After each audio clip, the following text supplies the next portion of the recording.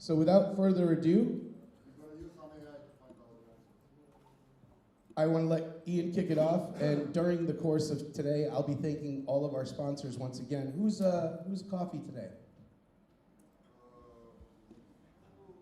Okay, we'll get that answer later. We're working on it. Who? 46 Labs is going to be doing the coffee today. Okay, without further ado, Ian. Hello. Right. My name's Ian McLauchlan. I'm from Dallas. I'm the warm act of this morning. I'm going to be talking about our. We're a telephone interpreting company, and the core of Dallas business is telephone interpreting, but we do lots of different other things.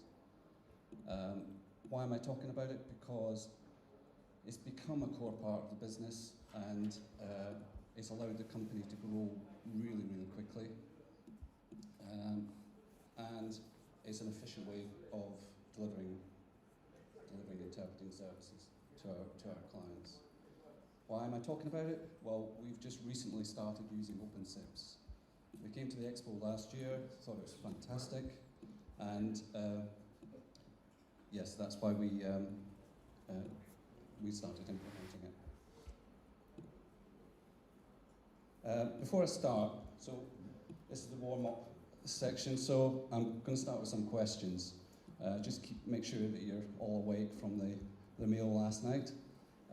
So, can anybody tell me what's the natural language of Brazil, please? We should be pretty good at Portuguese. Throw in some sweets, so I've got some prizes as well.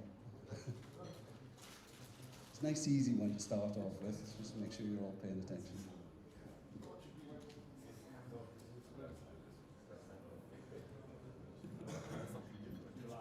Oh, that's Portuguese.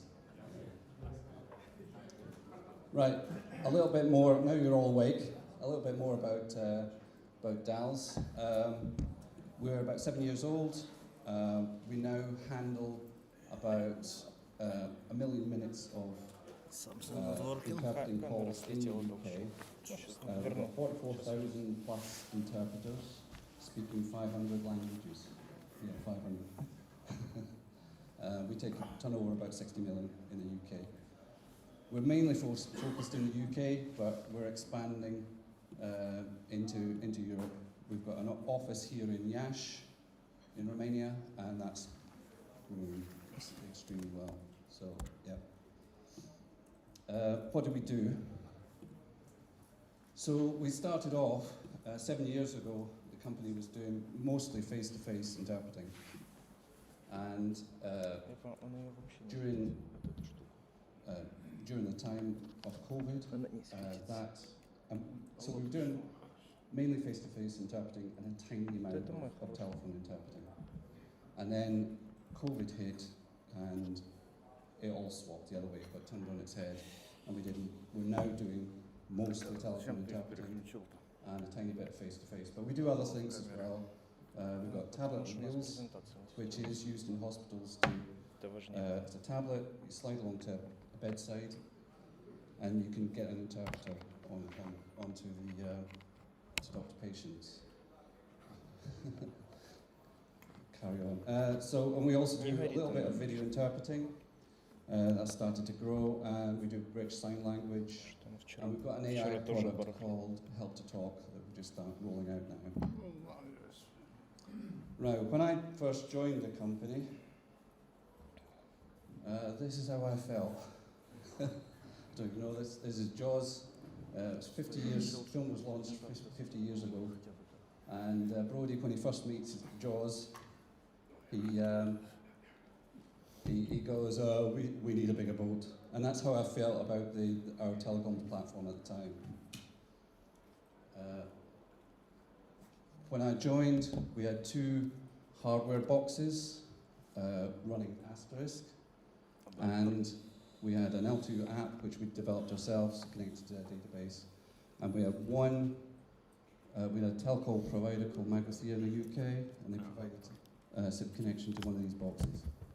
And we had a manual failover from it. So if one failed, we had Mike used to joke, the owner of the company, used to joke, well, it's like an airplane, you know, everything's dual redundant, we just manually turn the switch over if something happens.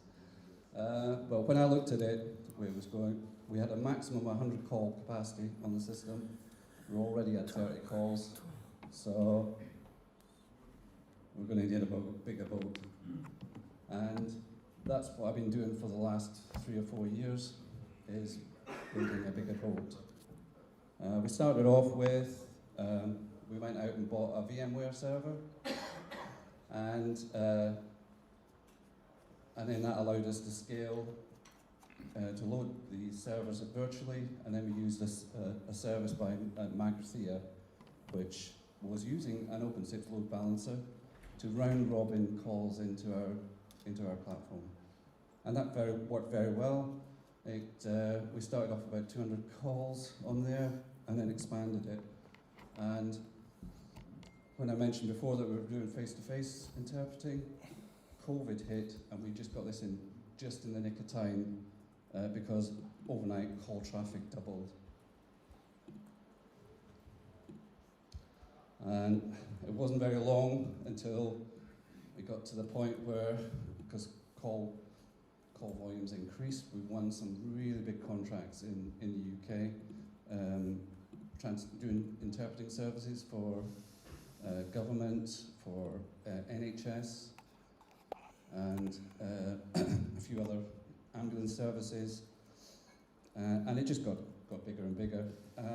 And then we hit the point where we're going to need more traffic. We're going to need to put more traffic through this. We need a better way of scaling this. And then the nail in the coffin was that VMware got bought out, and they hiked the price of the platform. So we just decided we needed to do something. So what did we do? We moved to AWS. We shift all of our services, everything over to AWS, and we now host everything on there. This is our old rack. So when we were clearing it out, Daniel here says accommodation's very expensive in London, so he moved in, and he's still there. He's quite happy. One more quiz. What's the language spoken in Goa? There's 2. One there.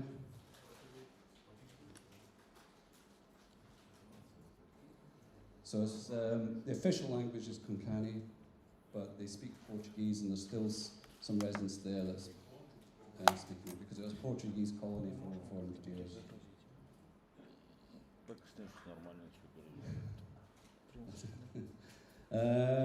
Right. This is the platform as we moved it to AWS. This gave us a huge improvement. It got us much more capacity, really scalable, but then we started hitting some problems with the way that we did the load balancing. As I mentioned before, it was a round-robin system, and that started causing us problems. So, because some of the servers got busy, some were less busy, depending on the call length. So we decided we needed a load balancer, and that's why we came to Amsterdam and met you guys here, and that persuaded us that we had the right system that we could trust to put in our call flow. So we ended up with a system that looked like this. Now we can scale it up almost as much as we like. We reckon, so we took the opportunity to put in a VPN between us and McLauchlan, so we're encrypting all the call traffic across the internet. We now reckon it's about 5,000 call capacity. And this is peak calls, by the way. I'm not in that. I know you guys talk about CPS. This is the number of calls that we can handle concurrently, because that's really important to us. But load balancer, what we didn't realize, it's improved things in lots of different ways. You guys already probably know this. Massive scalability. We get less busy tones, which was the problem we balancer, and improvement in stability. And a key feature here is that we were getting much better monitoring because we introduced, thanks to the,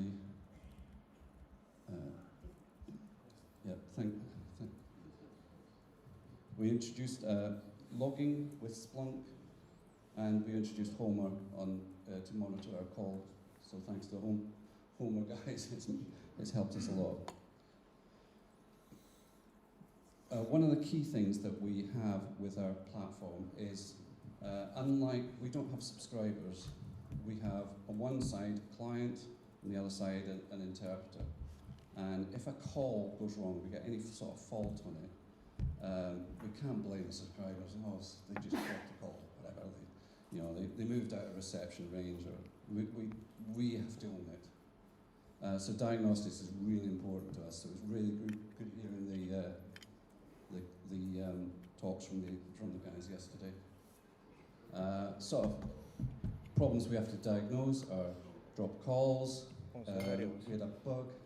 One of our clients installed a system that had a bug in the client software that dropped the call after if you got a short packet. Crazy bug, but we had to diagnose that for them. Faulty call center installation, that was in an emergency services place, emergency services call center, one-way media and DTMF signaling problems. So we've put in place a diagnostics system. This is one of the graphs. This is on Splunk. We don't use Grafana for other reasons. And this monitors our call flow. So what you're seeing here, these sort of cowboy hat shape graphs are the daily call traffic through our system. The Magnesia call it the Dallas cowboy hat shape for the volume. The other thing that we monitor, and this is another key thing, is that we monitor within the application itself, the occurrence of missed key presses, or when the clients have to dial into our system, they put a PIN number in, and we track if they've misentered it, and we track if it's not been entered at all. Because what we've found is that's an indicator that there's a problem on a trunk or with our system. To go and look further and investigate further.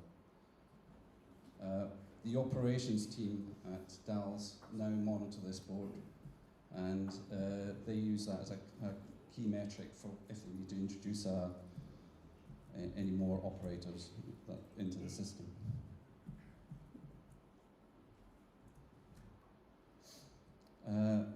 The other thing, so this is on the load balancer itself. This is the OpenSIPS system.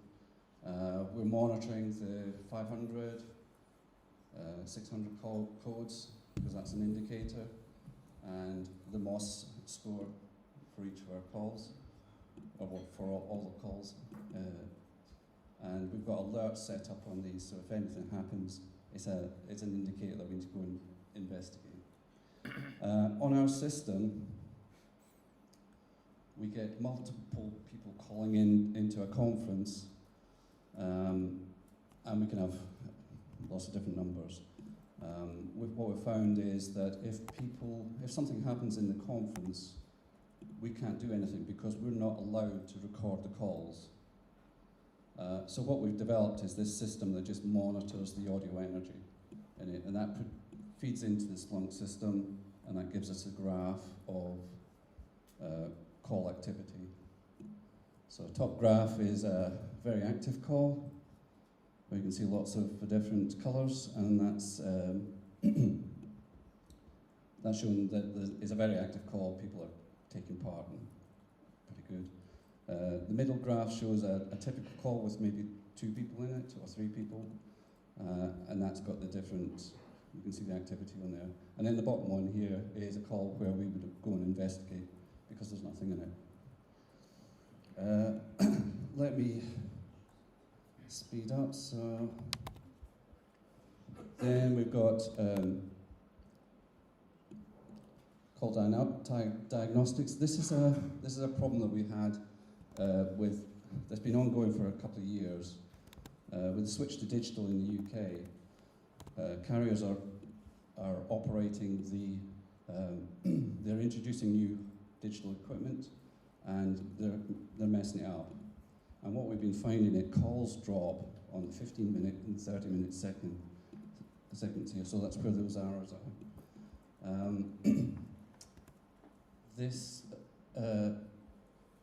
So what we've had to do is go back to our carrier and then tell them that we've got these problems, and give them a load of data, and then they go and investigate it. And we've had some success.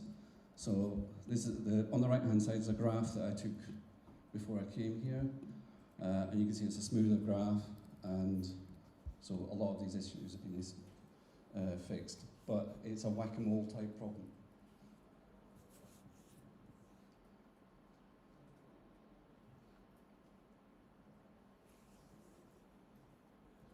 I'll just get through this. And then, now we've introduced it. We've got to the capacity here. We're now introducing this OpenSIPS VoIP gateway, where we're supporting WebRTC, and the plan is to move all of our interpreters and some of our clients over to this system, so that we can get rid of so we can take the telco out of the problem. And that helps us solve some of the problems that we're having with dropped calls and so on, because it means that we're more in control of the network. We're still going to have a hybrid system, so we're still going to accept calls via PSTN, but yeah. So I'll go through the last phase. Okay. That's it from the. Oh, let me. Sorry. So that's it from my talk. Unfortunately, we're losing our main OpenSIPS development guy. So we're looking for a new engineer if there's anybody around. We're either looking for a short-term contractor or and a long-term position, if anybody knows anybody that can do that. And this is my bigger boat. I like to go sailing. And this huge passenger ship sailed past me on Southampton water. It was quite amazing because it had the OpenSIPS.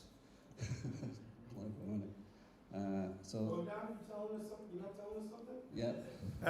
It's diversified. So that's it from me. Thanks. Any questions? This is my going out gear for tonight, by the way.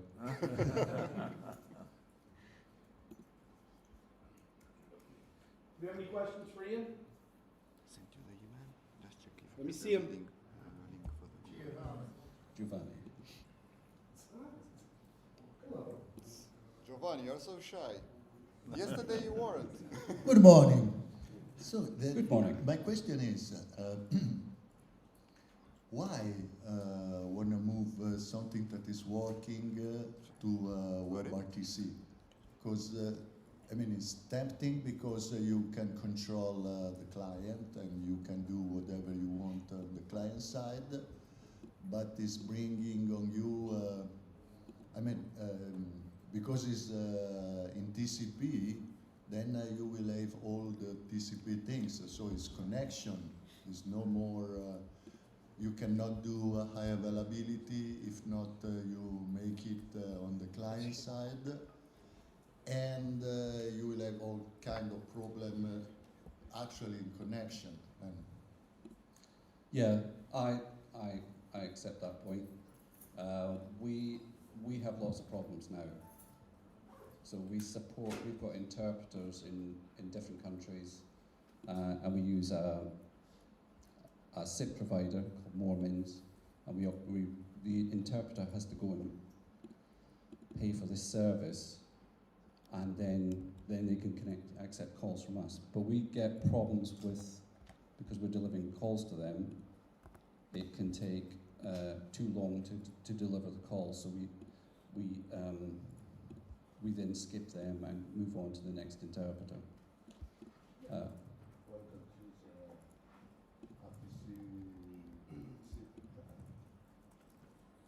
Because we want to put the whole, there's one of my slides, I'm short of time, but we want to put all of our services into one app as well. So there's lots of different reasons. I mean, I can go through them all with you after, if you want to talk about it. Yeah.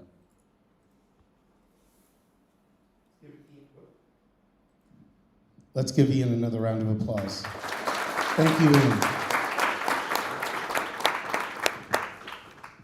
Up next is David Trihy. He's from Genesys, one of our sponsors. Where's the other guys from Genesys? Thank you, gentlemen.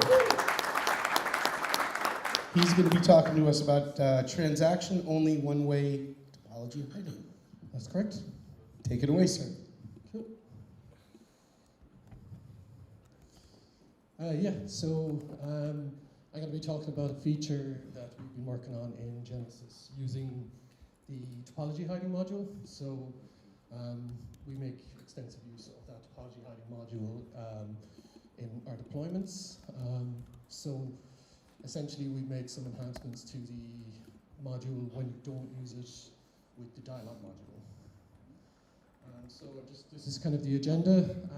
Basically what I'm going to go through during the basically going through the limitations that we've seen with the transaction module topology only the transactional only topology hiding, and then some of the solutions that we came up with.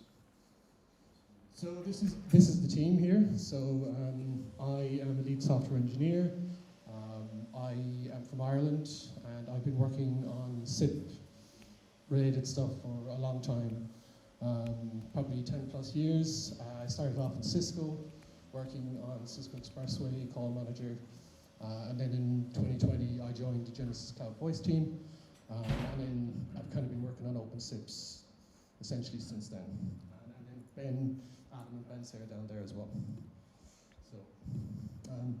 So before I start, could I just get a kind of a rough show of hands for anyone who uses the topology hiding module in their deployment? And does anyone use it without the dialog module? Okay, so that's good. At least it was something new to learn. So OpenSIPS team, I believe it was Razvan or Olivia, I can't remember, released a feature for the topology hiding module if you didn't load the dialog module and how it would do that for you. But for those who don't know what topology hiding is, essentially what it is it's the ability to conceal information within your SIP messages. So via headers, record routes, and contact headers. So they have private addresses, essentially, and then ports, and then expose a nice, simple, clean interface to your external partners. So how can I do topology hiding? So one of the main ways you can do it is just use the back-to-back user agent. Essentially, you just have two different legs. You have a UAC, you have a back-to-back user agent that terminates the dialogues on behalf of the UAC and the UAS and keeps separate legs, and then they contain their own topology hiding information. And as I mentioned, OpenSIPS provides a topology hiding module. So with the dialog module, it stores it in memory, so you have the two legs, but it's still acting in proxy-only mode. And then without the dialog module, it actually encodes the information into the contact header. And essentially what that means is, if you look at the RFC, when you put an unknown parameter into contact header, the user agent who's sending the sequential request is bound by that to send back that parameter. And then it is used, decoded on the OpenSIP server, and then all the information is placed back into the message. Why transaction only? Well, there's no topology state in memory, so there's nothing to store. You can run a nice linear script. And then also the topology information is embedded into the contact header, so you can distribute your requests across multiple servers, and all you need is a common script between them, and you need a topology hiding password to be able to decode that information. But there are limitations. So sequential requests can cause issues when you send an in-dialog request. You don't, so during the offer answer, you send the UAC and UAS exchange record routes and contact headers, and when that happens, that's where the encoding happens. And so you build this TH-info parameter that gets sent back as part of the contact header, and then when the sequential request happens, you send that TH-info. It then gets decoded, placed back in. But if you send a contact header, because there's no memory state, you have to rebuild your topology. And if you don't typically send record routes in sequential requests, so then you essentially lose that information. And the encoded parameter is it's a string that's base 64 encoded, so it's the URI is placed with links, and then because you base 64 encoded, you essentially go divided by 3, multiplied by 4, so you essentially get a larger string, and that can break some SIP parsers that might not be as permissive. So I'm just going to go through the limitation around sequential requests. So record routes are not added usually within dialogues. In dialogue requests. So when you get a request from an external partner, they're not going to send their record route headers again. There's nothing that forbids you from sending them again, but you're not meant to change the set. So the original set of record routes are the ones that you've established, and you're not supposed to change them within dialogue, but there's nothing stopping you from putting them back in. The user agent is just supposed to ignore them. So, so when you do that and you get an external request, you will overwrite the TH-info parameter with just the contact header, and then the record routes won't be encoded in. So then, for example, if you were doing a buy, that won't route correctly, and then your call will drop at that point, or if there's another session refresh. So there are some ways to mitigate this. So one of the main ways is if it comes from your internal user agent, you can put those record route headers back in. So OpenSIPS actually supports this because there's, in the route, in an OpenSIPS route, you can call record route preset or record route again. It doesn't forbid you from doing it just because it's a sequential request. Though one limitation I saw is you have to explicitly add back in the DID param if you do any of that DID fast matching on the dialog side. But you can call it, and it's fine to add in. Also, if you have an internal user agent that you have control over, you can ask them to put any record routes that are back in themselves if they're not an OpenSIPS instance. But then the issue comes, what if the record routes come from the external side? So the way the topology hiding is set up right now is you hide either side of the topology. So when you call topology hiding, you basically encode the external side, send that to your internal side, and then when the internal side sends its contact header and its route set, it encodes that into that contact header and then sends it out to the external side. So basically you could either ask the peers, the remote user agent, the carrier, you can say, can you put your record route headers back in? Or you can do what we did and do one-way topology hiding. So this is kind of the solution that we came up. So just to kind of go through a few scenarios. So the request in this example, so the request comes from the internal user agent. The record routes are removed and encoded into TH-info param. The contact domain is changed. And then the response, any stripped internal record routes are restored back into the transaction on the reply. So for example, if you had a route set of maybe 1 or 2 record routes internally, they're encoded into TH-info, sent out to the external side, and then the reply comes back in. It might have its own set of record routes, and what we do then is we just apply the original record routes from the first transaction back into the reply. So then the internal user agent gets the full record route set, and then you don't change the contact address. And then if you do it from the request from the external user agent, so if the request comes inbound, you still call topology hiding, but nothing happens to the message. It just passes through unchanged, and then what happens is when the 200 OK comes back from your internal user agent, it might have a mix of external and internal record routes, and then when you come back to where the transaction needs to send the reply back out to the external side, at that point the internal ones are stripped and encoded into TH-info param, and the contact header is changed. So another aspect that I added in was this kind of idea of an auto route header. So when you have this one-way hiding, you don't have any way to change the, you don't change the contact header. So routing back to your OpenSIPS transaction-only instance that is doing the topology hiding for you, you have no way of getting back there. There is ways in the script, you can use various modules in OpenSIPS, but there's no SIP specific matter to get back into it. So the idea was to add this auto route that basically encodes a small bit of information that gives you the sockets that you came in on, so that when you route back, it can switch the socket when going back out, and it encodes the original flags you use, so preserve user. But it's optional. So if you were to use something like this, and you had your own way of routing sequential requests, then you can just turn it off with a mod param.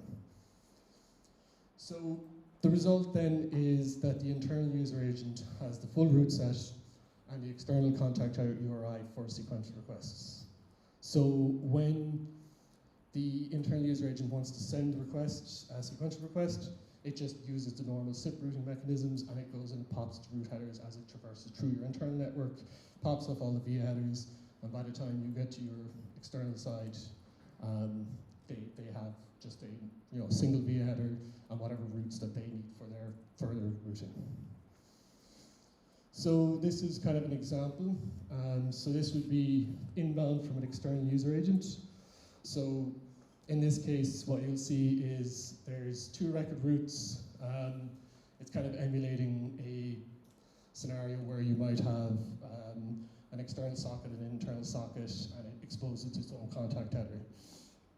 So this then is sent to the OpenSIPS instance, and then essentially it goes through and it traverses through your network, and this is what your internal user agent will get.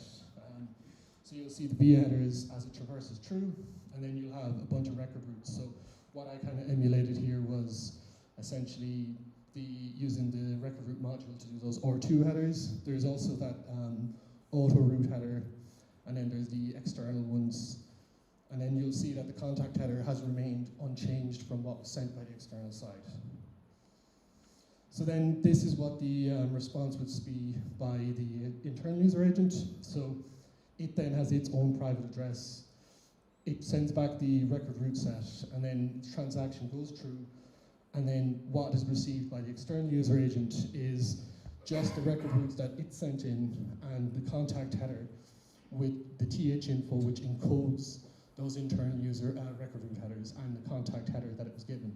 So one aspect of this is the auto route header is not part of the encoding because it's not needed for the external side, because you'll typically route using the contact header to the OpenSIPS instance, and you may have a DNS address, or you may just have an IP address, so it can infer that it's where it needs to go. So by the time you get the sequential request, you just have a contact header. It's just going to request, it's just going to route using the request domain.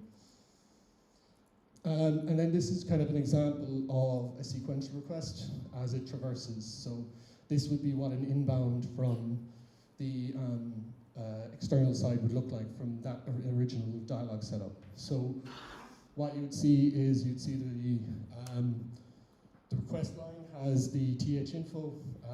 That's what is sent to your external OpenSIPS instance, and then when you decode the TH-info, you will place back in the route headers that are just for your internal routing, and then it traverses up through your network to your internal user agent. And then this is kind of how it looks if you were to do from your external user agent. This would be a sequential request from your internal user agent. So it would have the full route set, it would set the request line to the external contact address, and then it would route through it. It has the auto route header, that's how it knows which socket to send out on. which will then send, and it will send via the root headers that are set there. And then what you'll see is the second request is what will be sent to your external user agent. And it would just have the external via header. So any inbound via headers are stripped from it, and it just leaves the internal one. So this is an example of outbound from the internal user agent. So this is what the request would look like before topology hiding. So you have your internal record routes, your via headers, and then your internal contact header. You call topology hiding. The request then is sent out to the external side, and then this is what it looks like. So it has the TH info, which you'll see in the contact address, and then you just have a single via header as well. So then the 200 OK is sent by the external user agent, and it then says, these are my record routes, here's my contact header. And then the response received by the internal user agent as it traverses through your network would look something like this. So it would have the record route set that was from the external side, along with the auto route and any internal record routes you add. The auto route in this case is only added on replies because it's not needed for the original outbound request. And then it keeps the contact header unchanged. And then this is what a sequential request would look like, very similar to what we saw earlier. It would have the route set and it would traverse through the network like that. And then this is one of the mitigations I talked about. So in this case, this would be calling record route with the RR module in OpenSIPS. And what that allows you to do is to add those record route headers back in.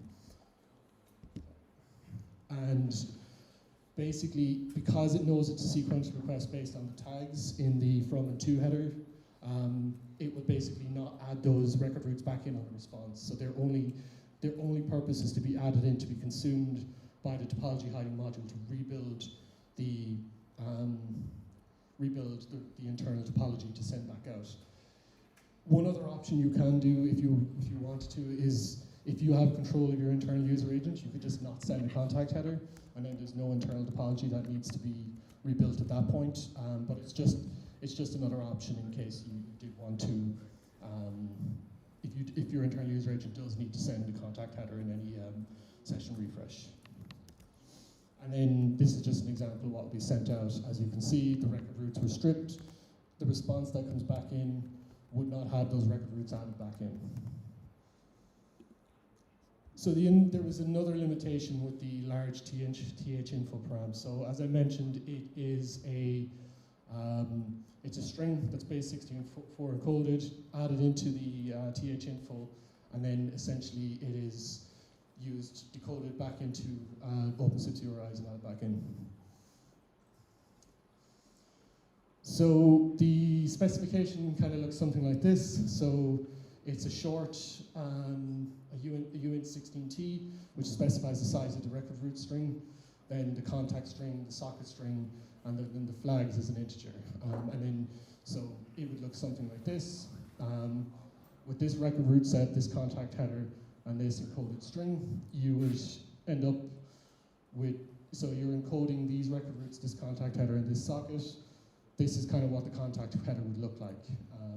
So it's quite large. I think in this case, yeah, so basically the parameter there is pretty large, and then it makes the sequential request line look a bit can be a bit nasty, and also some SIP servers can choke on it as well because of the size of it. So as I said, it's 232 bytes after base 64 encoding. So then the solution to this was to come up with this idea of a compact encoding.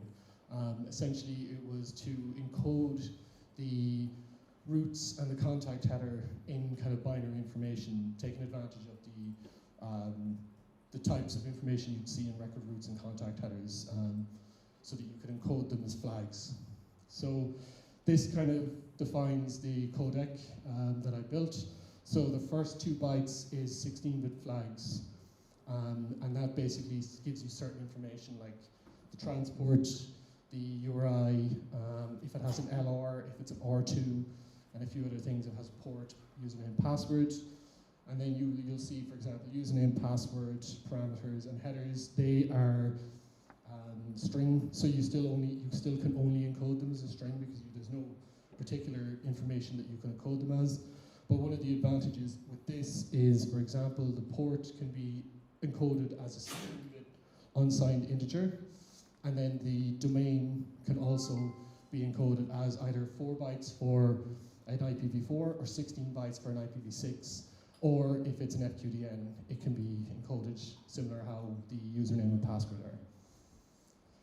So this is the properties flag, and it just goes through the different bits that are set. So for example, if it's a SIP, it sets a certain amount of bits in the actual 16 bits that you have. So this is kind of an example of encoding this record route. So what you have is SIPs with this address, port, and then transport TLS and LR.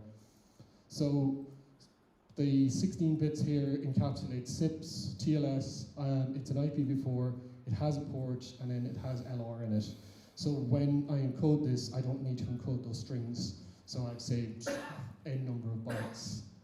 And then the IP address, it just encodes the octets. So it's always going to be 4 bytes.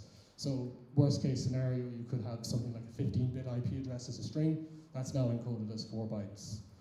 And then the port is also encoded network byte order, big endian uint 16T, and that gives you 2 bytes for any port that's added in there. And then the end result is your string comes down from 43 bytes to 8 bytes. Now the limitation with this is if a lot of the information can't be inferred, you use FQDNs, there's username, password.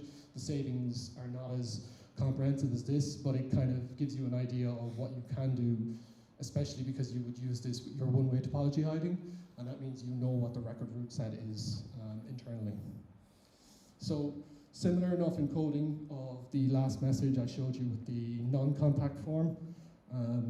This is what the contact header looks like now with this new compact form, and that's what the request line looks like. So it goes down from 232 bytes down to 40 bytes. So it's pretty substantial saving just by encoding certain features of the URIs in there. And then once those URIs are decoded, I've added in pseudo variables as well. So it gives you the count of the routes that were decoded.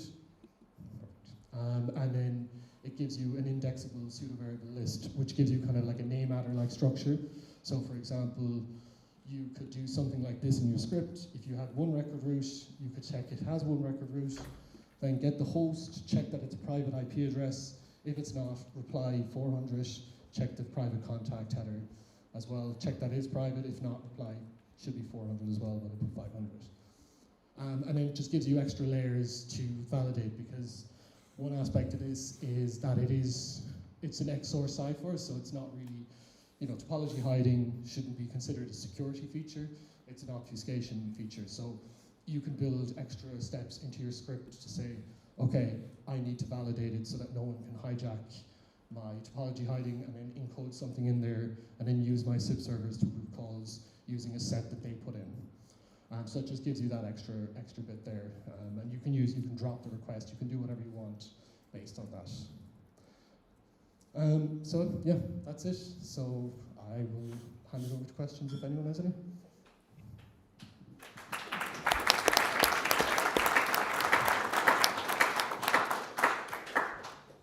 We have a question over here? Oh, okay.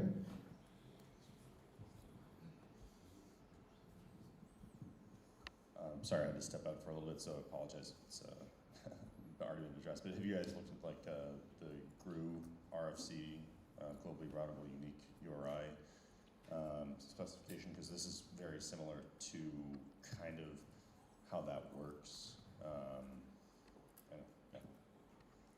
So it's a similar kind of aspect in how they do that. Is GRU used mostly for registers, I believe, isn't it? It can be, but I mean, it's really just about creating a contact header that encodes all the information to reach an exact user agent, which is essentially what you're doing, encoding record routes, things like that. Yep. And there's a couple of different kinds of GRU, and there's one that's like you have a GRU, which is like essentially you store an ID with a server, or you can have an encoded GRU, which is what you're doing. Yeah. And so I wasn't sure if you had Yeah. modeled this off the GRU specification or not. So when we did this, we kind of built on top of what OpenSIPS already provided. So we started working with that, and then that's when we started using it more and more. That's when we started noticing some of the limitations with it. We kind of already kind of committed to that point, so we essentially just continued using it and enhanced it in the ways that we could. But that's good to know as well. I could definitely be interested in looking at that. Yeah, no, I would recommend taking a look at it, because way back in the day, doing distributed registration and things like that, I ended up doing something quite similar where you're encoding path headers and things like that as part of the contact, part of the registration, so that when you do a lookup, you get the exact path that the user agent traversed in order to be able to reach their home proxy server, even if someone sent an invite to a different proxy server. And I know it's a slightly different use case, but it's kind of the same thing. So anyways, yeah, I was just curious. Any other questions? Why you decided to do this way, like encoding instead of back-to-back user agent? Well, essentially, these OpenSIPS instances are at the edge of our network, and we want them to run as lean as possible so that they can be resilient to failure. So if one of them was to fail, there's no state in memory. The processing of what it's doing is pretty simple, so they can be sent to any other one as well, and it just allows us to route sequential requests in a much easier fashion. Yes, this is advantage, yes. Any other questions? Let's give this gentleman another round of applause.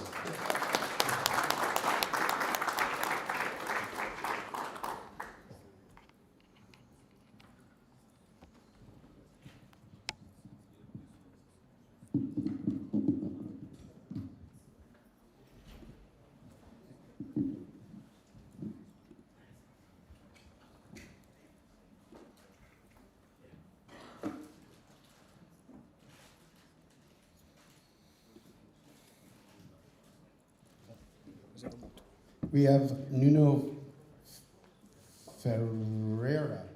Did I say it right? Ferreira. Nuno. From another one of our sponsors this year, from 5.9. Gentlemen, thank you again.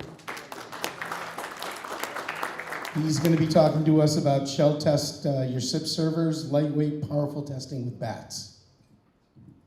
Okay, good morning all. So I'm Nuno Ferreira. I'm a staff engineer from 5.9. I'm here alongside with my colleagues from 5.9. Round of applause to them.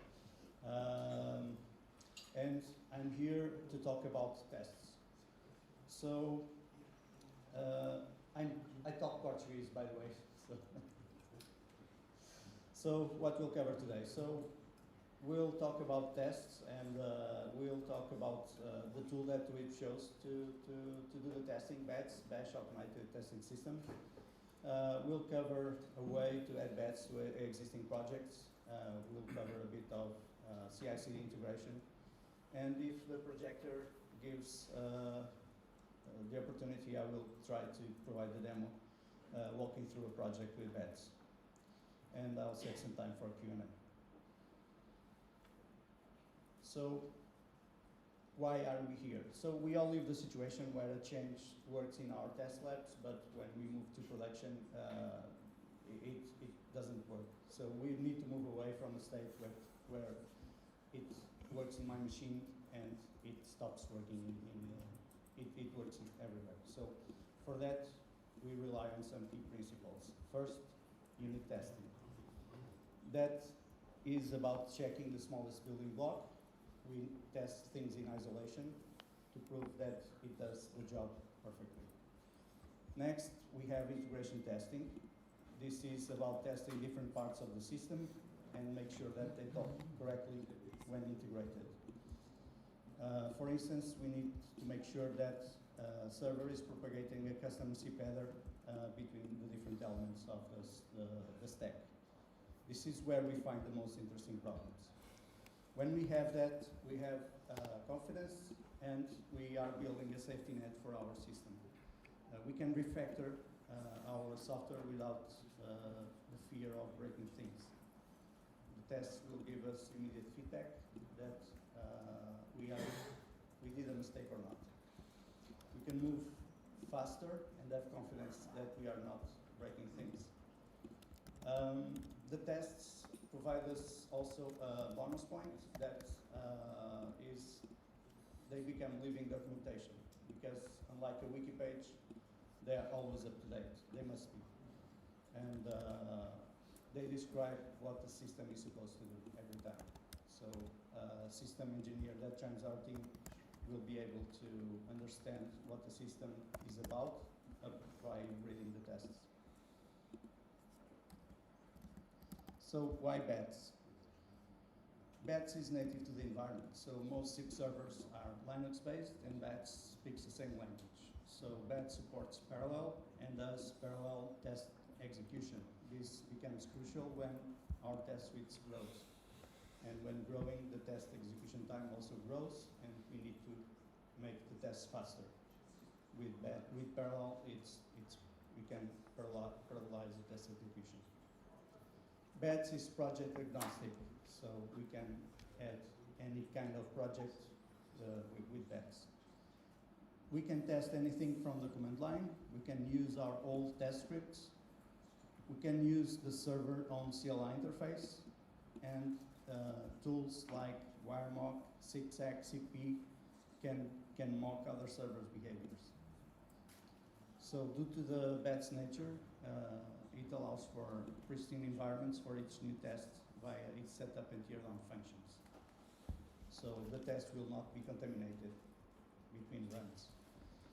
It's lightweight, it's CI/CD friendly, and there's no heavy dependencies between them. It allows for containerized implementations like we'll see in our case. It's easy to integrate in Jenkins and GitLab CI. About the project. BATS is a TAP compliant project. TAP means Test Anything Protocol, and it provides a way to verify Unix programs. So BATS is it's a mature project on GitHub, 5.9K rated, released on version 1.13. And on the parent folder, it has also other projects that extend BATS functionalities. So how to add BATS to an existing project? Let's say that we have our OpenSIPS configuration file, well-known residential file, and a Docker file that bundles the project into a container image. So we can create a test folder where we'll put our test files, and on test.bats we'll define our tests. Compose.yaml will have the containers definitions and the dependencies of the containers. On helpers directory, we can have our Sippy collections of scenarios, database initialization files, and etc. BATS can be installed on libs with as Git submodules. Run tests is entry point for running the tests, a wrapper file to run the tests. Setup.bash holds Docker setup and install functions to run the test suite. And tools.bash can have utility functions for the test writer for helping to write the tests. So about the test. Every test starts with an add test tag and just a description of what the test is about. After that, it's just bash scripting. So in our case, everything runs in Docker containers. Docker Compose will orchestrate the execution, the environment, and BATS will drive the execution. There are two special variables, status and output, that are used for the checks. So in this example, as you can see on the left, we start by bringing up a container with Docker Compose up UAC, And by the way, that container depends on 2 other containers. 3 containers will be brought up. If everything goes okay, that part of the test will pass because status will be 0. We'll also be interested to understand if method equals invite was present in the standard output. For that, we'll use a run command that is bets provided that will load the output of the standard output of the following command into output variable, and on that we'll do a regex of method equal invite. If that works, the test will pass.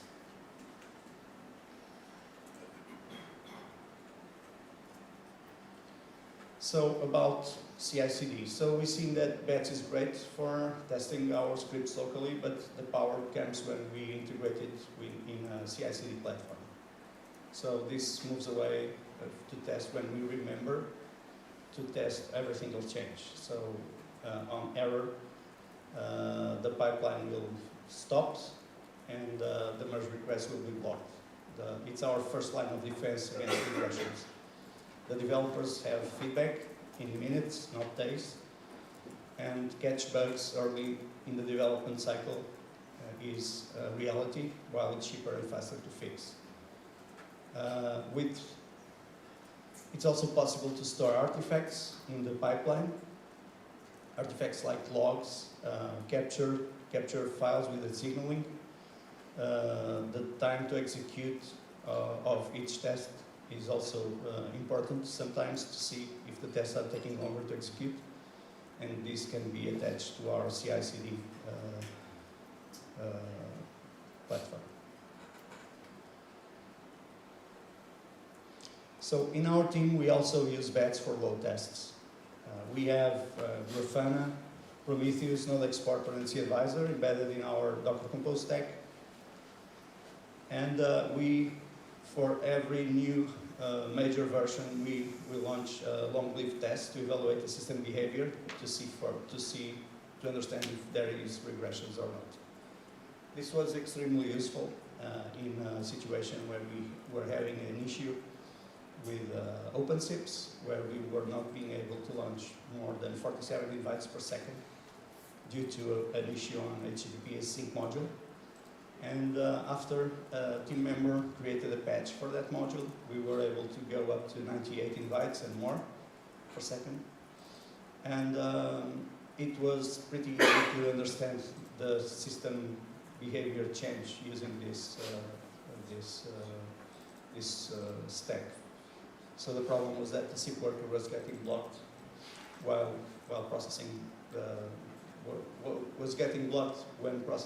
waiting for the HTTP response. This issue is already provided to upstream, so there's no worry. You don't need to be worried about this. It's already fixed. So how to parameterize a test, this kind of test. So as you can see on the left, we start by setting up the total calls that we want to have. In this case, 10,000, but typically, in the long run, we can go up to 1 million calls. We define the max calls in simultaneous that we want to have, the call rate and the call duration for each call. And we bring up the monitoring stack, Grafana. Grafana will bring up Prometheus and Node Exporter and the C-Advisor. So when everything is ready, we'll start the server application that will bring up OpenSIPS. On OpenSIPS, we'll wait for the server to be registered on the dispatcher table, and after that, we'll launch the client application, sending calls to OpenSIPS.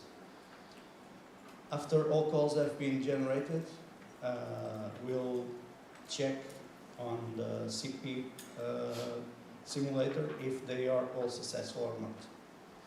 If they are successful, this part of the test will pass. And at the end, you'll see there's a slip that is used, in our case, to make sure that the shared memory level settle down for visual inspection at the end of the test, to make sure that there was no memory leaks.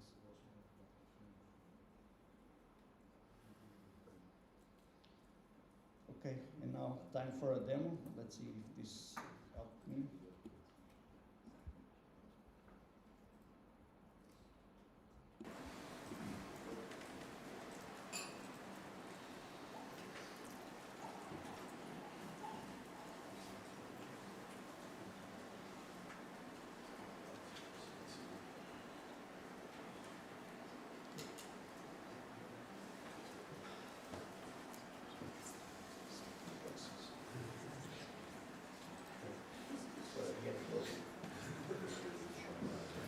Okay, as you can see here, is it too small? Is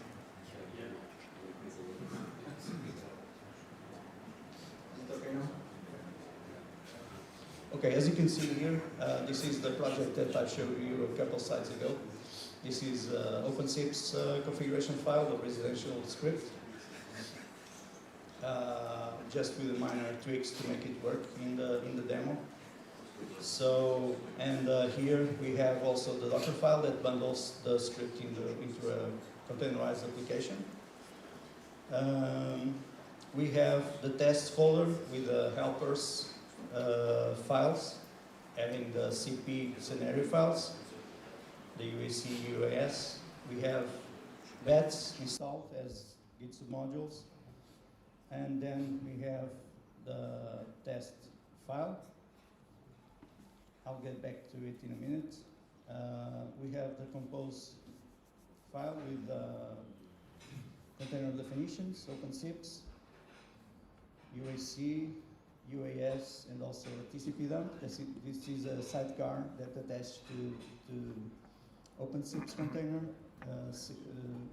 that will capture all the signaling that is running on port 5060 to be used as an artifact on our results folder. Run test is our entry point for running the test. It's just set up some variables and just call bets with the tests, with the test file. Setup.bash just defines the setup suite and teardown suite. On setup suite, we pull all the images that are needed. We build the local images that need to be built. And on teardown, we just bring down the stack, remove the images that were built, and prune the network. Tools.bash contains utility functions that can be used for the script writer to accelerate the test definitions. And the test file, it's here, and it starts by loading bad support. It loads our tools.bash file and defines the individual setup and teardown functions. A test is just like I mentioned in the previous slide. It starts by add test, defines what the test is about, and bash scripting. So this special bats requirement version is just to see that I'm running the correct bats version, 1.13. The next test is to see if Docker is installed. This is just prior requirements to see if all my environment is ready. The next one is to see if Docker Compose is available or not in the system. Next test is a bit more interesting, and is to see if OpenSIPS is running the version that we want. To do that, we just bring up the OpenSIPS container and start OpenSIPS minus uppercase V command, wait for success, and we also check on the standard output that OpenSIPS 4.1.0-dev is present. And now the real test. The test that creates a call, and the call is sent through OpenSIPS to a server application. This test starts by bringing up, with Docker Compose up a client. The client will bring up OpenSIPS and the server. If everything goes okay, we just load the logs into 3 logs, one for each container. And then on those logs, we'll grab for the interesting things that we want to see, if they were present or not, to make sure that we've passed the test or not. As you can see below, there's a variation of the previous test. It's exactly the same test, but written using the utility functions that I've defined on tools.bash. It's way more readable and simple, and it allows for saving some characters for the test writer. So let's try to run these tests.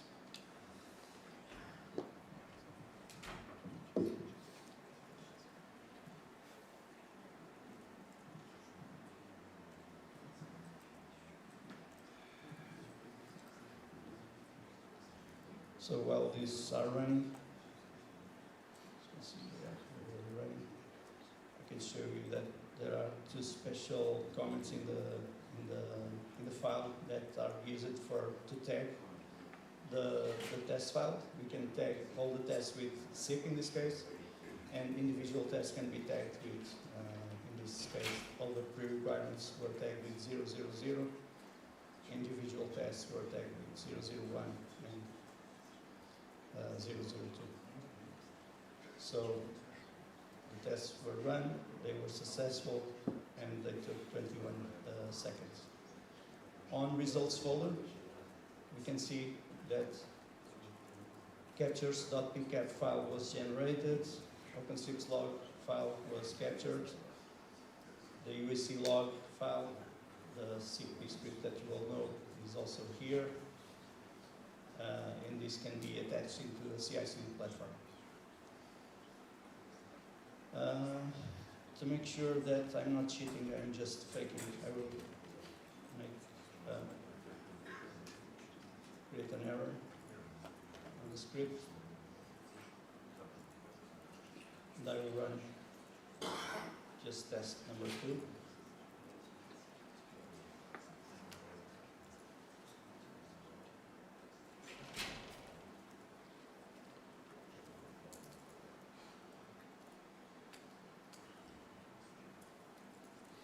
Okay, the test failed with 484 addressing complete as it should, because that's what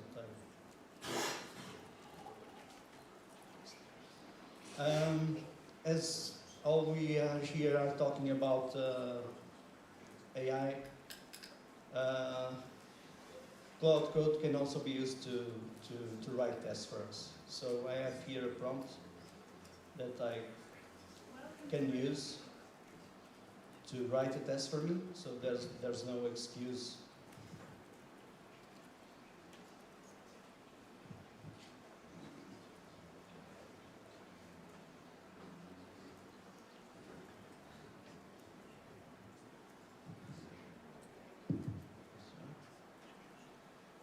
I don't know how to copy.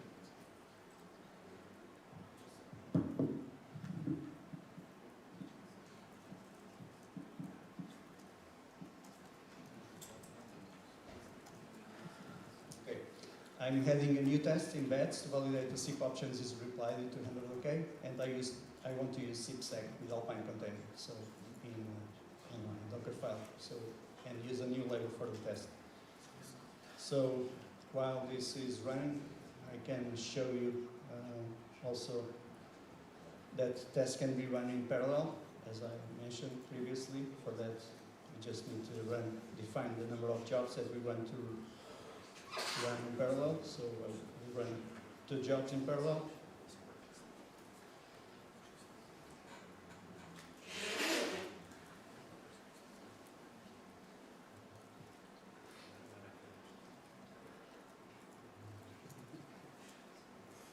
And previously the test took 21 seconds, now they took 15, so it's a saving in time. So if the tests are more, the saving will come up.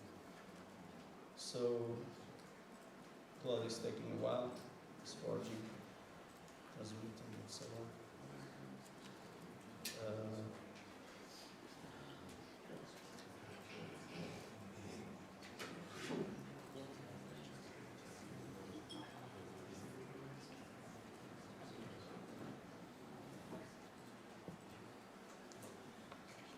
I think I will skip this part and go to questions. Just give it some more seconds.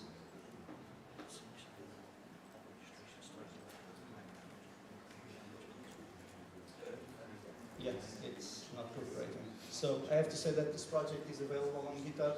If you want to try it, you can all use it and adapt it for your needs if you want. And that's it. I'm open for Q&A.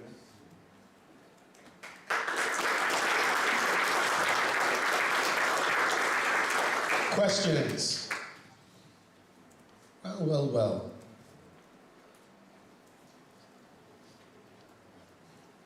He can ask you on Slack. Why is your name with a Y in Ferreira, if you are Portuguese? Yeah, that was just a joke. it was taken already, yeah. Okay. Regarding the parallel tests, does it make a second environment, or are they running at the same environment? Because I was not able to read from here. They run in the same environment, but in parallel. So you need to take care at the network level. So you need to take special attention at the network level. Okay, thank you.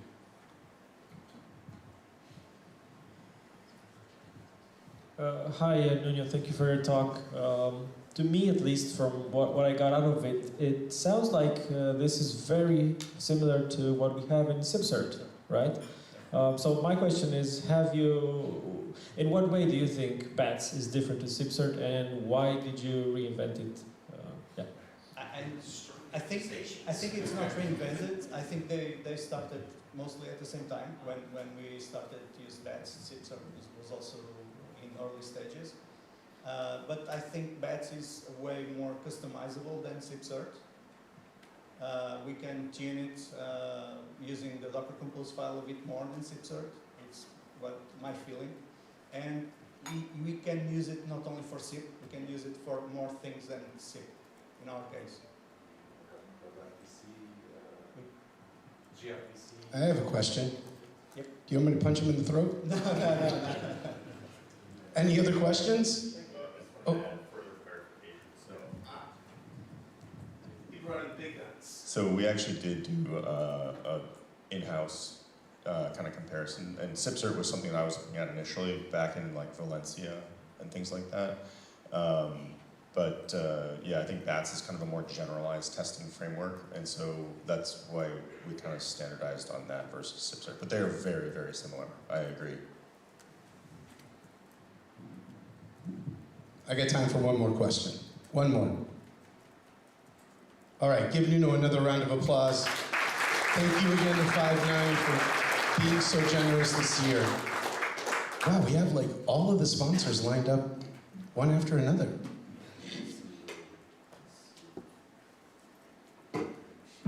Hello. This is Jarrod. And he doesn't care whether you like.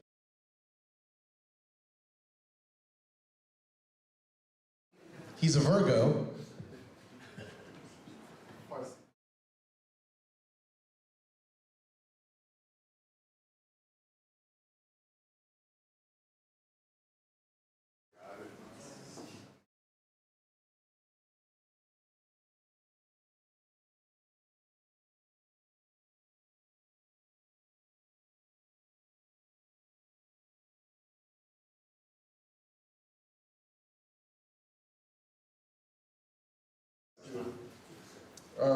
We have some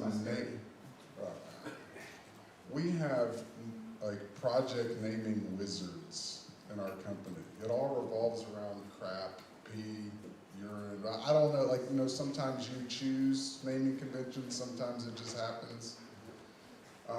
We like this Kubernetes CRAP. Is it CRAP? We don't know, that's up to you.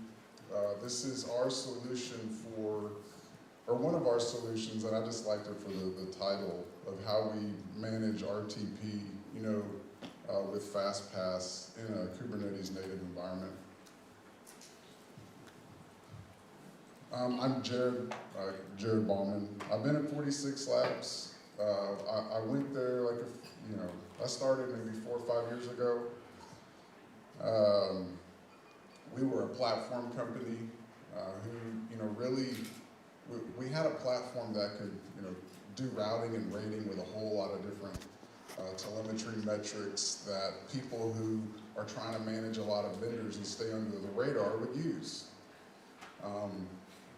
We took that and we bastardized it a little bit, and we added enterprise features into it. So we went from class 4 to class 4 plus, became a team certified SPC, which led to us, selling to a lot of large enterprises. Because our switch and our platform is already, largely distributed. We could have deployments that you would manage, almost like it's like a single logical SPC with distributed edges. And that actually works for large enterprises, especially when you're consuming teams. They have old PBXs and just a myriad of different equipment and vendors. And then actually I left. So then I left and I was like, hey, I'm good. I'm gonna go try it over here with Equinix. And when I was at Equinix, we managed like 40 Kubernetes clusters globally. And it was the coolest experience because I had never really used it at that scale before. I had already experimented. I've seen LibUse talks. But when I was there, being able to push code and not care about all of the different things that you have to do in order to actually publish the app that you're writing, it was just phenomenal. And we were pushing code or we would push into production with zero downtime. I mean, we had staging, canaries, everything like that, but we were doing it multiple times a week in a very high traffic, high volume environment. And it was global. And so that was really cool. And so then I came back. I was like, okay, I'm done with big enterprise. Like, it's too much for me. And I called 46 Labs and I was like, let me come back. And they did.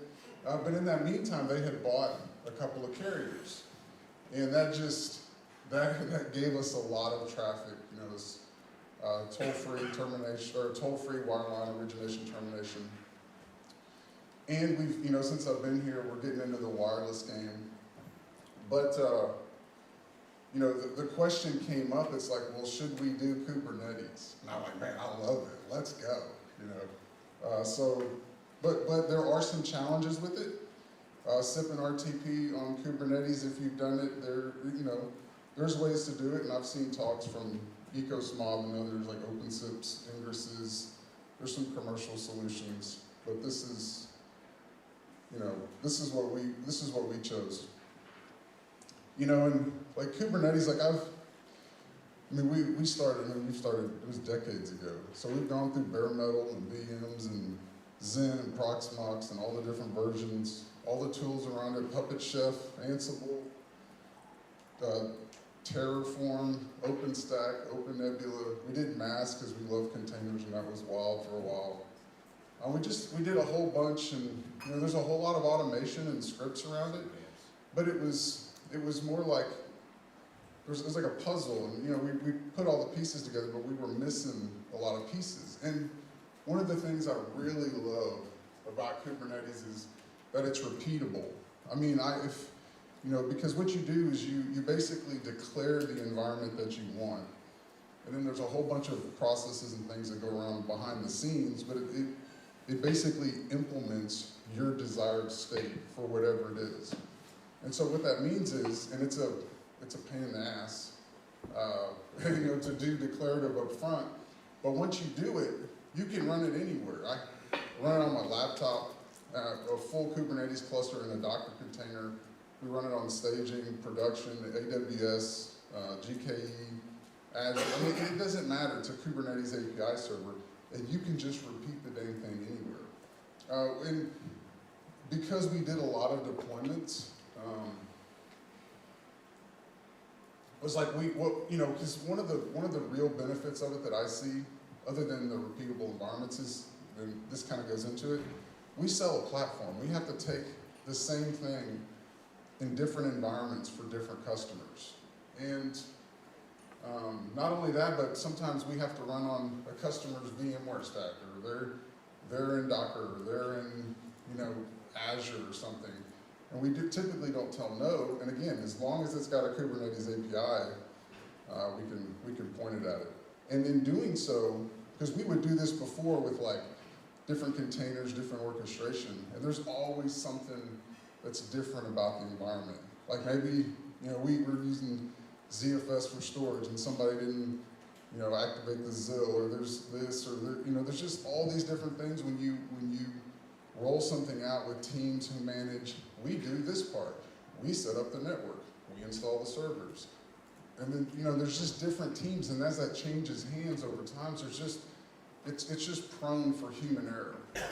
In Kubernetes, and at least the definition of it, like anything declarative, like there are other options that work good. This is just the one that I like. I do like the self-healing aspect. You know, it's event-driven. Like if something happens, pod goes down, which is like a container, basically. An event happens, something becomes unhealthy, a node dies.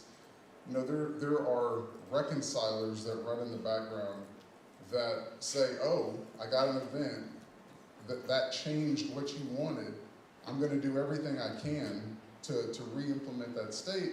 And if I can, I'm just going to scream at you, you know, through various levels of instrumentation. I've already said the one API can literally run this thing anywhere. And then, you know, this is so cool. So, you know, the telemetry's been going on. Everybody's been talking about it. Like, it's, the coolest thing is you get, like, operators written by domain experts. So, if I want the LGTM stack, all right, Grafana, Loki, Tempo, Mimir, or Prometheus, you know, you can Google any one of those and just say, like, Mimir operator, or Postgres operator, or Redis operator, Kafka operator. We started a OpenSIPS operator.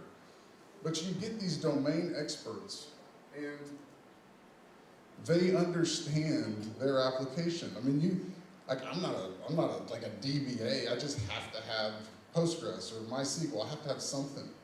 And then you get these guys that write these operators that manage the full life cycle of these applications, right? So it's like I want a Postgres cluster with 4 masters and this much space, and you just declare it, and the thing happens.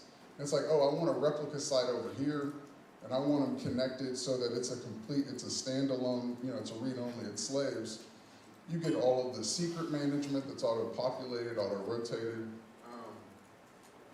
You get the TLS, search, secret, I mean, just the whole thing. It populates the environment with all of the information you need. It gives you a stable endpoint. So like with Postgres, if like a master dies, your applications are connected to the stable service. On the backside, the operator saw that the master died, re-elected another one, and then changed the service that your apps are pointing at to just hit the new master.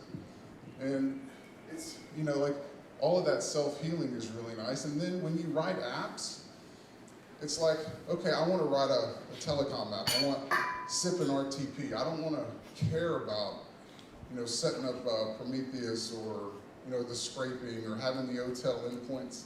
Then I define a few lines of YAML, and that stuff just happens.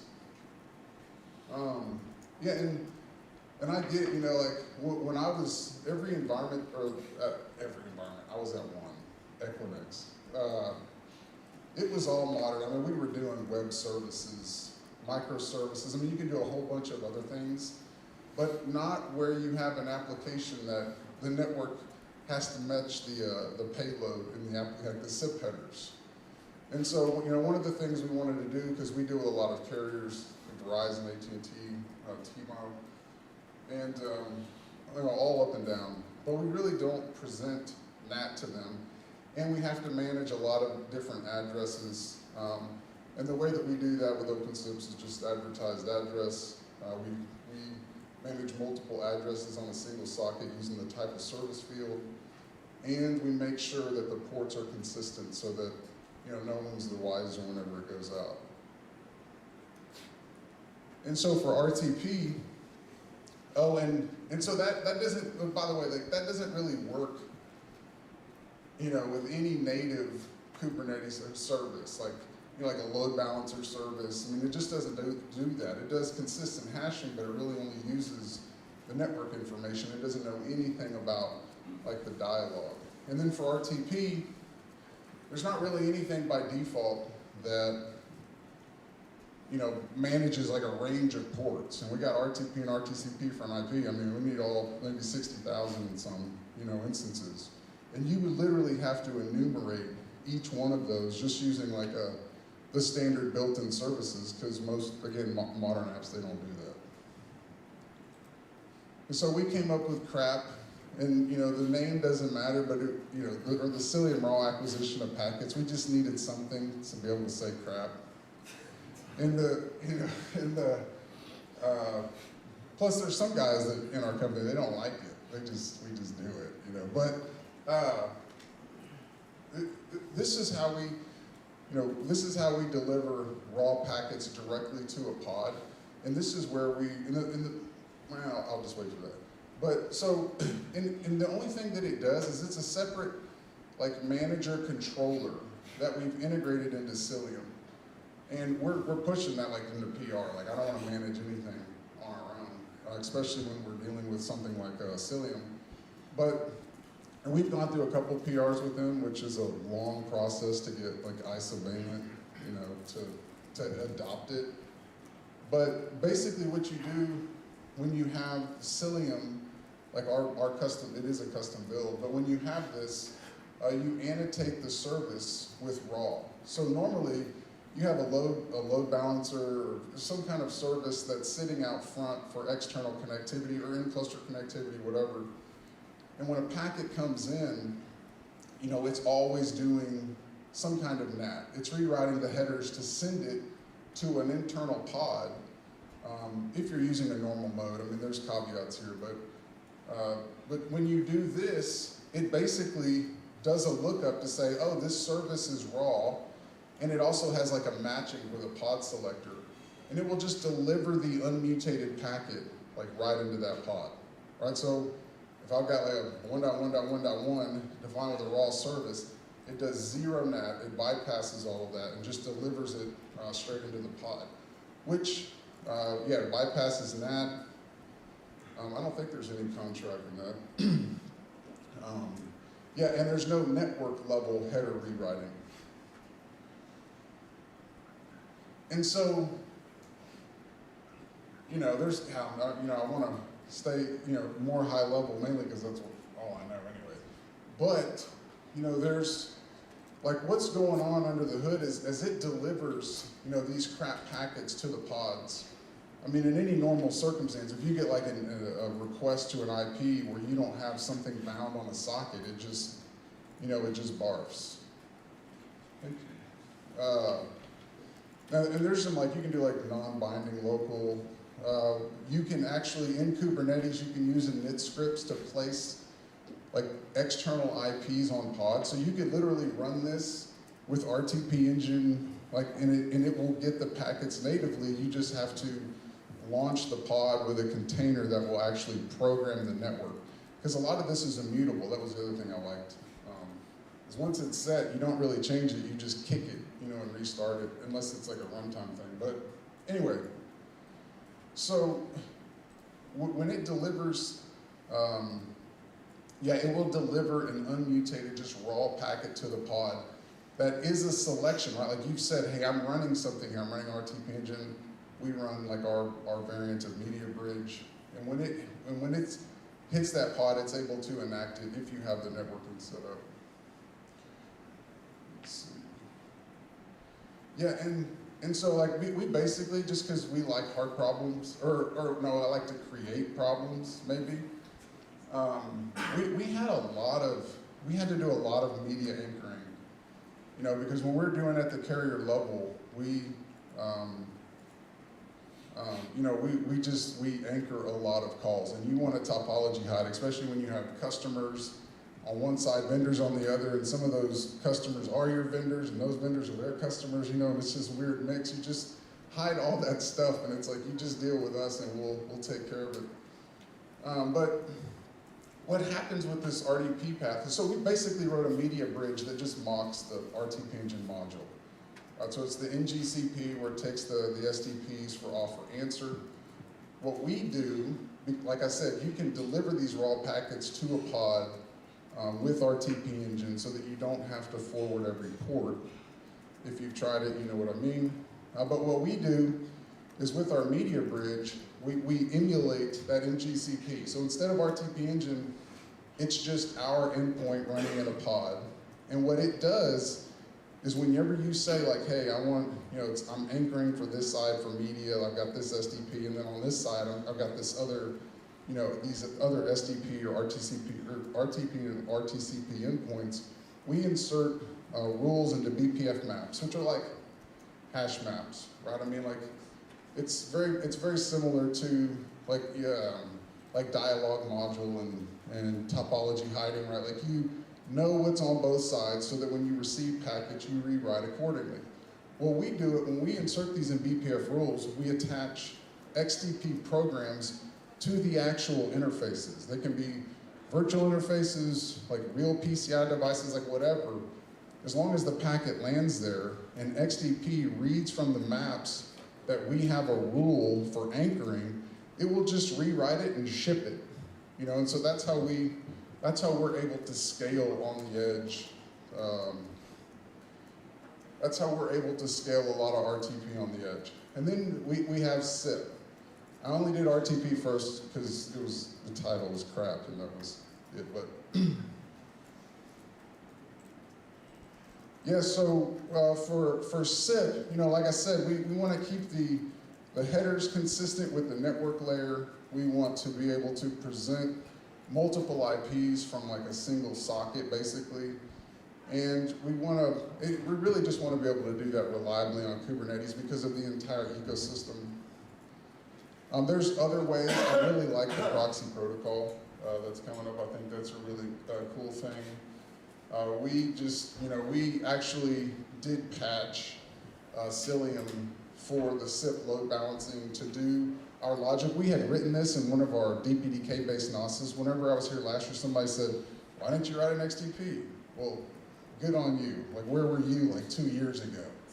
And, but no, it was a good call, especially, and there's some differences there, I think. To handle SIP on Kates, you don't have to. Like obviously, if you've just got like some simple deployments and you've got some proxies, globally distributed and some they don't really change much. It's not a huge benefit. It's when you just have to replicate that a whole bunch of different times in various environments where I find this really beneficial. Yeah, and this is just saying, like, we all know, like, there's dialogues, that OpenSIPS manages for SIP. Well, this is just managing dialogues for network. And it analyzes the ports, it does stickiness with like call ID parsing so that it's integrated into the maglev hashing for consistency. And this is, for anyone who's interested or doing it, like one of the cool things with DPDK is you have full access to the payload. Like you can transcode, we were transcoding, transcribing, emitting real-time like events. Like you can do a whole bunch of things. XTP will give you a lot of the same performance. You just don't get, you can't do all the super features. But for us, we just wanted it on the edge so that it load balances over a whole bunch of things that do much lower scale and they're more intensive from an RTP standpoint. So yeah, I mean, this is just a normal flow. The SIP comes in, it gets load balanced over however many instances. The core is anything. We have a ton of ribbon gear, free switch, because I know Nick likes it. Asterisk, it can go to another OpenSIPs and bypass things completely. And this is the coolest thing. And it was perfect that I'm coming off the backside of testing. Because for us, it was like, my mantra is local development is just like production. Like, that's it. Like, I don't want to take Docker and Docker Compose and translate it into Kubernetes or containers into ECS. I don't want to do that. I want what I'm developing to be just like my production. And this is what this gives us. Like, we use kind. It was like one of the engineers got tired of like all the changes in the PR, so he ended up just building this local environment in kind. And what kind is, it's just a Docker container that's a full Kubernetes cluster, like the real thing. So we install our real Cilium, cert manager, external DNS, you know, the CMPG, Postgres operators, Redis, like we put everything into this container and then we load our application. And it's so cool because it's running Cilium and we have a sidecar container with like BGP, so Cilium's peering BGP just like it does in production on my box and installing routes in my host like fib or my forwarding base for routing. And so that means like at my host level, I bang the crap out of this thing with Sipfront. We have our own various testing mechanisms. But I can develop, when I push code for a PR or a feature, I've already seen it work. I've already exercised the full end-to-end test. And Alexi's written like I don't know how many, but testing every single scenario. But the point is you can do it on your box. It's not like I push CI breaks, you're like, damn it. Push CI breaks, and we do everything locally.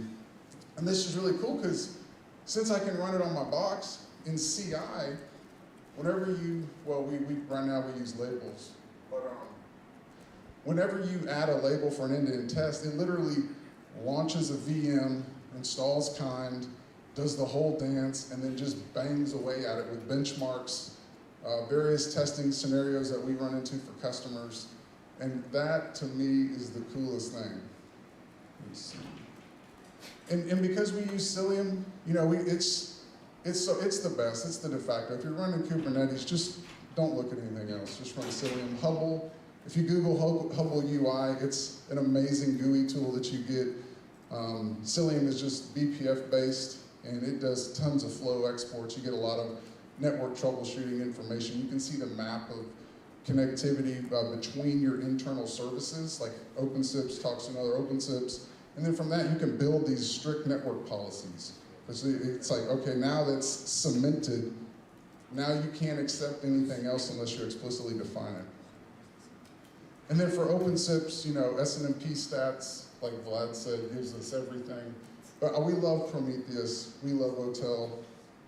And like for Kubernetes, what I was saying is, like when you deploy an app, like I just set some YAML. Everything's freaking YAML and it deserializes into Go types, but it's just YAML. I say, hey, scrape metrics here, here's your Hotel exporter, and then logs we ship for free into Loki on any app.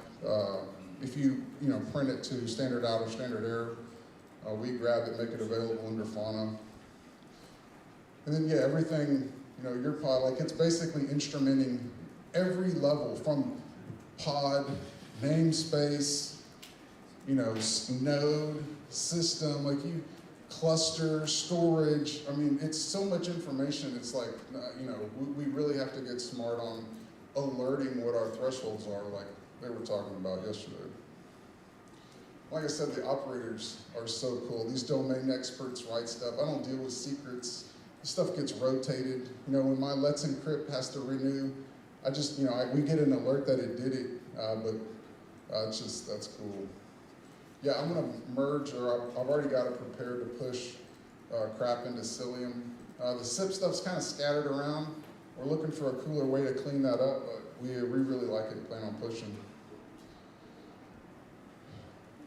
Yeah, just, that's everything that I've said so far. The security is a really cool thing that we like, especially for the level of customers we deal with. How there's just so much out of the box that it does for us, and that's why I don't think it's crap. Let's give this man a round of applause. Norm's got his arm up already. Both arms.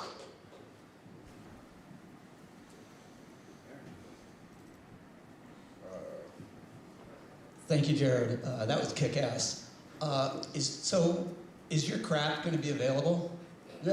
Like, dude, you can have all the crap you want. But no, seriously, I was planning on pushing it I just haven't yet because these guys keep me up at night, so. I feel targeted. I was looking at you. Hi, thank you for the presentation. Thinking about Mr. Gauchi's presentation yesterday about storage abuse and RTP flood, did you have to do anything special for the Kubernetes plus Cilium setup? So, no, I mean, like, I'm at the network layer, so I'm not even analyzing it. We kick that off to our media bridge, and so it's the thing that will take care of that. But like I said, if you get, and I may not even understand that completely, but if we get, you know, any request to those IPs, and they don't have a rule that says we're expecting traffic on these ports, it's just dropped at the NIC level. So it doesn't even hit the kernel stack at that point. Any other questions?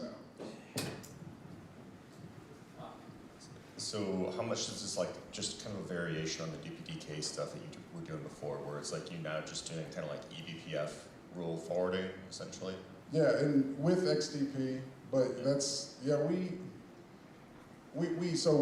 have like our own network operating system. It's all DPDK based. It can do 800 gigs a second. It can do everything you want, but it's like, I didn't need all that. This is so much simpler. And we get the same like throughput basically for the anchoring we're doing. Right, okay, yeah, so but the DPDK stuff is gone. It's not like sitting on top of DPDK. It's now eBPF. It's completely XDP native. I went through, it was like negative 17,000 line PR, it stepped on some toes, but I think it was the right call, because then you got like NUMA nodes, you got huge pages, I mean all that, it's crap to have to deal with. And XDP is just simple. Yeah, cool, thanks man. Do you have Cilium in tunnel mode or it's direct routing? Tunnel mode only. Okay. Yeah, because we want the encryption node to node, and then to go through the different access policies, network policies. Okay, could you explain a bit how it works when you have services that this IP and with this annotation row enabled, and the service will send this packet to which port? So it can come in, I mean, we're announcing BGP and we can steer that. The point is if it comes into a pod or if it comes in and is processed by a node. So you have local traffic policy, local? No, external traffic policy? No, local. It's cluster traffic policy. I'm just saying when it comes in, if it needs to go to another node, it tunnels it to that node, right? So it can deliver it, and then the node that received it would deliver it to the pod. But so like and we can steer that with BGP, like I know, because we're using pod selectors on that raw service. So we select a particular pod using an annotation that says, hey, this is running media bridge, this is serving these IPs, right? So any node, in a lot of Kubernetes, it will just advertise service IPs out of every node. If you're not changing IP, original IP, you like have static IP of service, yes? Yes. And this pod should have this static IP inside this namespace on the interface? Well, we don't do that because we are able to process it in XDP.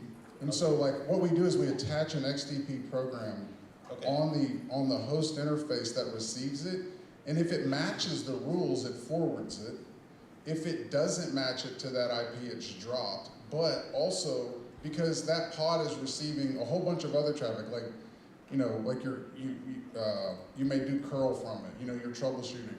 If it doesn't match a service annotation, we kick it into the normal route so that it just delivers like it would normally, because we have to deal with both. Okay, how do you manage and also there's like no problem with Cilium service when you're sending some response from your service back to public internet maybe? And if this response is too big and there is PMTU path discovery mechanism on internet, and you're receiving a CMP fragmentation needed, and Cilium basically drops this CMP response and do nothing, and this is kind of well-known problem. How you manage the situation? I leave PMTU on for discovering the path. We do jumbo frames, so I'm 8800 on all these nodes. And then we have to tell OpenSIPS there's a frag on a socket. It's like, don't set the DF bit. And I really haven't had any issues even with large invites. So all internally in our network, it's jumbo frames. Okay, so you remove DFB. Oh yeah, yeah, absolutely, yeah. Otherwise, you get the IMCP response, but that doesn't work. So. And my last question. Have you tried just announce pod IP through BGP because Ethereum supports this mode and like do not have service at all? Just communicate with pod directly without any service, without all this contract, built-in NAT stuff, nothing like this. Which mode is that? Or I don't think I understood it, I'm gonna be honest. In Ethereum there is stated you can announce pod IP. So when you launch a pod, this pod IP will be announced over BGP to your upstream router.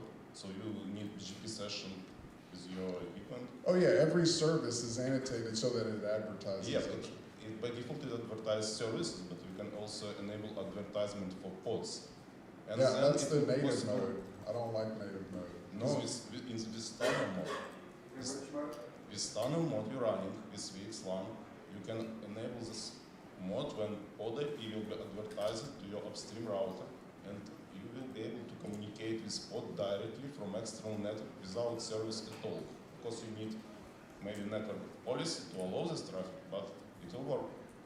I just don't want any of the actual pod IPs being leaked upstream. I use the tunnel mode, or we announce the specific services. Okay. But that's just our choice. But because we could totally do native mode. We consider that, especially with cluster mesh. This is not native.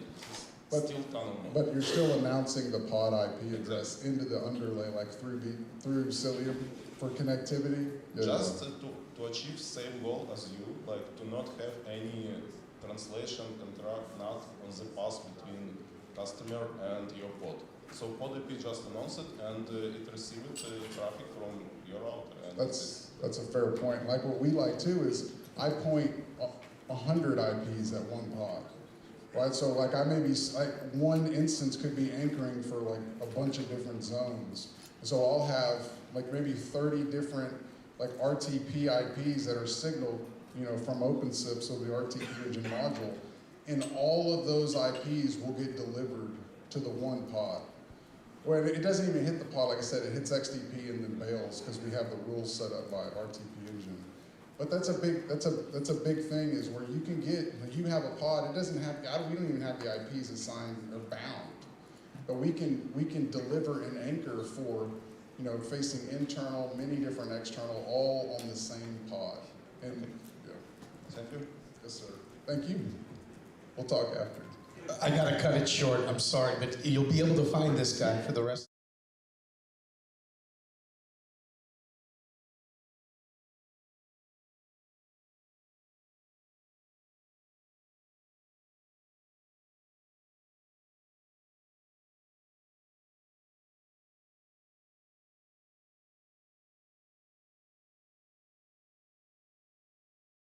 That's right, both done? Yeah, all right.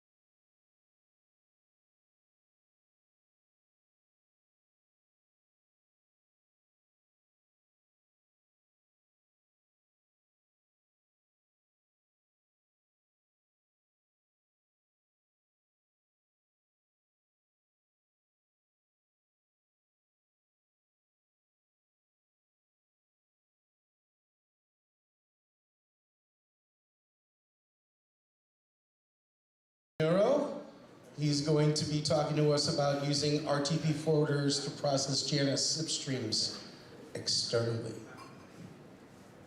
Take it away, sir. Thank you for the introduction, and thanks to you all for having me here once more, especially because today this marks my 10th anniversary at OpenSIPS. I started coming here in late 2016, starting to bother you all about Janus and other things that you can do with it. And this picture may not be from the exact year, maybe 1 year after that, but it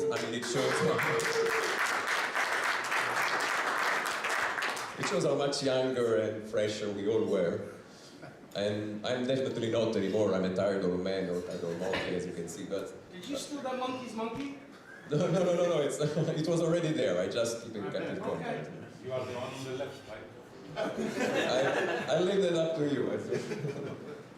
But just a couple of words of you for those that may not be aware of who I am. I'm the main author of the Janus RTP server. More recently, I started working on Quick as well. And if you'll be around tomorrow as well, I'll actually do a long workshop, especially on how RTP over Quick works, for instance, which may be of interest for the future. And I'm one of the co-founders of a small company based in the south of Italy, which is called Meetecho. We are basically a small company working a lot with standard protocol and open source, as you all are, and we do the typical things that small companies like ours do, like consulting services, commercial services, and something like that, around Janus, but also around Juturna, which I'll briefly touch during the course of this presentation, because it will be partly related to the topic of today. And just to give you a very quick refresher, reminder about what Janus is. Basically, Janus is a WebRTC server. It was originally conceived as a gateway. It turned out to be a much more generic and modular WebRTC server that is, again, completely open source. Here are a couple of links if you're interested in that. And it does have some built-in SIP-related functionality via the SIP plugin. And without bothering you too much with the written stuff, it's more interesting to have a look at the graph instead that shows where typically Janus sits whenever you want to use it with SIP infrastructure. So let's say that you have a SIP infrastructure that may be partly or completely unaware of WebRTC and you just want to add some WebRTC functionality to that.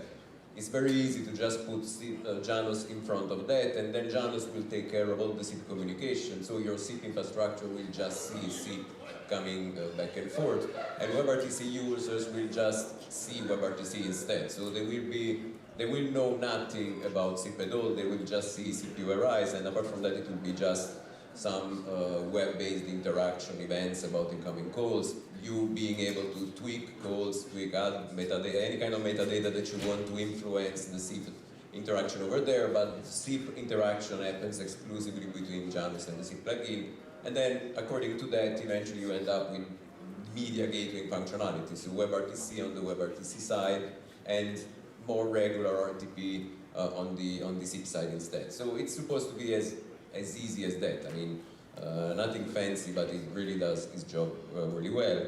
And we also have a different plugin in case, because in this specific case, basically the SIP plugin completely takes away more, let's say, fine-grained control over the SIP functionality. You still have some control on that, but basically SIP is done by Janus on behalf of WebRTC users to basically make it as live for web developers as easy as possible, let's say. They don't have to worry about SIP at all. But if you do want to worry about SIP, we still have the no SIP plugin, which is basically the same thing as the SIP plugin, but it takes away SIP from the plugin itself. It just takes care of media gatewaying, and then SIP is left up to you, basically. So you take care of the SIP infrastructure and the SIP communication, and then Janus just acts there as a media gateway, a bit like RTP proxy or RTC engine could do for you, basically. That's the main use case. And basically, the topic of this presentation was mostly to try and figure out if there are ways to break a bit this pattern, because of course, as it is, both plugins do an excellent job at what they need to do, basically, but basically it also means that the media is confined. Whenever we have a call between a WebRTC user and a specific SIP endpoint, let's say media is confined to those two endpoints. So whatever the WebRTC user is sending ends up to the SIP participant via RTP and vice versa. So media is just bounced back and forth, as it should be, of course, because that's their call and that's what is happening. And Janus is not a PBX, it's just an endpoint on behalf of the WebRTC user. But it could be limiting in case there was anything more that we wanted to do with the media. especially in case, for instance, you don't have any other components on the media path. You don't have an asterisk over switch or whatever. You just have WebRTC users talking to SIP endpoints directly and so on. But Janus is on the media path, so there could be something more that you may want to do with the media, like for instance enabling all of those fancy AI stuff that we've been talking about these couple of days, or do monitoring or do whatever. And possibly, in our case especially, we wanted to do this without touching SIP at all, especially because no SIP doesn't use it, and we wanted something that could be used pretty much in both approaches. And historically, this is a requirement that we've had in Janus for a long time, also for other use cases, because Janus can do much more than just SIP gatewaying. And historically, we use a feature that is called RTP Forwarders for the purpose, that basically is rooted in the way that plugins in Janus work. So, of course, WebRTC is encrypted, and so typically you have SRTP going back and forth, but for plugins to do their job, like SIP gatewaying or whatever else, basically all plugins in Janus have access to the raw RTP packets in order to do something with that. For instance, the audio bridge plugin is a conference bridge, and so it needs to be able to decode the media and do something with that, re-encode it, send it, and stuff like that. Which means that all plugins have access to the RTP packets, which means that once they have access to this RTP packet, there may be more things that they may be able to do. Some will belong to what they are conceived to do, like the audio bridge will mix, the SIP plugin will route packets back and forth. But once we have this packet, we could also decide to just fork the traffic and send it somewhere else for external processing, so to do something with it outside of the context of Janus. In that case, Janus becomes a generic RTP enabler of sorts. It gets WebRTC traffic or RTP traffic from somewhere, forks the RTP traffic to a separate endpoint, and this separate endpoint could be FFmpeg, it could be GStreamer, it could be whatever understands RTP, and which means that now you can start using that RTP traffic in a completely different environment, which opens the door to a lot of interesting possibilities. And if you're wondering why not use WebRTC directly, since Janus is a WebRTC server after all, the main reason is basically the simplicity of it, because of course RTP is a very simple protocol to handle, to route. A lot of applications can handle it natively. I mentioned FFmpeg, GStreamer, but basically there are a ton of applications that understand RTP that may not understand WebRTC at all, which is the main purpose basically. So, and besides, we can use it completely out of context. It's very easy to route in different ways. For instance, for scalability purposes, you could leverage multicast networks very easily with an RTP stream of packets that is sent out of context. It's really effective, and we use it a lot. And we could also basically involve RTCP, and we usually do. And just to give you a quick understanding of how this works in practice, for instance, within the context of the audio bridge plugin that I mentioned before, which is a conference bridge, typically this means you have multiple people connected to a room in the audio bridge talking to each other using basically like a SIP conference would, but just with WebRTC. The idea is that this always ends up with a mixed stream where everybody gets the mix of everybody else except them. But we also have a mix of everybody in there that we may want to send to another backend for whatever reason, because for instance this conversation may need to be broadcast, or maybe we want to transcribe it, or maybe we want to do whatever we want with it. So we may want to record it externally, whatever we need. The important part is that this is a mix that we can route externally, and once it's out we can do with it whatever we want. And same thing with the video room plugin instead. The video room is a different kind of plugin that implements the typical SFU behavior in WebRTC, which is very common in WebRTC applications. If you used any WebRTC conference in the wild, you know what I'm talking about. So it's basically, you see separate video streams for all of the participants that are active in the room, and Janus allows you to do that as well. And since we are talking again about a user sending a WebRTC stream and subscribers receiving it, so the RTP traffic is definitely being routed to those WebRTC participants that are interested in that stream, because that's what an SFU is for.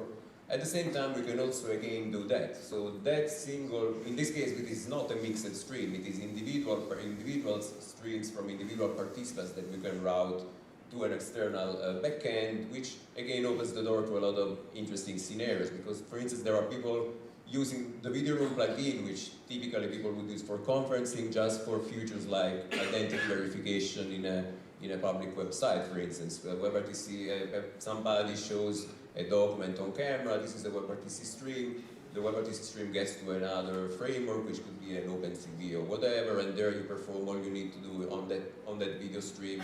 And basically you have very simply connected a WebRTC user to an application that knows nothing about WebRTC. This is the main purpose of RTP forwarders in that sense. And in general, the idea is that this functionality can be used for a lot of things. A few of them I've mentioned, definitely any kind of processing, but scalability as well, and we use it a lot for scalability. I'll mention it in a couple of slides. But more in general, again, it opens the door to making WebRTC traffic available to any kind of application that you may want to interact with for whatever reason. And this is a powerful feature that we wanted to have in the SIP and no-SIP plugins as well, because those two plugins that I mentioned, Audio Bridge and Video Room, are currently the only ones that are leveraging this RTP forwarders functionality, which is a feature that we implemented in the core, but plugins must be aware of it and must provide APIs to allow users to actually use this functionality within the context of the plugin itself. And we personally use the RTP forwarders in the existing plugins a lot for our own virtual events platform, because we also provide services for providing remote participation support for hybrid events like ITF meetings, REC meetings, and so on. And this functionality, like Audio Bridge and Video Room, externally forwarding those streams and then the streaming plugin to distribute them to a broader audience, basically allows us to have a conversation between a limited number of participants that immediately can reach up to thousands of participants instead, because we break the constraint of having all media within a single Janus instance. We can scale and involve multiple Janus instances at the same time, but just by routing RTP traffic in a context-aware way. And for instance, we use it a lot, not only for that, but also for rerouting contributions, WebRTC contributions to a mixer, and this mixer can then translate this to a stream that we can send via RTMP to YouTube, for instance, or anything like that, basically. And of course, we also use it for live transcriptions, and I'll show a practical example of that in a few minutes. And basically, that's what we wanted to open up to the SIP and no-SIP plugins as well, because we don't use SIP ourselves in our own virtual event platforms, but a lot of our customers use the SIP and no-SIP plugins a lot. And they show the interest in having something like this that as well available to them as well. And that's basically what we tried to do. So basically, if we go back for a minute to that slide where I basically introduced the SIP plugin, again, we have WebRTC users that leverage Janus in order to be able to interact with the SIP infrastructure, let's say a specific SIP endpoint. We have RTP traffic going back and forth because that's the main functionality that the SIP plugin provides, that media gateway functionality, but at the same time we want to do something like this, where at any moment we can start forking any of the media that is there, either just the WebRTC user's audio, or maybe just the SIP endpoint's video, or both, or whatever we want. And all of those streams we can route more than once to different endpoints, because maybe different backends that we have access and control of may be interested in the same stream for different reasons. There may be multiple things that we may want to do at the same time. In the scalability example that I made before, if we have to implement a fan-out functionality, we may want to have the ingestion point distribute the same media to 10 different Janus instances for distributions, let's say. And that's basically the same concept in the SIP plugin as well. So you have complete freedom of how many streams you want to relay belonging to a specific call, and how many copies you want to have of that as well. And this is, there's drill down control on that. You can choose when to start and when to stop each one of them. So it's meant to be pretty flexible in that sense. And from a semantic perspective, we chose to basically mimic the APIs that we already have in the other plugins, because it made sense. I mean, again, you can duplicate, you can create multiple duplicates, you can choose exactly what you want to do. The main point that I wanted to stress out is the doors that it opens once you do that, because again, of course, it opens the door to all of the AI machine learning processing that you may want to do with the SIP call that goes through Janus for any reason.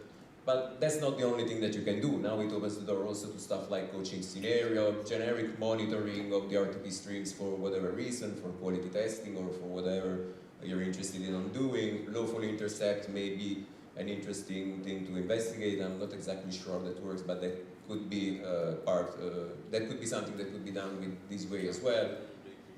Broadcasting, I mean, scalability and broadcasting may be something that may be of interest. I mean, it may be less of a particular use case, but if you think that, for instance, this particular SIP call is a conversation between two people that is actually like a podcast, you have an interviewer, you have somebody that they are talking to that is interesting, and this is a call that they want to broadcast to a very large audience for any reason, like a live interview that they are broadcasting around. That's something that now with this functionality you can do, because that call is not only confined to those two users now, but you can route those streams somewhere else, and then you can do whatever it needs to be done to broadcast that. External recording is another typical example. Of course, I know that there are stuff like shipwreck and other things, but again, this is something that we wanted to do without SIP, and so it may provide with a flexible alternative to do basically that as well. And we really want to thank some companies for that, because this was a sponsored feature. Somebody paid to add this functionality to Janus. And specifically, we want to thank our friends at Portadialer and another company that asked not to be disclosed for sponsoring this functionality. And this is something that you can already use. If you check the latest version of Janus, it is there. We have an existing pull request now to extend some of the functionality to make it even more flexible that we plan to merge soon. So it is something that you can use right away if you want. And I won't bother you too much with the details. I mean, this is basically how you use it. It's supposed to be a very simple API, JSON-based object request, as it typically works with Janus, where you can choose to, let's say, forward RTP streams either belonging to a call you directly control, or if you are an application server of some sort, you can say, this specific call start forwarding these specific user streams here and there, basically. So basically do more like a media server sort of things. And for each request to specify you in a drill down way which specific stream you're interested in and where it should be forwarded, whether or not it should be encrypted, these sort of things.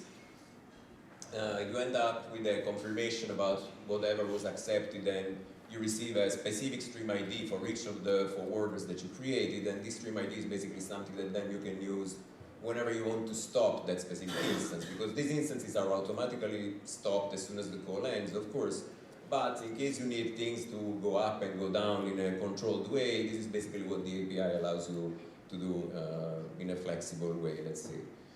And of course, at any point, you can also probe Janus in order, if you're not really keeping track of what you started and what you stopped, at any time you can ask for information about any of the live calls and what forwarders are available. And just to give you a couple of practical examples about how it is actually being used today, even though it is a pretty recent feature. I mentioned how Portadialer is one of our sponsors for this specific functionality, and they actually were interested in this functionality for a practical use case, because they are using the SIP plugin a lot in their application, and they were interested in forking media related to specific calls, because they basically wanted to route that media to a separate media server that they controlled, which would then mix these streams and send it back to a multimodal AI assistant. And that's basically what the functionality was needed in the SIP plugin, because after that it enabled more for them to do, because basically this multimodal AI assistant then could then provide suggestion in a side channel using a separate WebRTC connection, I think via the streaming plugin in Janus, to one of the two endpoints in the conversation. And so in a very simple way they enabled coaching scenario, because both users are in a call with each other, but only one of them is now receiving suggestions from this AI assistant. And this AI assistant is aware of the conversation that they're having, and so can provide contextual suggestion, basically. So again, a very simple use case if you think about it, but it was not possible before just by using Janus on the media part. And another practical use case is basically integration in Juturna, which is a new framework that we released about a year ago. And basically, Juturna is a modular pipeline engine that we wrote in Python to basically try and make it as easy as possible to involve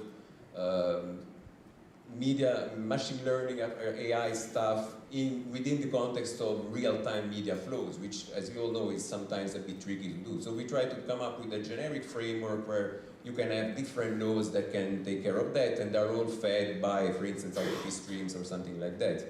And it is an open source application, of course. You can find some more information there. I'll briefly say something about it in the next couple of slides.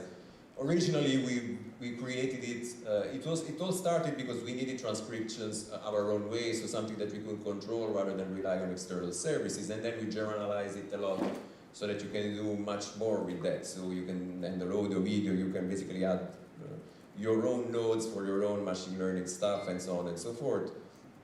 But the important point for this specific presentation is that we have a customer that is also using heavily the SIP plugin for their own needs, who again were interested in this specific functionality. So they wanted to leverage having access to those RTP streams in order to do something more with that, specifically via Juturna. And just again, I won't spend too much time on this because this is not a Juturna presentation, but this is just to give you some more context. So Juturna, you can see it as a generic modular pipeline framework all written in Python, and all of those nodes are nodes that could implement some specific logics, that logic that could be tied to specific models that you have control of, or that they are external, or they are as a service, or whatever. The real point being that you have external source media coming in, possibly via RTP, for instance, and then you do something with that. For instance, within the context of you are receiving audio and video via RTP, you could be processing them in parallel at the same time, but then the audio results influence the video results for something. Like this dumb example is you transcribe the audio, but then the transcribed audio, you don't just relay it via metadata somewhere else, you also pass it to a subtitle embedding node, so that the video that is decoded has embedded subtitles, you encode it again, and then now you have subtitles underneath. Again, probably a dumb example, but it's something that is supposed to be possible that way. A more interesting example is probably the one that we use in production ourselves, which is basically our own transcription service, which again is pretty straightforward if you think about it, because we have RTP audio coming in our case from the audio bridge, but it's not really not that important for the sake of this presentation. We have RTP coming in, it goes to a voice activity detection node that was implemented using Silero, then it goes to a transcriber node, and that transcriber node is implemented via Fast Whisper. The results of that are passed to an aggregator node that just cleans the results up, removes a few hallucinations and so on. Eventually we end up with JSON objects that represent the current state of the transcription. We send it out via a sync HTTP node to be displayed somewhere else, let's say. And this is a very simple chain, but it basically allowed us to, within the context of a single framework, to involve different machine learning nodes within the context of the same thing, and all with embedded telemetry so that we could basically monitor, diagnose stuff in order to figure out if anything is wrong. And of course, there's more things that you can do with it once you open up the door to that. But within the context of SIP, for instance, it could be, and this is, for instance, how our customers is using it. You have, for instance, caller and callee that are two separate audio sources within the context of a single pipeline, and they are both being processed in parallel, either through the same Silero node or two separate Silero nodes. It doesn't really matter. This is just a, let's say, a visual representation of what is happening. You have audio being detected, transcribed in parallel. Eventually, you put them back together. You have embedded diarization of the transcription, and you send it somewhere else. And then you can do more with that. For instance, like in this diagram over here, you could add summarization or whatever. This is what Juturna is allowed to open up. And really, again, this is it in a nutshell. So basically, even it's a feature that really was merged very recently, but it has already started to prove useful for a few companies, two in particular. And so that's why I was really interested in submitting it here as well, because there's a lot that can be done with that now that it is publicly available. And of course, there are a few tweaks that need to be done. I mentioned how we have a separate pull request that is basically shaping things a bit, improving a few things that were not perfect in the first version. We also, if you were here last year as well during my presentation, you may remember that I talked about a multi-stream version of the SIP plugin, where you may have SIP calls that can handle more than one audio and video stream within the context of a SIP call. And so in that case, the API will need to be tweaked a bit as well, because if I say route the user's audio stream, I may need to specify exactly which audio stream I'm talking about if there is more than one in a specific call, let's say. I mean, RTP injection may be an option in the future. I'm skeptical about that as well. Skeptical about that because it would break that one-to-one relationship between WebRTC users and SIP users. But again, if we have RTP out, it may, in some cases, make sense to have RTP in as well. I really don't know. But basically this is it. So I don't know if you have, if this was clear enough and if this will be of interest to you, but I really wanted to share it with you all in order to see if there was any interest and specifically if you have any question about that. Thank you.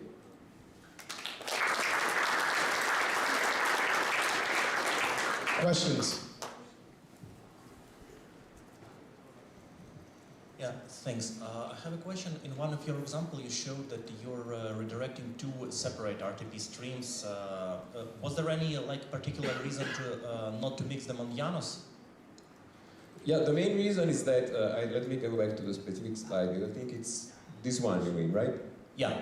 Yeah, basically the main reason is that the SIP plugin never touches the media on purpose. So basically the SIP plugin never transcodes media and never mixes anything. So it's really supposed to be a SIP endpoint on behalf of the WebRTC user. So if the WebRTC user is sending Opus, that's what the SIP endpoint will get and vice versa. So if you need, for instance, transcoding, it needs to happen somewhere else. It's really meant to be as simple and effective as possible in that sense. And that also applies to, since we have media coming in and media coming out as far as the SIP plugin is concerned from two different endpoints, those are two different streams as far as the plugin is concerned. So it will never mix stuff itself. So it will give you the flexibility to route both streams separately, and then if you need them to be mixed, then you can mix them as Portadiler did in this example over here. Yeah, they needed a mixed stream, so basically now they're receiving separate streams, and if they need mixing, they can do that, but this is not something that we provide ourselves. We give you the elementary streams, and then whatever you want to do with them is up to you. But can you do an audio room plugin for this? I mean, you could, there are ways, we have basically ways to hook up the SIP plugin to the audio bridge plugin, and so in that case you could, for instance, have forward the SIP flows, the two separate SIP flows to the audio bridge plugin, have the audio bridge plugin mix that, and then RTP forward the mix of the audio bridge out. It is possible, but it is also a bit convoluted, let's say. So it's sometimes easier to just send those streams out and do the mixing in a simpler framework. Like for instance, you could just have an FFmpeg script to do the mix for you by just listening to two RTP streams at the same time, mix them, and then shoot out a separate RTP stream. So there are different ways. The one thing that we wanted to stress out is that this is the flexibility that the plugin gives you, and it gives you different options to then deal with the media any way that you want. Any other questions? Okay, let's give this man another round of applause. Thank you, Lorenzo.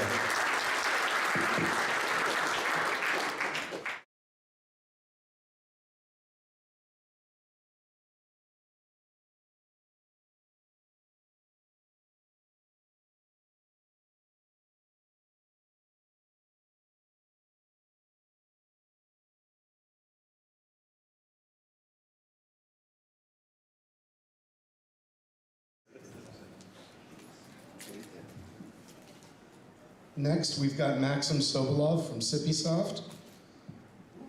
You might recognize his name, the man that takes pride in providing us RTP proxy.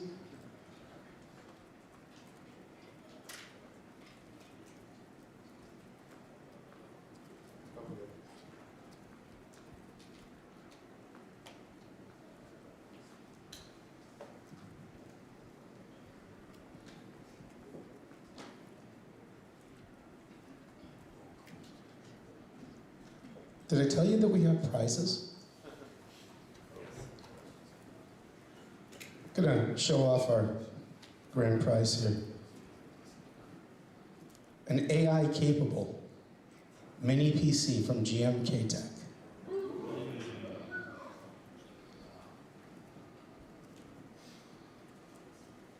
Has anyone ever played the game of Foo? Bar?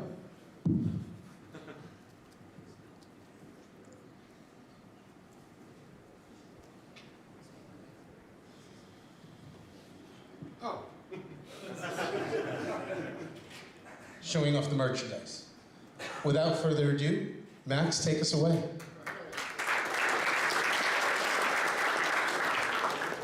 Hello everyone. Thanks Alice for the introduction.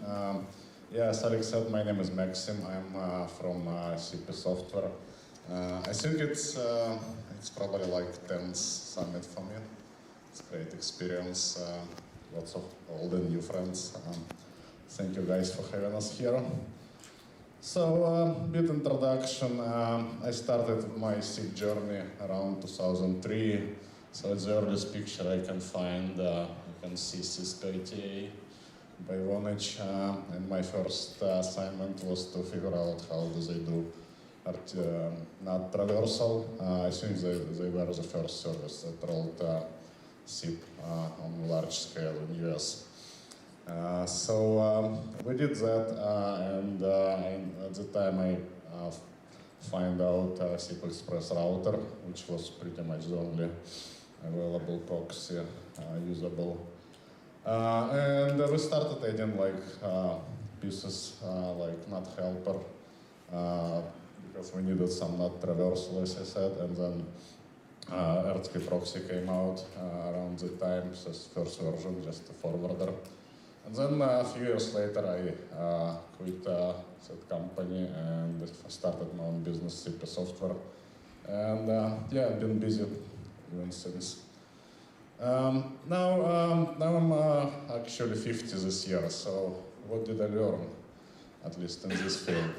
I think important thing that I got to realize is software that we build is more like car or airplanes and Pyrosox or other commodity, because we have stuff we build today people will be using for many years to come, and so that brings unique, I guess, set of requirements which we try to incorporate.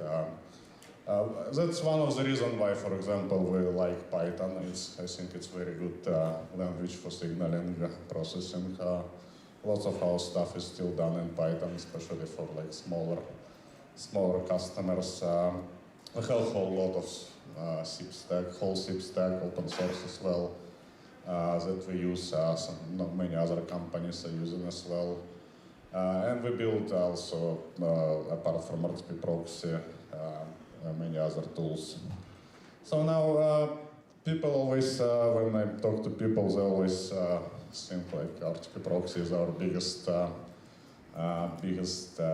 effort or whatever, but usually it's actually not. I mean, usually it's like tip of the iceberg that we deal with on day-to-day basis, and basically most of the time is much deeper, so people just see the upper portion. Most of our efforts spent not even in SIP or B2BA, but in stuff like billing accounting, routing, whatever, database, user management, provisioning, and stuff. And now, speaking about one of the topics for this presentation, about 10 years ago, we kind of came to the problem, how do we test RTP proxy with, we already had support for OpenSIPS, obviously, Camellia, but also we support connecting to RTP proxy, using RTP proxy from B2BAs. We have 2 B2BAs at this point, one Python, one Go, and we needed something to test to make sure whatever changes we make to RTP proxy actually work, so we don't break, or maybe some other people make changes like improvements in modules. So we built this little test suite. We basically took our SIP stack, which I said is Python mostly, and created a little set of scenarios. It's like, I think it's like about 30 scenarios. Some of them probably are pretty similar to what other people built, like simple scenarios, like Alice calls Bob, Bob answers, one side hands up, we check. Some of them are more complicated. There is like cancel, early cancel, this and that, no ACK, no that. But anyway, it was going good. We've been using it, as I said, we found quite some issues, regressions over the years in different projects using RTP proxy. In many cases, we did break some stuff on RTP proxy side, so we found that. And then lately we also introduced RTPO, which is embedded version of RTP proxy for OpenSIPS in Python. And we also can test it with this set of scenarios. And it was all good, but one thing was missing. All those tests were basically just signaling, so we did not have like any actual RTP. We put signaling through, we checked if the address has been changed, if the port has been rewritten, and then we basically pass or fail. So it was always like on a to-do list to add some actual RTP flow into this. And so like 2-3 years ago, we started on our own AI pipeline, and as part of that, as I said, all of our stuff in Python, so it was natural. We basically tried to bring RTP, just like what Lorenzo is trying to do, bring to the ML, which is Python. So we wrote a little ad hoc, I would say, proof of concept implementation for RTP stack. So it was pretty much just pure Python. It was working, I mean, good for demo, but obviously performance was not that great, so we could get probably like few sessions per thread or per core.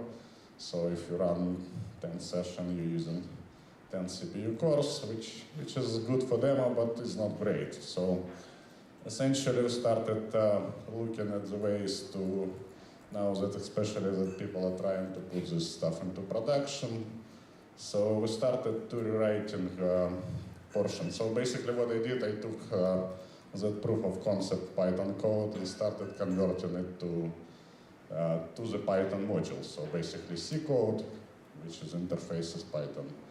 And that obviously is much faster. So we created several modules. So there is, it's all under the same package, but several separate modules logically. So there is RTP proc, which is basically helps periodic calls. So you have, for example, 100 sessions and all of them need to fill output buffers. So we have this background thread which would wake up and call all of them on schedule. And then we have a little jitter buffer, which is basically just, as name said, is jitter buffer. So basically it takes unordered network packets in and outputs sequential packets already sorted and deduplicated and ready pretty much to be piped into decoder. Then another thing that we needed as part of this is some way to deliver packets to the network and receive them. So that we created, so if we look at this, we had a single thread for each session, but with this RTP server we don't need that, so basically have a single thread which could deliver and receive packets for all sessions in progress. And the last, we have a little RTP utils. It's also basically just dealing with various resampling or G711 encode decode, which is pretty simple task, but still. Yeah, and this works pretty much like this. So we have our main Python thread with application and our SIP stack. And then we have one thread to receive and send packets to the network, and then a processing thread which helps to fill outbound buffers. So basically, we put it all together, created a new CPRTP subsystem, so basically part of the CP package now available in the latest 2.3.0 version. And we integrated it into that VoIP test. So now we're not only creating signaling, we're also creating actual RTP streams and pass them through the RTP proxy or RTPO module and can verify that it actually functions correctly. Performance-wise, it's pretty good. I mean, compared to 1 call per core, we can get around 200-300 calls per core in pure Python pretty much. We can do 711 and 729 codecs at the moment. More codecs could be added, just did not get much need for it. And right now it's already integrated into OpenSIPS pipeline. So essentially, once I created the RTPO module, we pushed some of that web test in the OpenSIPS pipeline as well, so it runs on every commit to OpenSIPS. Yeah, it works very well. I think the whole test takes around a minute to complete. It setups, I think, about 100 sessions, half of them with RTP, half of them without, and then half of that is IPv6 and half of that is IPv4. Yeah, hopefully we'll, in the near future we'll also add some of the IPv6 to IPv4 test. So yeah, that's works very well, and I think we already got some feedback from Bogdan last year that it helped him to find some unrelated bugs in OpenSIPS by just being there. And obviously we use it to test all other CP. We have Python module for RTPO. We use web test there. We use it in for testing the CP itself, the B2B project. But pretty useful. Yeah, if you're looking for some kind of testing framework, I'd look into that. It's pretty understandable. I mean, especially these days, you can just give it to model and get it right test for you. Yeah, so what's next with this? So basically, next step would be to integrate this into Infernus or AI pipeline to basically improve the performance. And I have not really tackled this, but we also need some kind of helpers for RTCP processing and generation. But that's on to-do list. So now that's one topic I wanted to cover. Another topic is RTP Proxy 3.0. We got quite a few discussions during this OpenSIPS Summit, and I wanted to just give a brief update of what's been done. Basically, there are a few improvements, like performance-wise. I did some optimizations. Then we added actual session forking. Again, very similar to what Lorenzo just presented, but on RTP proxy level. Before 3.2.0, we had a way to fork just a stream. So if each session is 2 streams, so in order to copy session, you would need to basically set up two copies, and it was kind of separately managed and not very flexible. We tried to implement some of the SRS, SRC scenarios, but ran into issues with it not being very flexible. So we implemented this. And then we did just a general improvements into command protocol to simplify certain kinds of application. Because RTP proxy itself, it's been in protocol was developed for proxy originally, for SIP Express router. But in our application, we're mostly dealing with the B2B interface in RTP proxy. So some of those protocols, some of that protocol is not very optimal. So in order to set up sessions, for example, you need 2 commands and so on. So basically, we did that. And as already I discussed a little bit during Igor's presentation, we did improvement in multi-home support to allow more flexible assignment of addresses. So if your system has multiple addresses or maybe different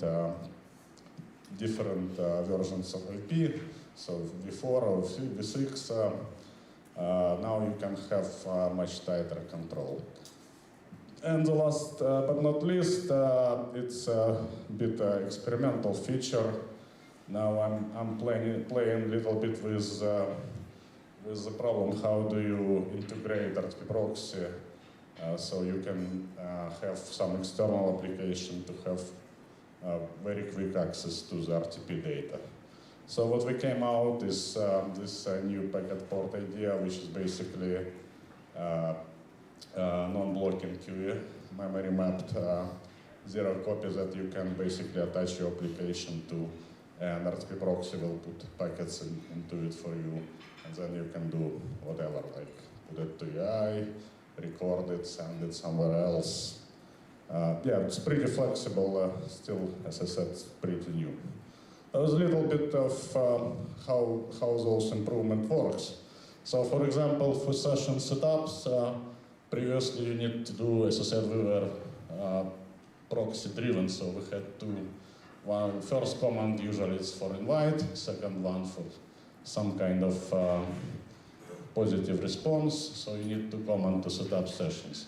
But in case of B2BA, sometimes you just need session fully set up. You don't want those two steps. So now you can do it. You basically give it parameters in one command, and you get two sides of the session created. Now the next one, as I said, this labeling of the addresses. So now instead of just those internal, external parameters, you can actually give your addresses labels on the command line, and then you can use those labels in the protocol itself instead of explicit address, or you can pass it through the pass it through the OpenSIPS. I think it's Rozvan just merged it probably like a week ago, so it's probably not in any releases yet, but already available. So that's that. And now the session forking. Again, this is a little bit of maybe a little bit complicated example, but what we have here, we have our normal session with two streams between Alice and Bob, and we want to have some kind of fork of the stream, right? We want to put it, maybe send it to a different IP, or maybe we want to just record it on disk or whatever, put it through the AI. Now we can do it. So basically, instead of, as I said, instead of copying both streams one by one, we could just create totally new session in RTP proxy. It will look absolutely like normal session. You can tear it down, basically totally normal session, but it's already set up in a way so it gets copy of that first session and sends them to the endpoints. And what is important if you have some kind of, for example, DTLS going on, this copy will be attached at the point where the packet's already decrypted. So you can basically have DTLS session between Alice and Bob, but still whenever you copy it, you can copy them decrypted. Another thing quite important, I think, is that you can also have independent encryption on the copy of the stream. So you can attach normal DTLS processing, separate DTLS essentially for the copy. And you can also have as many copies as you want. So basically, you can create 10 forks of the stream, and as you see, setup is very easy, so you basically can do it in one command, so you don't need several trips. And I think it will be pretty useful. We plan to integrate it into SRC functionality in Sippy and in our little recording server that we're working on. So that's that. And the packet port, I don't have a lot of slides here, but that's the whole idea. Like we have this RTP module that you have in your Python, for example, code. You can create this special packet port area and then attach it to specific session instead of real endpoint. And it will, from the point of the RTP proxy, it will look just like normal endpoint. You can send packets to it, you can use it in those forking commands. But then from the application, you will have access to those packets. So you can basically check if that packet port has some packets. And each packet will have a unique port assigned to it. So you can then map it to your session in your application. Yeah, so basically this is something we will push forward more in the coming years. And then the last but not least, we wanted to do maybe OpenSIPS this year.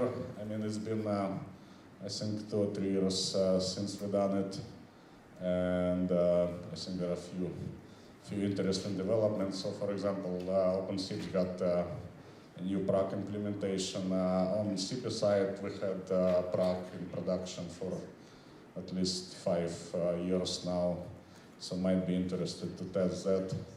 Still shaken, maybe retest JVT as well as RFC 8760, which I think it's quite hot topic now with, I think we'll hear probably from our friend Jenkins pretty soon about what's up and what's going on with that. And obviously there is some voice AI going on, which we could test a little bit. And as always, enable security. We'll probably be interested in participating, so we'll try to organize something in the next few months. If you guys are interested in any of those technologies or RFCs, let us know. We might be interested. And that's it for today. We also have a little demo tomorrow and some fun stuff.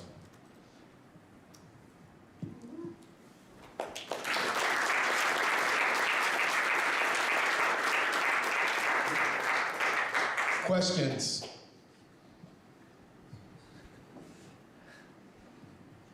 Yeah, first of all, thanks for multi-home support. And the second question about your testing on media. I mean, you showed this Python interface library, but what exactly do you test? In a sense, like you're playing a file, or because I've seen like methods about the jitter buffer. Means how do you test? What exactly do you test and how? If it's not a big secret. Right now it's pretty simple. We just testing that packets are passing through from one end to another. So if you look at the setup, yeah, so we're basically generating packets on Alice side. We receive them on Bob side, and it passes through RTP proxy or RTPO module. So we test that packets actually arriving. So. But you're not testing that they are distorted for whatever reason? Not at the moment, not at the moment.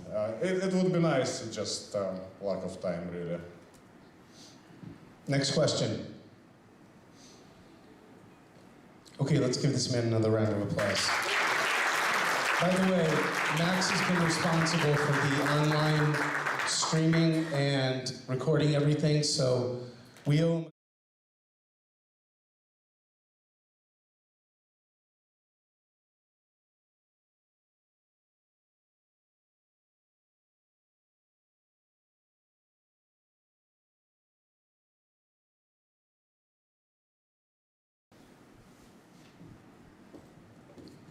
So, oh, wait. You have a comment or a question? No, just it's questions, man. Look at you, softy. I just want to say the stream overlay is looking really good this year. So, oh yeah, yeah, it's who did it? It's more you or more Dimitri? Yeah, Dimitri. Good work. I will take, obviously. Good stuff. Next up, another familiar face, Dan Jenkins, also the guy that brings ComCon to us every year. When is it? It's back. It's back. He's back. If you haven't signed up yet, you're still interested in figuring out what's going on, Dan is more than happy to fill you in on that. And I'm changing the slides. I know. I saw you in the back.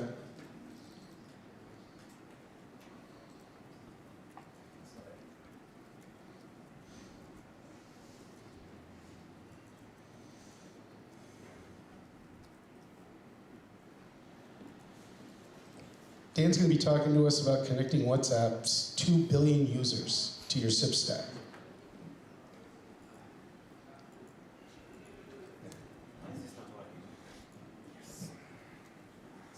The view.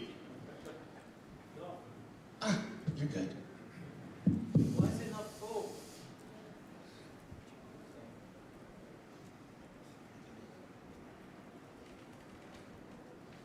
Okay, try that.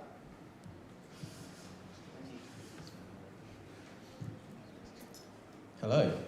Hello. Let's see if this. Aha, it works. I started 5 minutes early. Does that mean I get an extra 5 minutes? We'll It does. It does. Keep it interesting. It does. Keep it interesting. I mean, it's me. And of course, it's interesting. Right. Let me start my timer so I can see what's going on. Hello, everyone. So, connecting WhatsApp's 2 billion users to your SIP stack. The practical guide. So yes, I'm Dan Jenkins. I've gone minimal this year on my slides. I actually, because of the dark stuff didn't work, so I just kind of took it all out. So it's all minimal this year. So I am Dan Jenkins. I'm an IETF editor on the web spec, which will be getting a new draft released hopefully this week, which is pretty exciting because it's almost done. I run a business called Nimble Ape Limited. We're a real-time communications consultancy in the UK. I also run Everycast Labs.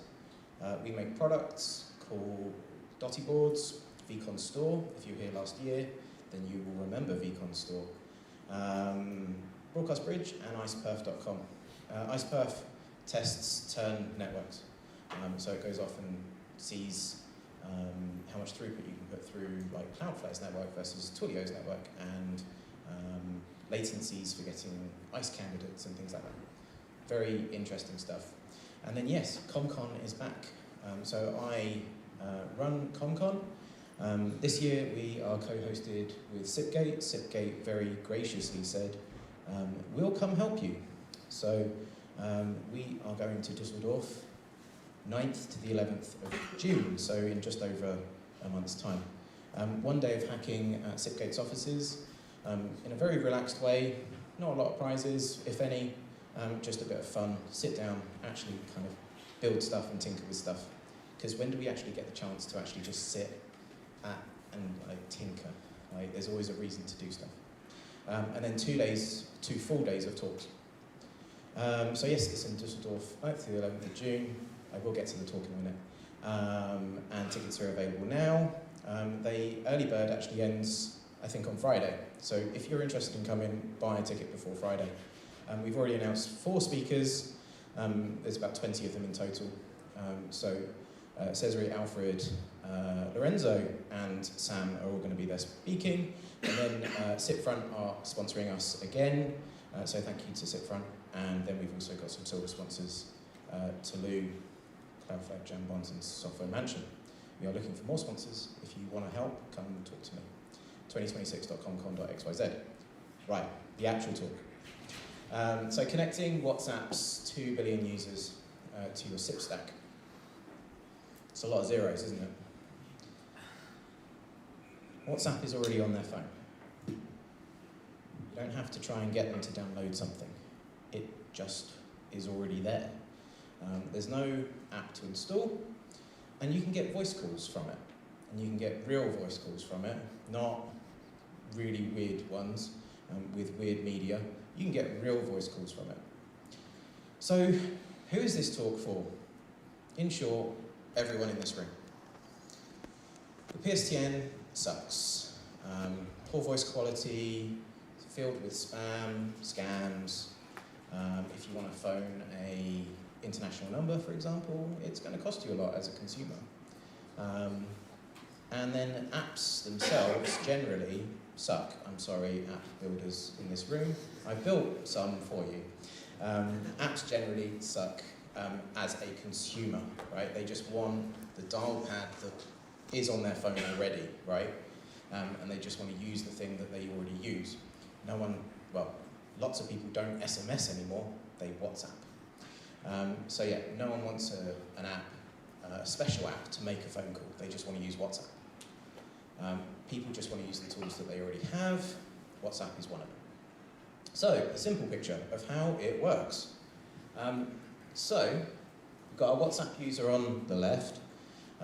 They make a phone call using the app, and then that goes into Meta's cloud. And then Meta provide two ways of doing it, but I'm going to talk about one of them mainly today, and that's their SIP stack. So now you can get SIP calling out of WhatsApp. It's called WhatsApp Business Calling SIP. And so they give you SIP, it's TLS, and it's SRTP. That SRTP can be SDS or it can be DTLS. So in this instance, we've got OpenSIPS, we've got RTP engine, sorry Max, and then we've got your already existing infrastructure. So, demo 1, WhatsApp into OpenSIPS, and then it plays back something. So, WhatsApp, the WhatsApp desktop app, you can't call businesses. It says, you can't call this number, which is really great for a demo. So, I'm going to call my number, and then I'm going to hopefully put it on speakerphone.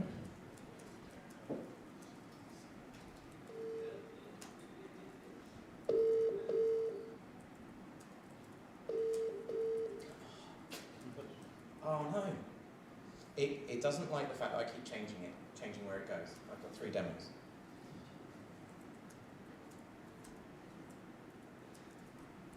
No! It should go through OpenSIPs.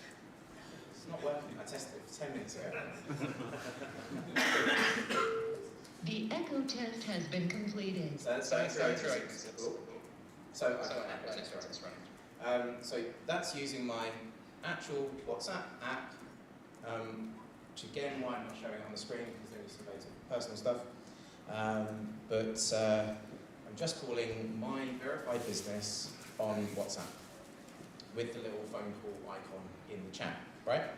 I will show you a screenshot of that later. So that's going through OpenSIPs, and then it's going over to my Asterisk box, and then we had the lovely Alison saying the echo test was over, but then I actually got into an echo test. Because I misconfigured it 5 years ago, and I've never gone back and changed it, right? So that's the most basic demo, right? That's saying, let's take OpenSIPs, let's stick it in front of our infrastructure, and then OpenSIPs can deal with talking to WhatsApp for us, alongside RTP engine or RTP proxy, right? So that's the most basic demo. So let's talk about what it actually takes to get that connected. So there's 5 simple steps. No, there's not. There's 5 painful steps from Meta. So there's, you have to go through to set up a business, on Meta to be able to do business messaging and business calls. You have to become a business on Meta. What does that mean? It actually means that you become a business on Facebook because, you know, Meta is Facebook.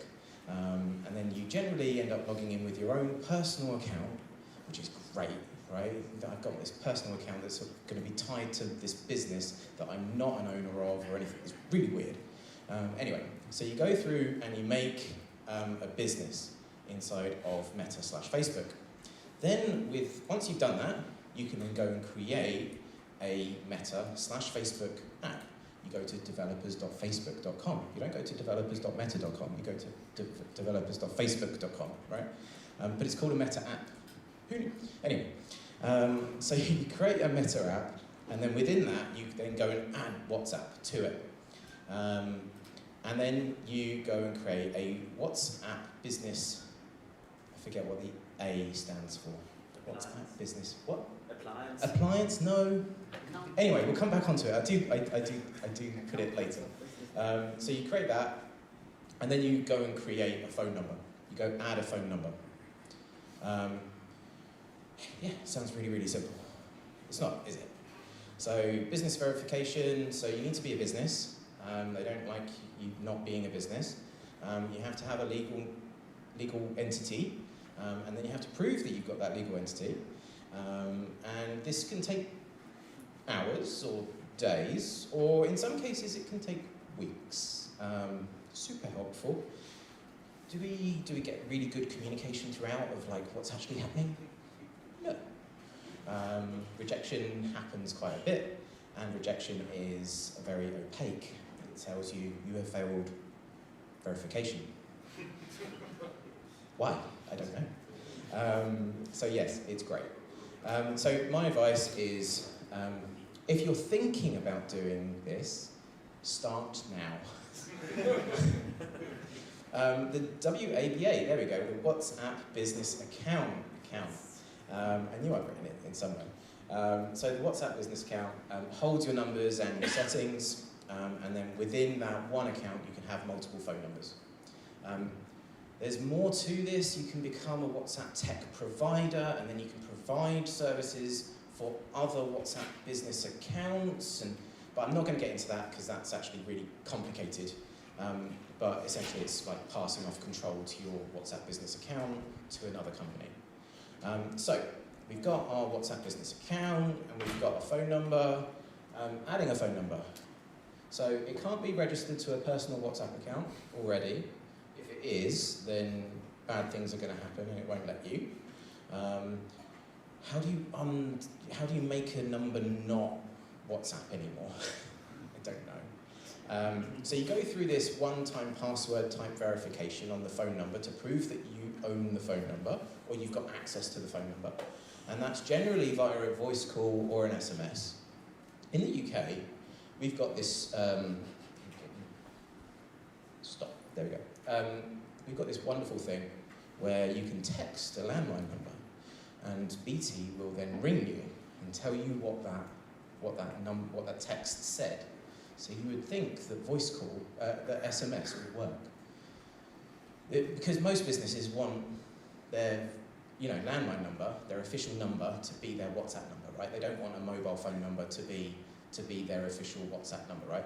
So I'm assuming that we've got a landline number, we've got a geographic number, and we want to WhatsAppify that, right?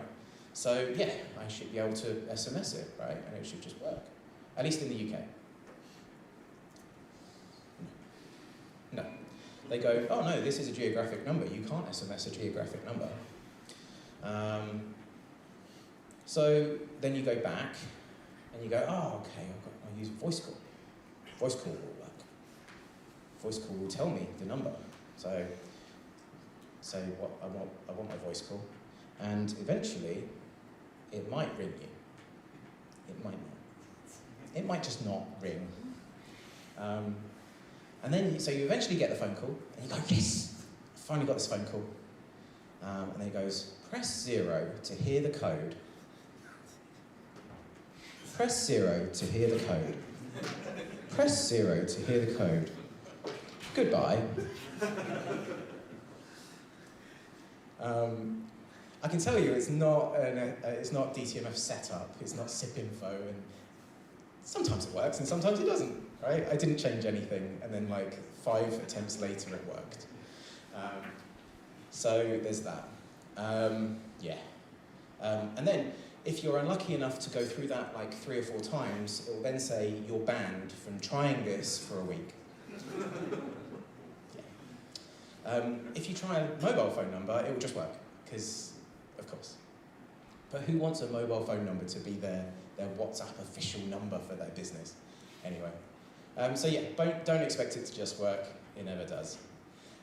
So again, do it way before you think you might need it. Display name for that number is reviewed separately by Meta, so you can say, my business is actually called, you know, Nimble Ape Limited, but I want to present as Everycast Labs. And that's actually okay, but they review it. You have to explicitly enable calling. There is a halfway house, so lots of people already have the WhatsApp Business app on their phone because they already do messaging with customers. But suddenly you want to be able to do calling as well, but not calling straight to you, and so you want to go via SIP. So you can migrate, or you can half migrate. So there's a way, I haven't actually done it, but it's in the documentation, that you can take a WhatsApp Business number that's on an app, on the WhatsApp Business app, and API-ify it. And then that way you can get calling working but leave messaging on the app, which is actually really beneficial for lots of scenarios. Direct API versus a BSP. So generally, most of the BSPs that resell all of this stuff, they don't expose calling, and some other gotchas to think about. Throughout their docs, they talk about this on-premise API. It's deprecated, it doesn't work, and don't go there. The docs will tell you about them a lot. And then when you actually go and create your phone number, and it goes, you've been successful, it will say, download these certificates. The certificates are for the on-premise API that they're encouraging you not to use. Yeah, it's a mess. So yeah, use the Cloud API, it's really the only path forward. Within your Facebook app, we'll get to another demo in a minute. Within your Facebook app, you've got dev mode and you've got production mode. So you can go and create as many apps in dev mode as you want, but to make it production, you have to give it a privacy policy, your terms and conditions, a phone number of the developer so that when customer queries come in, Facebook can call you. Yeah.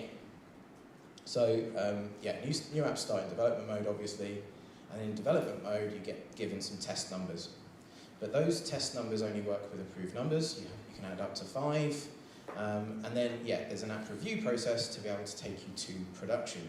So again, even if you're not planning on doing this anytime soon, go and make, while you're doing the process, go and make your business, then go and make a Facebook app, and then go and switch it to production with all the right stuff so you can go through the process long before you actually need it. Yeah, it's a lot. And people think they can just, sign up on a, tech provider's website, get going, and it will just work. It doesn't work like that. And yes, part of the WhatsApp Business calling doesn't actually work within development mode, so you can't call a test number, but you can call, you can call a test number, but you can't call from a test number. And then they've just added recently sandbox WhatsApp accounts, but again, they're really weird, and they behave strangely. So my biggest bit of advice in getting set up is just move into production, put your number on there, and use it. It will cost you a little bit of money because you don't get the free messages and free calls while it's in production mode, but it will save you so much time. But there's huge wins, right? The branding win. When you get verified, which you have to do, your verified number becomes a WhatsApp user, and it displays you a nice blue tick to tell the customer that they've been verified. Your approved display name appears against the phone number. Your logo appears against the phone number. So you are acting as a business. You're acting as a business identity, and not just as this random phone number that is asking for personal details, right? So it's absolutely brilliant. Some other gotchas. Business-initiated calling, which is a really great thing in WhatsApp Business calling.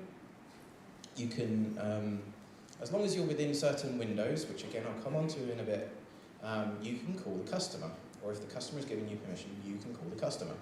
This is great, but it's not available everywhere. Where is it not available? the USA, Canada, and then Egypt, Vietnam, and Nigeria. I'm guessing USA and Canada because of regulation and them not being compliant, I'm guessing. So yes, the rules. I told you I'd come to the rules. This is the rules. I don't expect you to read it. Let's see if I can zoom in. I don't want to go full screen because it will full screen this one.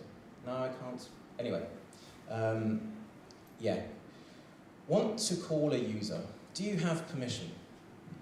Yes. Then you can call, that's the top line. Then you can call that number. But there's a maximum you can call them before you then get rejected permanently, and then you have to wait for the customer to give you more permission. Has it been answered? If it has been answered, two unanswered, the system gives a message to the user. 4 unanswered, the permission gets revoked. If it gets answered, then great. If you haven't got permission, then you have to go and ask for permission. And this is called a call permission request. You go and have to ask permission. And you can only do that so many times, and you can only do that so often, without the customer actually accepting it and calling you back. There's lots of rules, and that's why this exists, and this doesn't really cover it at all. Yeah. So, user calls you, which is probably the most common case, right, for WhatsApp. You want, as a business, to be able to take in calls from WhatsApp users. So the user calls you. That gives you an auto grant of the call permission for 7 days, and you can call them back within that seven days. Or is it 72 hours? I think it's 7 days. I get confused. There's some windows are 24 hours, some are 72, some are a week. And this is why you need a big flowchart that is actually really bigger than that. So there, the user calls you. The user can revoke that permission at any time. They go into their chat, and then they can say, I don't want this company to be able to call me. And yeah, it's not simple at all. The SIP limitations. This is actually, the SIP limitations are actually quite small. It's actually getting up and running that takes all the time, and understanding all of these rules about what am I allowed to do and when, that actually takes up most of your effort. If you try and call a number that you don't have permission for, it will just reply and say, you don't have permission, right? Nothing bad's gonna happen, really. It's when you have permission, but then you abuse it, that bad things happen. So the SIP limitations, there aren't that many of them. So there's no re-invite support. So you can't hold a call via a re-invite. You can't renegotiate the call, etc. I found this out when they launched it, and their server was giving me back a 500 error, and the 500 error was not very helpful at all. It just said 500, and I was like, do I need to give it a different STP or what? Ended up having to talk to someone at Meta, and they said, oh yeah, re-invite's not supported. I was like, doesn't say that on the docs website. So it's now on the docs website. You're welcome. Encryption is enforced on both signaling and media, and it's Opus by default. Up until March, it was Opus only. Now, you can do PCMA and PCMU. I don't encourage you to do that because a real benefit of WhatsApp is high quality audio that you can then go and do voice agents and things with, rather than, let's all conform back to PCMA and PCMU. Let's do that. No, I really want to encourage you not to do that. There's also loads of other rules. Thank you. I think there's actually 10. I actually gave you 10. Did you? I did. Did you? Uh-huh. All right, I better speed up. There's actually other rules, like you can't call in from WhatsApp and then connect someone out to the PSTN. That's against the terms. There's loads of other rules as well. The SIP cert and the HTTPS certs must be valid. They can't be self-signed. And then If you want to be able to do anything with messaging, then you need to set up a webhook, but you need to set up the webhook server beforehand and give it the right secret so that when you set up the webhook, it works, because it goes and checks your webhook is actually set up. So it's like chicken and egg problem. So yeah. SDS versus DTLS. There's no ICE, there's no trickle ICE for DTLS within SIP. Pricing model, WhatsApp charges per message, but those charges can depend on many, many, many things. So inbound messages are free, outbound messages cost money. Some of the time, what they cost depends on things. So those things are whether or not it's a service message, an auth message, a marketing message. Has the customer replied within the last 24 hours? If they have, then you can just reply to them with free text and that costs you nothing. But if you want to send them a marketing template, within that free period, the marketing template does cost you money. So why would you send them the marketing template in the first place? You would just send them free text. Anyway, you need a flow diagram. Another one.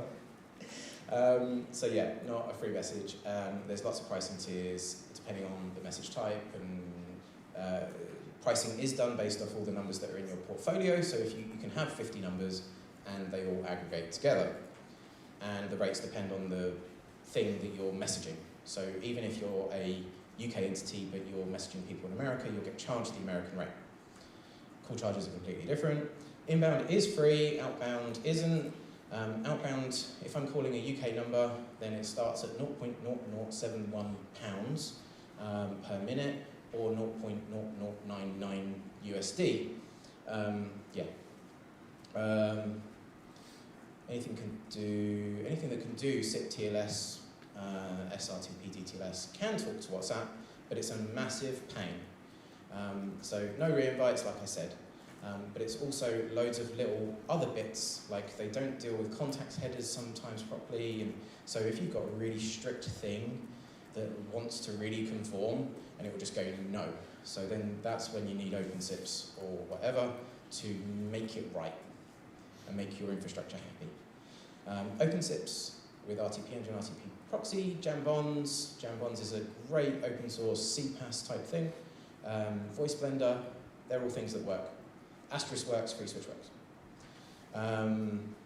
So that's the fuller picture. So we did the top one just a minute ago, OpenSIPS, any SIP server. I'm going to show you it talking to a Jambon server. So I need my mouse, and I probably need to change my config because I don't want it to go to OpenSIPS anymore. OpenSIPS, SIP. That one. No! My auth failed. My auth ran out. Stupid Facebook. How long have I got left? How long? 3 minutes. 4 minutes. You could have 4. 4. Okay, I can do it at 4. So I've got a script. There is a link to it at the end of the talk that goes and sets up everything within the API for you. You just have to tell it, I want to set up this number and I want it to go to this place, and here's my auth token for Facebook. Better. No, I don't want to do that. Yes, I do. There we go. Right, so now I'm calling Jambons. Jambons 10 just came out, and now it can go and do AI pipelines really nicely, and I'm hoping this is going to work. Hello. Hello, sorry, I interrupted you. Can you make me a booking for, I don't know, dinner tonight? No worries at all. I can help with that. What kind of cuisine do you want for dinner tonight? And do you have a preferred time or restaurant? Can I get a doner kebab? Absolutely. Sorry, actually no, I want something else. I want McDonald's. Got it. I can help you find the nearest. Anyway, so that's Jambons, and the Jambons code that actually runs that, if I've got it open, I do. I think it's Is it this one?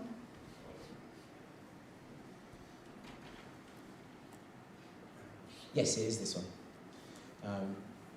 Sorry, I didn't want to show you something that you couldn't see.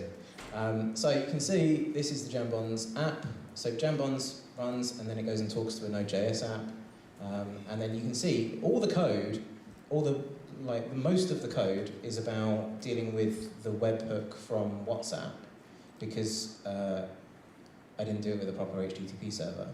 But the thing that actually goes and deals with the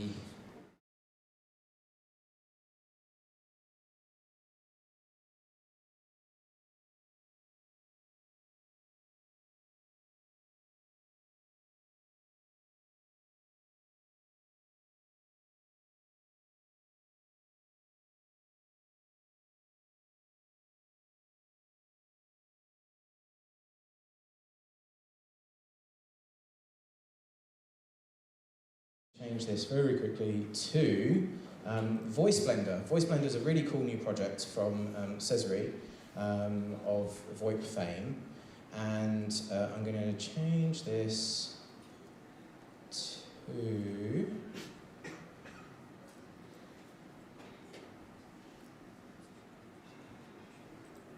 that. Okay, we'll try that. So this goes via Voice Blender. And then it goes off to something called PipeCat. PipeCat is maybe something that you haven't heard about, but it's a really great tool for doing voice AI. Hello. Are you going to talk to me? No. It doesn't like it when you change what SIP server you're looking at. Like the first call always fails. Hello? Hello? Don't do this to me. Anyway, it does work. It works really, really well. And Voice Blender is a really great way of, it's a Golang app, and you basically just, it tells you, it knows how to do SIP, and it knows how to talk to other RTP things, and it knows how to talk to speech-to-text engines. If you wanted to use like DeepGram or 11 Labs voice agents, it can just do that straight away. It's really, really good. And it's a brand new project, you should go check it out. Right, I am definitely out of time. Let me go back to my slides. So that was demo 2 as well. WhatsApp to Jambons to an AI agent. And yeah, it just uses this new AI agent thing in Jambons 10. Yeah, my point was Jambons is actually quite heavy. You can use it for a whole system, but you don't want to use it for one thing. So that's where Voice Blender and PipeCat come in, or just Voice Blender by itself. If it was working, you would be able to call this number. You could take down that number now and try it in like 5 minutes time during lunch. And you could send it a message. And this is the really cool thing. I'm kind of gutted that the demo didn't work. I'll have a look at it in a minute.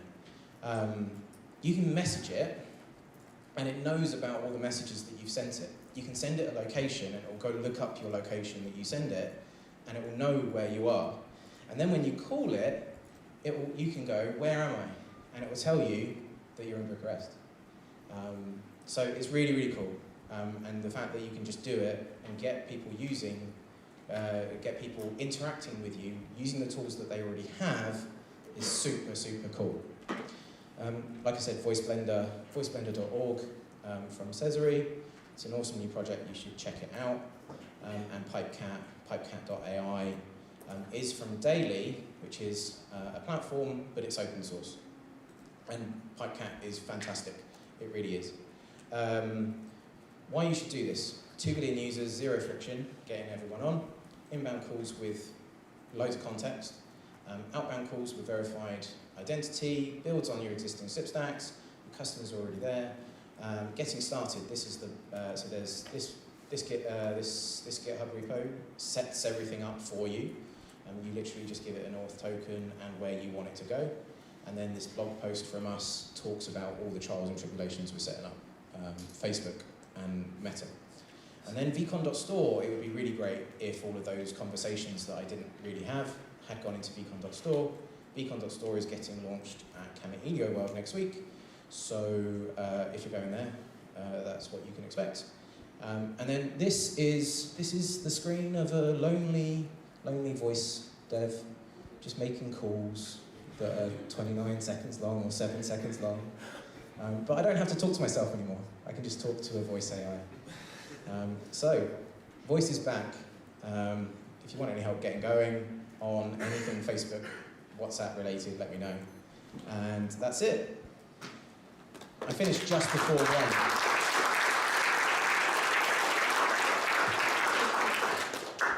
1. One question. I got time for one question. Because it is lunch. It is lunch. No questions. Anybody? That means I explained it really, really well. I think it was quite thorough.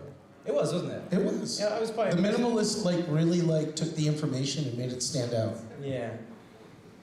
Okay, let's give Dan one more round of applause. Thank you, Dan. Thank you. All right, lunch, 1 hour back here. By the way, today's lunch, who is it? 46? No?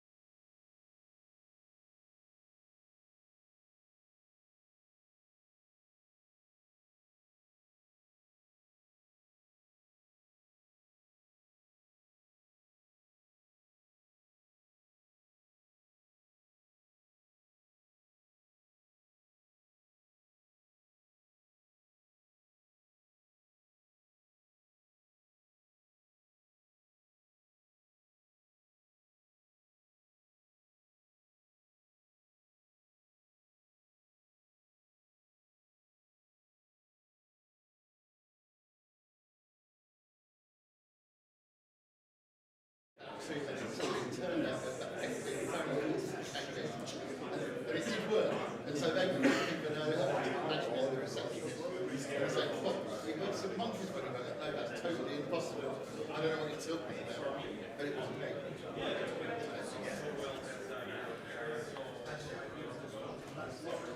Yeah, there was a famous man in America.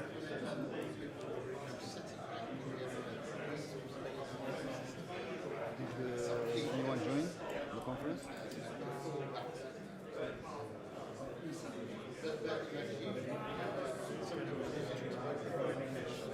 I will join from my laptop just to get it started. Okay?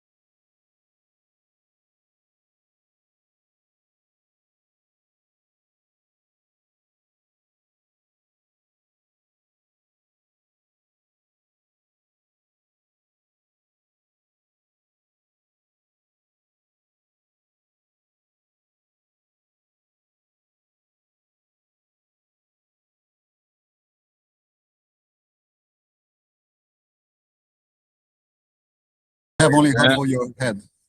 Okay, yep. Perfect. Now we see it. Yeah. Good. Can you hear Shlomi as well? Shlomi, talk. Can you hear me?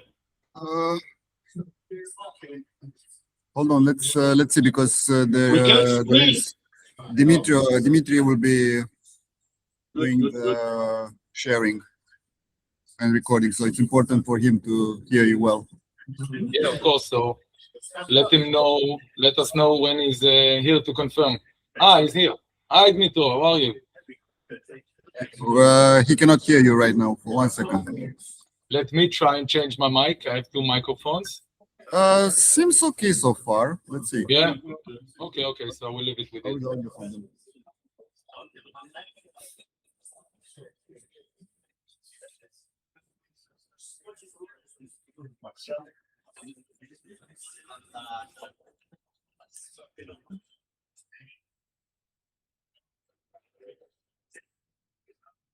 How are you, Shlomi? Is your hand okay? Good, better. Going to have a surgery tomorrow. Like my nerves was cut in the middle, so. But no, lose a little bit my feeling in the fingers, but all good. So I now can we are still roll. The Sorry? important thing that my rolling abilities didn't damage. Are we broadcasting now? No, not yet. No. Okay, No good. worries. Still, again, I'm not. Because that's for a different channel, you know. It's for your. Oops. We That's still on have their the side. children walker. It's.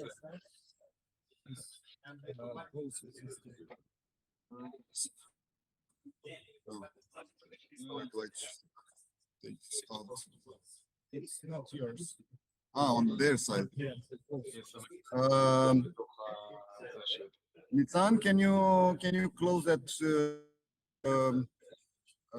Google Meet window, which is Sharing? on top of your slides? Because we see that on top of the slides. Can you Oh, yeah, minimize yeah, it? of course, of course. Yeah, Yeah, of that course. one. Yeah, perfect.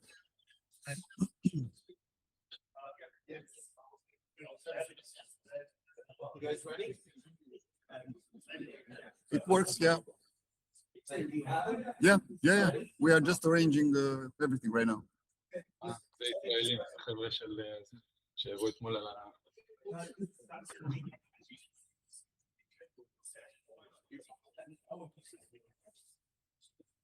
במיוט, בלי מצלמה. לא, פה במיוט, לא פה. משדרים רק מפה.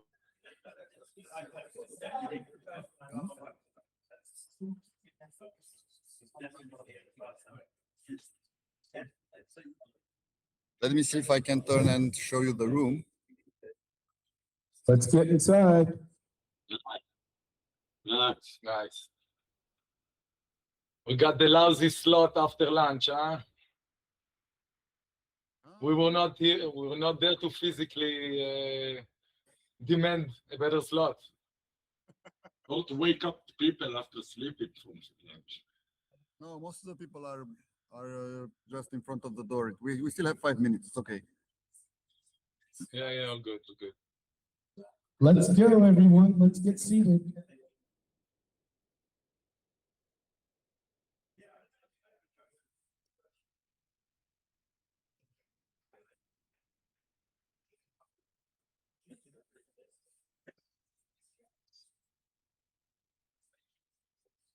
How do we put on the screen? Or you do it from your side?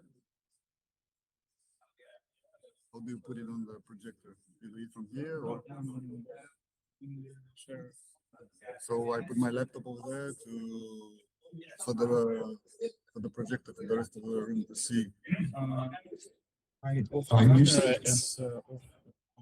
How's everybody doing? Did you get a good lunch? Yeah, let's thank the guys from Sipfront again. Thank you for feeding us.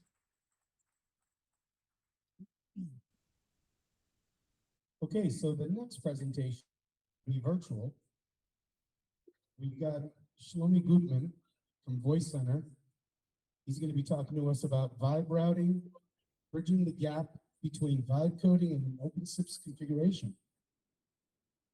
He'll be coming to us here shortly. Yay! Can we start? We can hardly hear. No, one second. We just want to put everything up on the projector. Sure.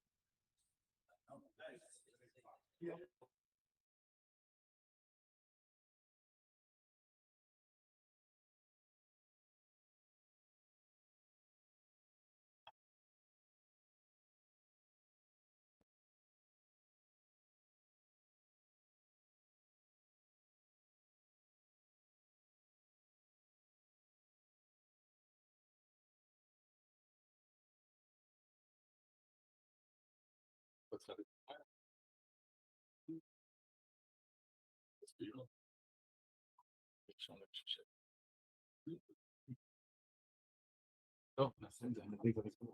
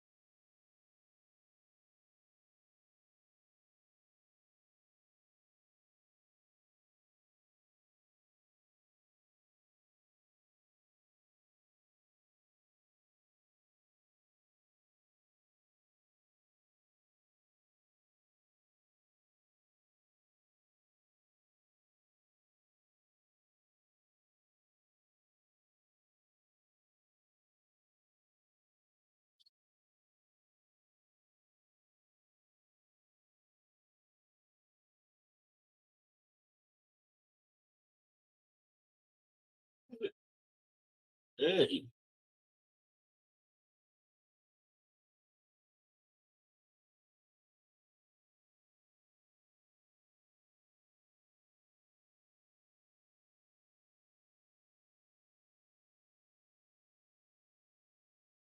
Hey. Well. Cheers. Cheers.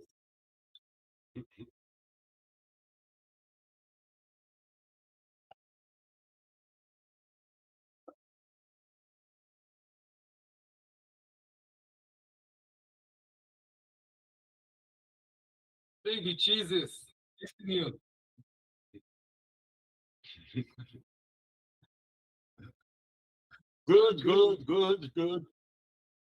We can hear you. We can hear you.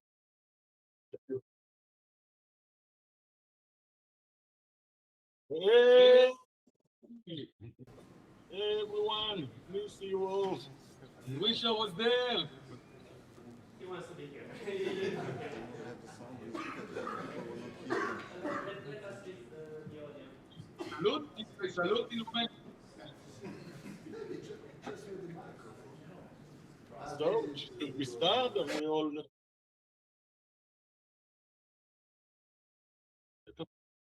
Can you hear us? Can you hear us? Wake up, wake up. I know it's lunchtime. You finished eating?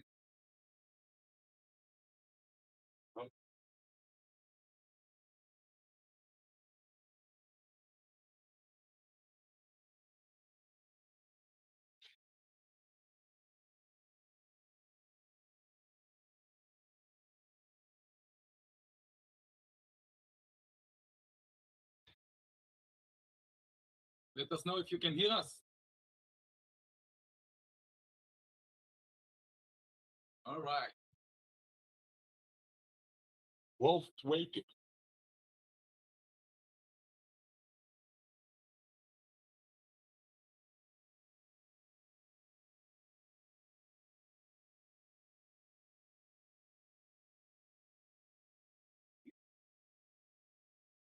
Can you hear us now? Hello, can you hear us? Hey, can you hear us? Yeah. Everybody can hear us? Yeah, good. So, thank you again. So, again, thank you for hosting us. Sorry for not coming. I think it's my first deal for a long years, more than a decade of always coming to the OpenSIPS Summit. More than all, it's seeing you all as friends, and I miss you all, and promise next year not doing any car accident or stupid stuff, so I will limit myself to coming. So generally, I want to talk today a little bit about the use of OpenSIPs in the world of vibe coding, and what are the challenge and what are the difficulties of using the approach that are coming from the vibe routing world, from the vibe coding into the vibe writing, routing of stuff. Again, we are as a Voicenter, like growing and getting more and more activity based on our OpenSIPs. And thank you so much for the community, the maintainers, and whatever, and each one with his own commitment and contribution. As we are seeing ourselves, was starting from a business PSTN cloud, moving to NVNO, and during the years we're becoming more and more as a voice AI platform. And always OpenSIPs was there as a platform for us to build it and extend the business. And always it was something that was a little bit challenging for new developers. And as it's come and time coming, we are seeing more and more requirements and more challenges. And it's not only taking a simple proxy of a calls, and the challenges are becoming higher and higher, and the demands are coming higher. And if it was used yesterday only for the basic stuff, today we are seeing more and more abilities and challenges that making the system becoming also more complex and more knowledge that needed. And as any growing organization, we always finding ourselves challenging with the wall of getting new people onboarding and understanding how to use OpenSIPs. And as most of the stuff over our system we could use AI, we found the OpenSIPs having a lot of limitation over configuration and understanding the CFGs, the way to work with.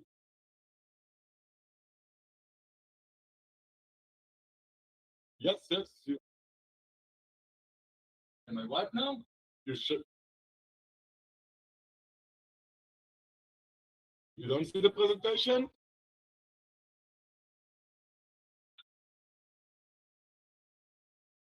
You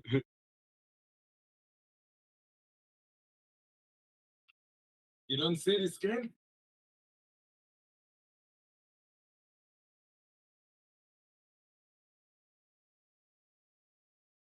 Not this screen, the other screen. You want to share from here the presentation? There's another participant in the chat presenting, but maybe just do a share screen from here. Let's switch PCs. Sorry about that. Let's try it this way. Okay, so we'll figure out for my live demo later how we switch to the PC, but let's go on from here. Sorry.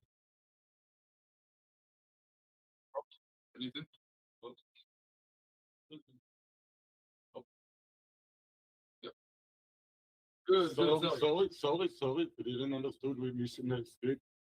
So, as I was saying, the requirements are becoming higher and higher, and the abilities of understanding and writing the CFGs and configuring the right way for OpenSIPs becoming more and more challenging. And we are seeing the limitation of, we are seeing three main walls when we are discussing the use case of OpenSIPs with LLMs. First of all, like a lot of the examples are different projects. It's like OpenSIPs and other historical examples that are not relevant for him. Also, we are seeing that a lot of hallucination between those cross projects, and we are finding a lot of the time the LLM just damaging our CFGs if we are trying to use it. Also, we are seeing different stuff that changing between the project, between different versions and different attributes or global parameters that can break up. I just wanted to see Giovanni's face now from the camera looking on it. I see him right there happening. Hi. It was worth it. Sorry to interrupt. Yeah. And it's really becoming like a challenge to really being able to produce the vibe routing and creating instant routing based on how we used to do today a lot of the vibe coding. And we were trying to get OpenSIPS being much more easy for new people that are coming into the community. We are seeing a lot of young voice AI company that never knew about voice, never knew about all of the real-time communication, but needed the ability to use it. And we find that our internal tools that we were building for sharing the skills and the knowledge of OpenSIPS is something we want to contribute as a community. Generally, what we were trying to build is like all plugin for Claude that giving us the full data to be able to work with without any hallucination from one end, but without killing all of the context from the other side. One of the challenges that we are seeing over different AI models, but it's all about them, is as much as the context size of the prompt is becoming bigger, a model becomes stupid. And that's why we are all becoming this journey from prompt engineer to context engineer to earnest engineer, because it's not only about pushing the right context into the prompt, it's about choosing wisely which context should be in which prompt. And this change between context engineer and earnest engineer is one of the critical paths for us as developers to understand how really we should use the LLM to develop and write code. And as we are seeing more and more the young generation, they are not,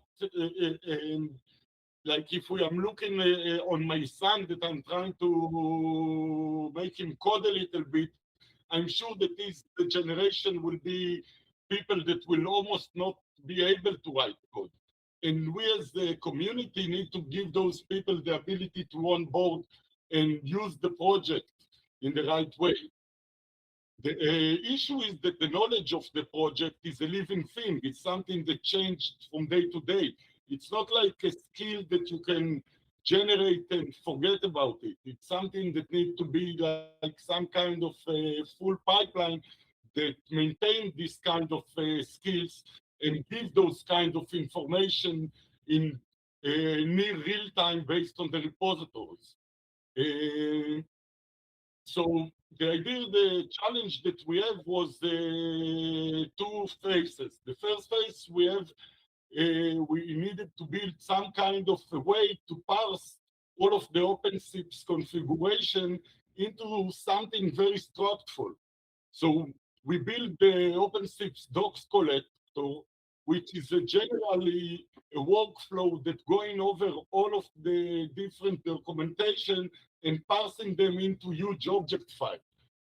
The idea was to look over so we have this project that you can just run which version you want to collect, and it's already collecting based on the different schema that we described. The idea was to look on the OpenSIPS configuration and look at it, okay, we have an array of documentation of object of modules. Each module has its parameter, etc. We have the array of the variables of the core vars. So what we did, we actually built like a JSON schema that was running on each one of the documentation and created a full JSON-based documentation of each one of the modules for each one of the core documentations. So for example, we have like the inside of the OpenSIPS skill, inside of the data, we have for version 4 core, we have the JSON, the variable JSON that has the full list of the core variables. And that's also could be used to any other format that later will be used. Actually, when we were starting building this project, we were building it into an MCP concept. We were looking into building an MCP that serving those documentation. But in the end, after we realized that the right way of working with such information, with dynamic skills, especially on the world of the airless engineer, it's important to give the coding agent the ability to load those information in a very dynamic way based on the skills infrastructure. So besides taking all of this information, understanding how we want to push it, we were trying to put it into RAG in the beginning. Then we were trying to even do fine-tuning and other stuff. But in the end, we saw that the most earnest engineer and most cost-effective way, it's using skills, but using skills in a very dynamic way. The idea is to not require all of the information of all of the projects in one kill, but giving the skill the ability to load based on the modules that you load, based on the task that you are giving him. If you are giving him tasks that only doing registrar, you only need to load the skill of the registrar and being able to, and maybe even then do some security advising about it, which we'll talk about it later. But generally, the idea will be to have something that giving you the ability to load it in a dynamic way. So if we are looking over the skill itself, the output that you are actually installing after you are installing, so inside of the reference, inside of the OpenSIPS config, you have the core, the guide, and the modules, and the general skills, which each one of them have so inside of the course, we have the general skills for each version. And inside of the modules, we have the skill that giving us the ability to use each one of the versions. So the idea is really to be able to load it dynamically. In the end, all what you need to do in able to use it is just going into plugin of Claude. Generally, the Claude marketplace and plugin ecosystem, also working with any other Pi agent or even Corsair with the right plugin. So we find the OpenSIP, the Claude plugin ecosystem is the most commonly used, that also was adopted by other coding agents, not just Claude. That for that. You want to show a little bit the demo of the stuff? Stop sharing here. Stop sharing here. Yes. That is correct.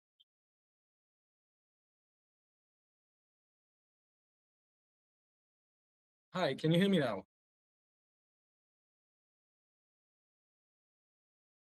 Good, yeah, hi.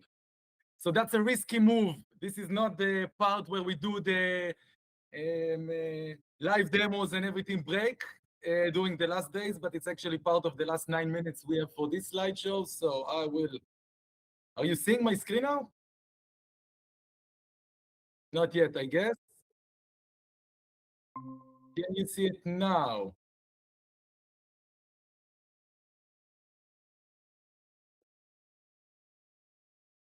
No? I am presenting into the show, are you sure? Is there a different screen you can change? Stop presenting. Representing. Okay, I'm started sharing again. Can you see it now?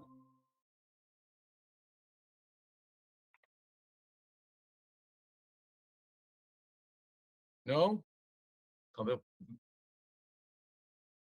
So the demo was working fine, yeah, believe me. Connect here again.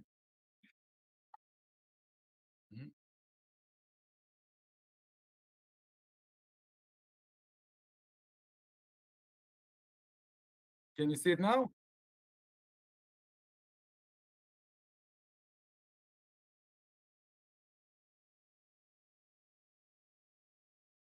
You see the screen?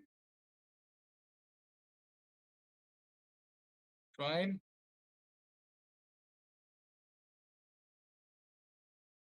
Let me close the video. I will rejoin the call.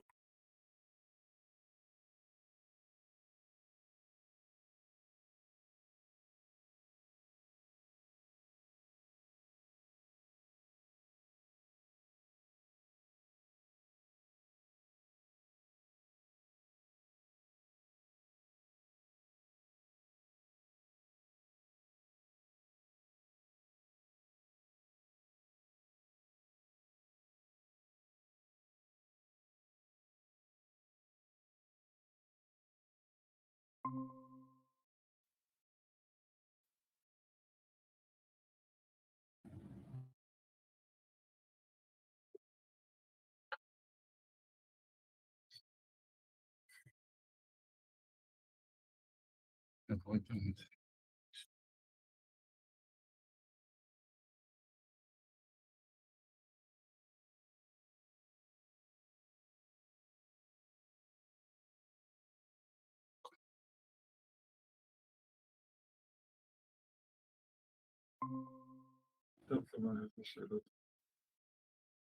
Can you hear us now? Sorry about that. Let's try now. Share screening. Do you see the screen now?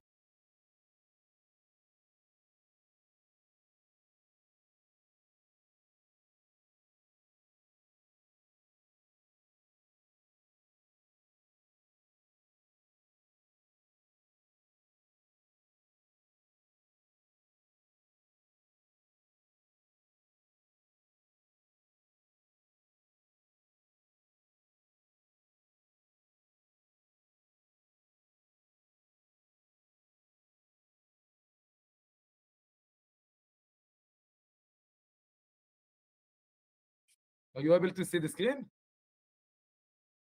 No. It is presented into this Google Meet conversation. Let's try this one again.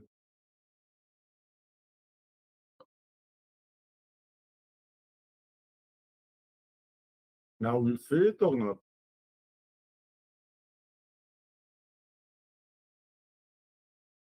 Stop sharing.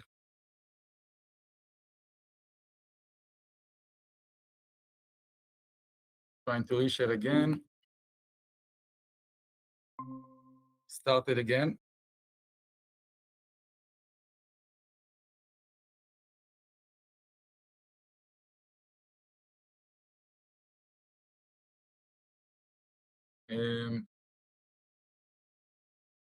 תן לי לנסות לחלק לפה רגע.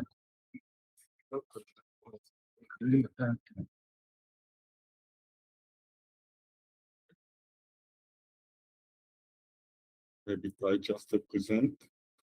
Huh?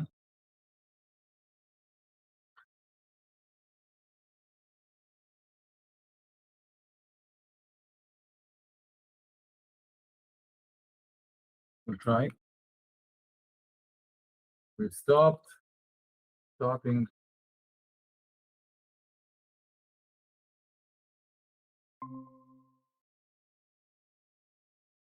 You see it now?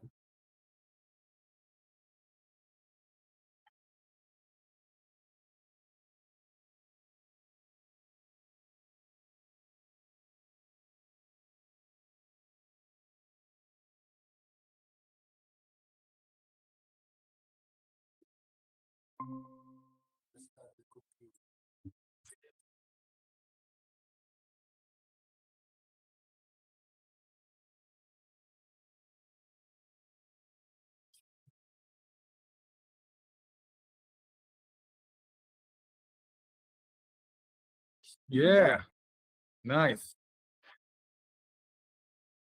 Good. Yeah, good. So you can hear me and see the screen? Excellent, sorry about that, let's go. So, obviously I'm running Cloud Code in terminal in my computer.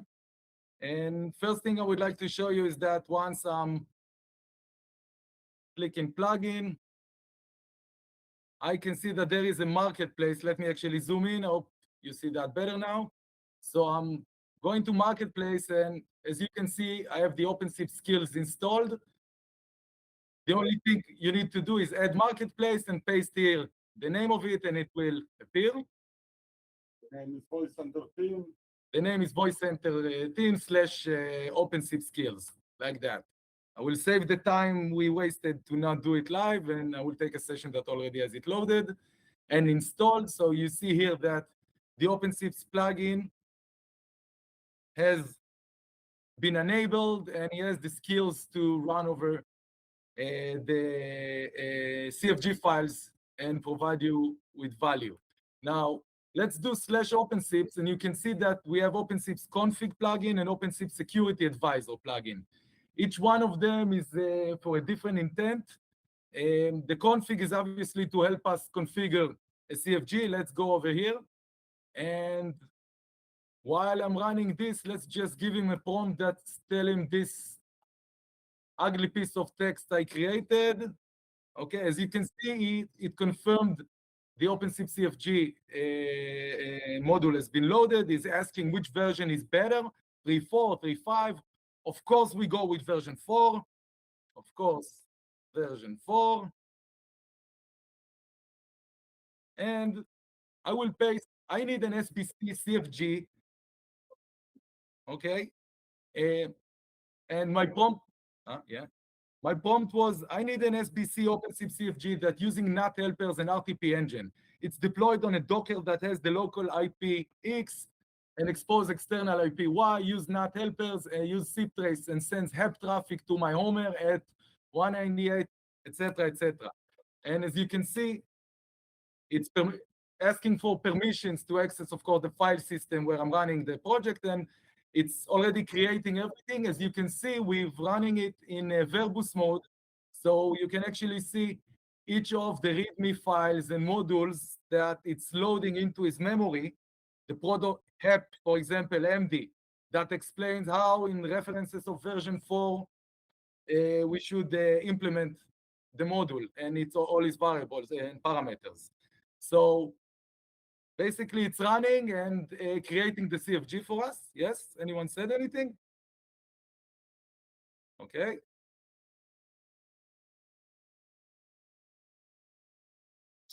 And as you can see, it's running the parameters MD and loading all the actual knowledge it needs for the right version and for the right tools it needs, disregarding the rest of the general knowledge when it's drizzling, puzzling, baking, or whatever it says it's doing now.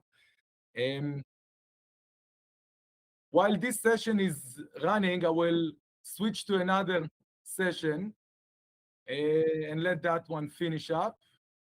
And we'll create a new one that will test for vulnerabilities. I will go to a different folder, OpenSIPS -demo. Sorry.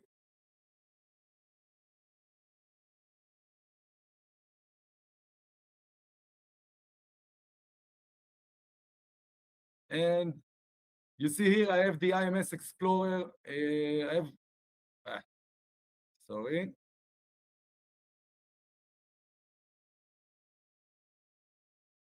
CD, OpenSIPS demo. Yeah. And there it is. Load, verbose. And while it's creating me the CFG over there, maybe it finished. Almost there, it's crafting. And meanwhile, I will start a new session just to show the security advisory. And once I'm loading this, it's loading all the beautiful stuff that security enable security have created and loaded, and I will switch to show what is loading right now.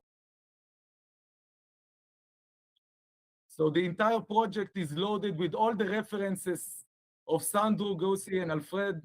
Thank you very much for the amazing work documenting all those vulnerabilities.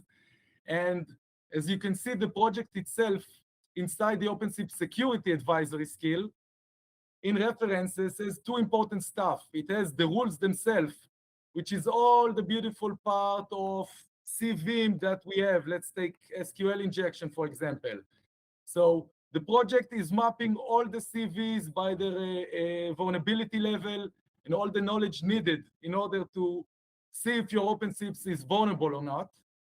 And you can see that, let's go back and see it's running, and I will have shortly a crafted report of all the vulnerability it has.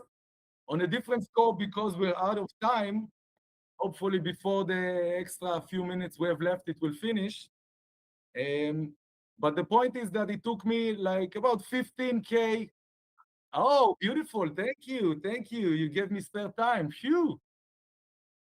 So I will show you like the hits, the already made trials I did a few moments before we started here.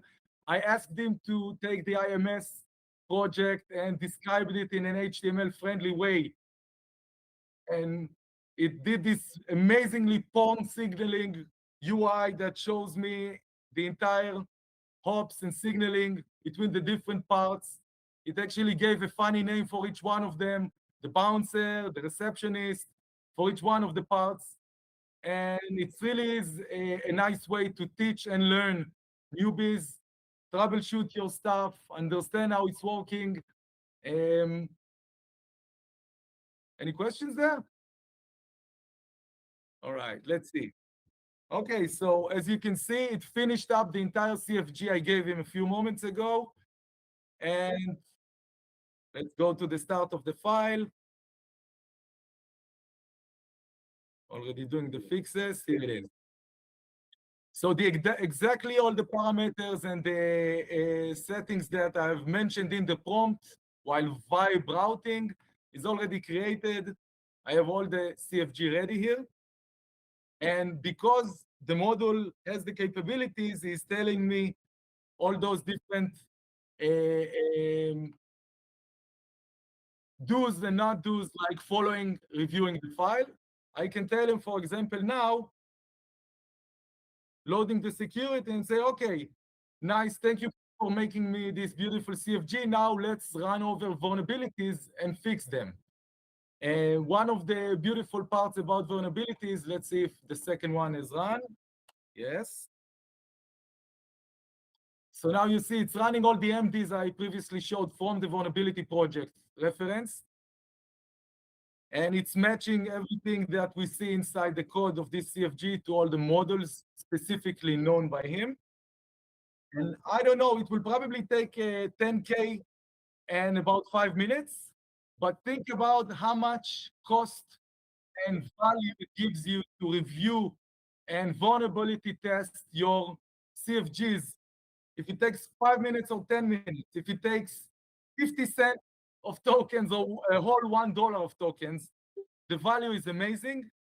While it's loading this, I will show you some other cool results from vulnerability CFGs. For example, we gave it a very broken vulnerable one and asked him to produce an HTML file that explicitly explains all the vulnerabilities found. And as beautiful as it always happens, in the PT scanning, you see the red critical, high orange, medium yellow, and each one of them is exactly what is vulnerable over there. You're using DB mode 1 and not 2. You're not, again, for each one of them also quotes what is the threat that we find.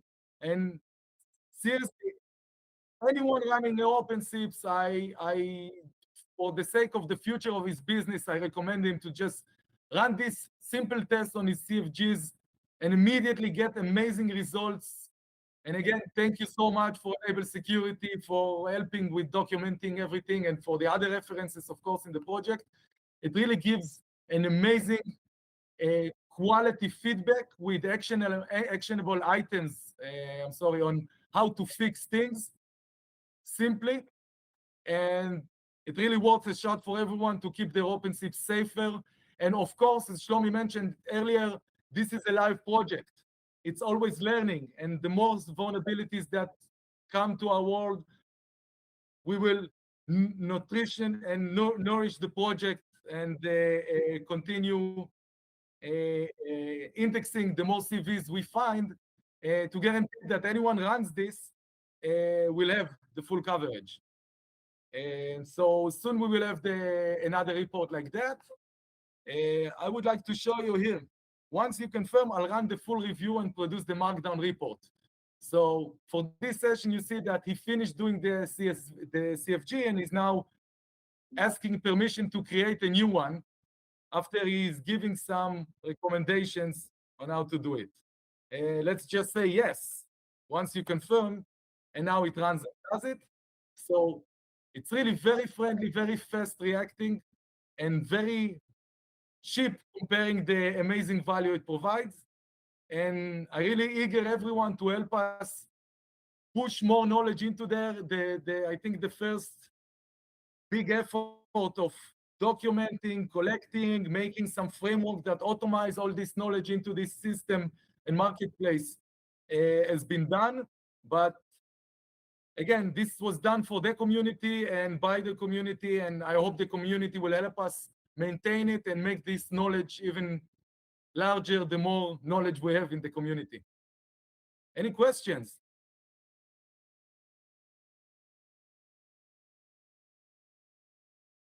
Yay! Wait. Thank you very much.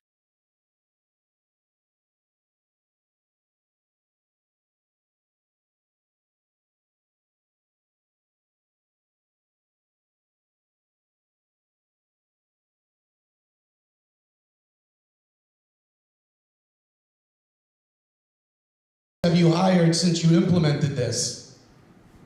Not too much, not too much. We have already the best in the world. You know? Some of them are already in the room.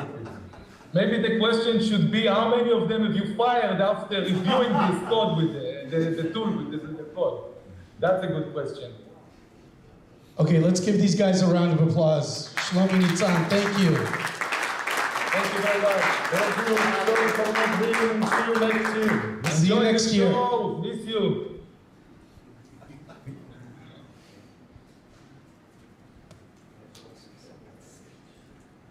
Next up, we've got Adrian.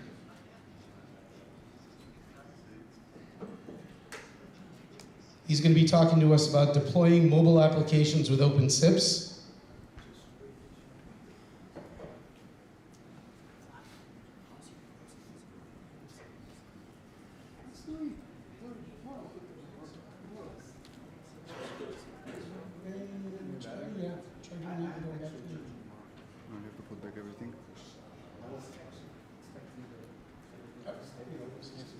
Now you have to put back everything to be on the regular setup.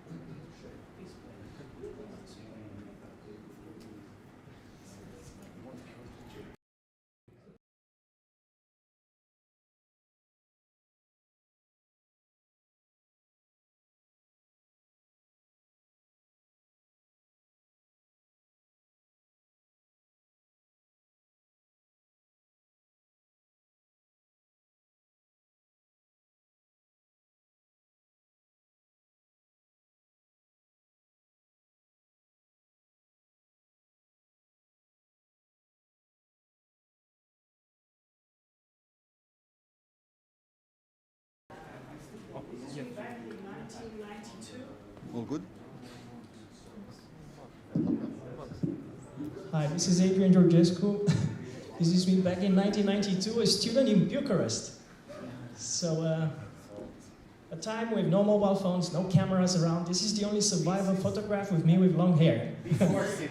Before SIP. Before. So, it can be now. Yeah, now fast forward. This was before SIP. Before SIP. Now fast forward 34 years.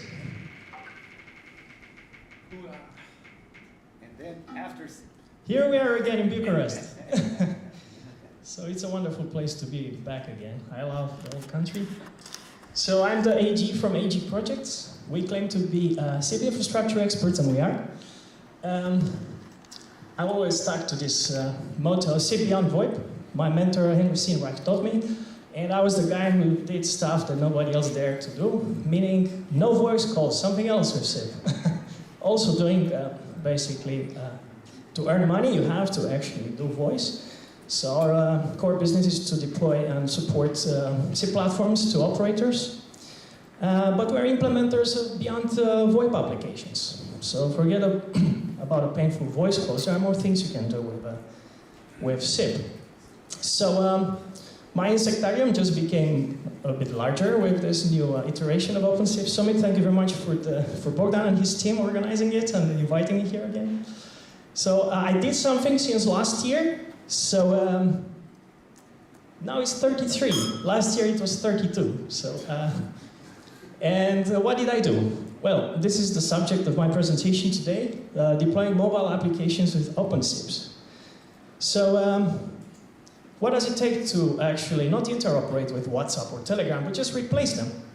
You know, what would you like to have, you know, an OpenSIPS-based solution to have all the features that all these big silos have, like any type of media communications, multiple devices, mobile and desktop, everything that WhatsApp or Telegram gives you, why not doing it with OpenSIPS? What's missing?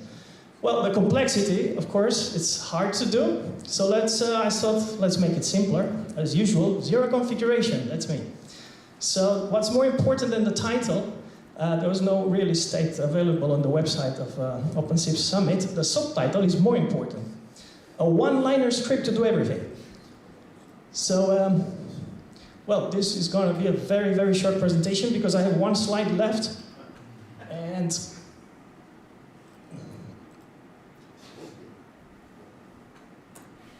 this is it. Do you have any questions? Yes. How many minutes do we have left? Show us the code. Okay.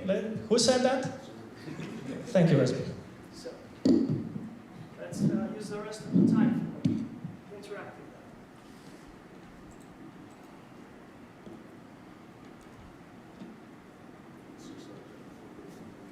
So the idea is, you still hear me without microphone? I need my hands. No? Somebody holds me microphone. You do hear me. Okay. It's better to have it for the online stream. Let me mirror the screen. Just go to mirror. Is there? All right. So the idea with SIP protocol is that it allows you to basically use an internet domain, and you can create all the infrastructure behind it. So all these things related to identifying phone numbers, making sure who is who. You already have internet domains with TLS certificates. Let's reuse everything for it. So with this script, which I'm going to run, we're going to deploy an infrastructure behind a freshly configured internet. So let's go. I picked up an Amazon instance. But this one-liner script, you can run it on any installation where you have a Debian bookworm. It could be a bare-bones server, or you can run it anywhere as long as you have access to the router in front. You can even use it behind your residential gateway at your home. You can install basically all this infrastructure on your LAN at home, and it's going to work under your internet. So I went to an Amazon instance, and here I'm going to paste the magic line. Is it readable? This is a magic line. I trust the code from AG Project, so it's sudo Python 3 immediately without inspection. I trust this guy. So here it comes. Now it's 2 lines.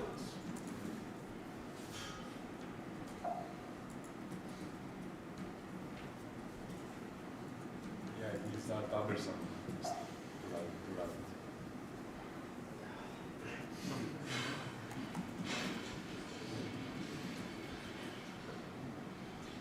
Okay, this was pretty fine before, but I will change it now. So what this script does will ask you basically bare information, minimum information to register an internet domain name and create a DNS zone.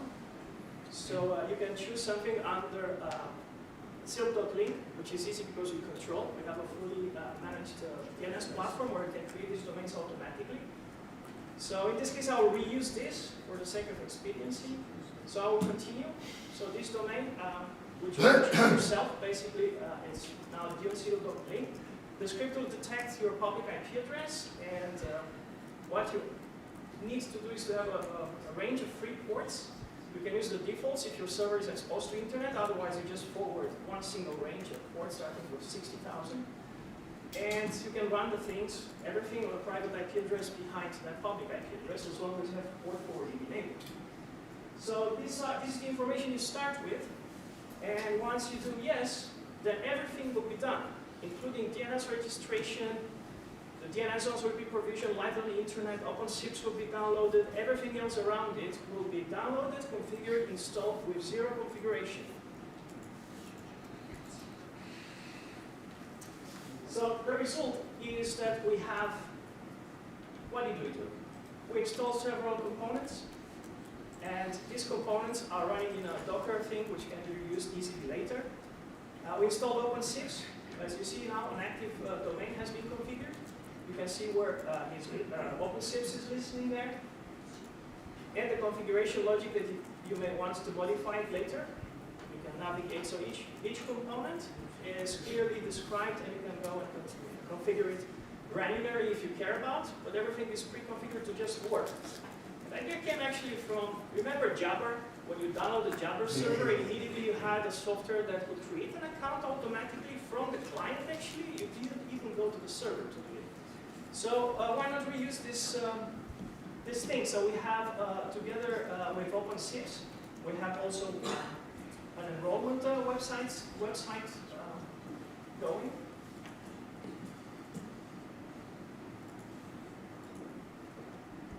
So you can create basically an account immediately, and this is an API-based thing, so your SIP client can use it. You can create a SIP account manually, but you can go from your app and do the same. So in order to find all these things, DNS is key. So what was created? And this you can do this with our domains on your own.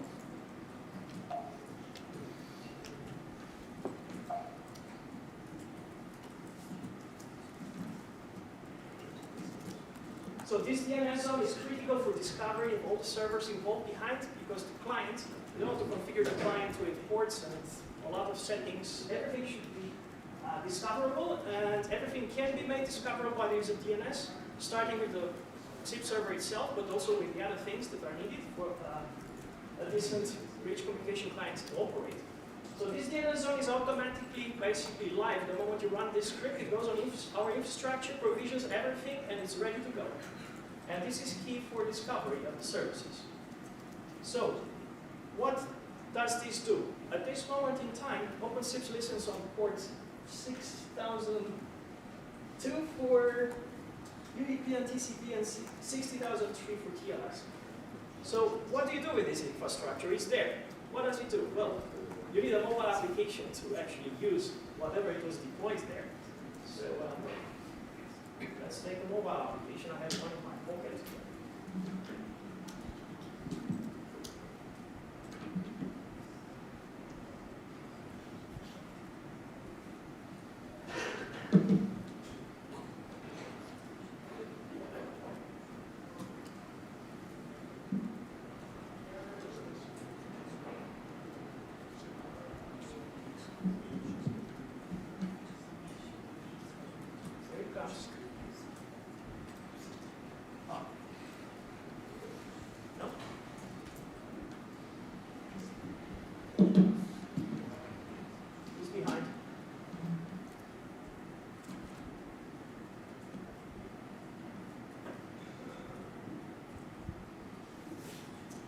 here, this is well, a random application from the internet called Baumann.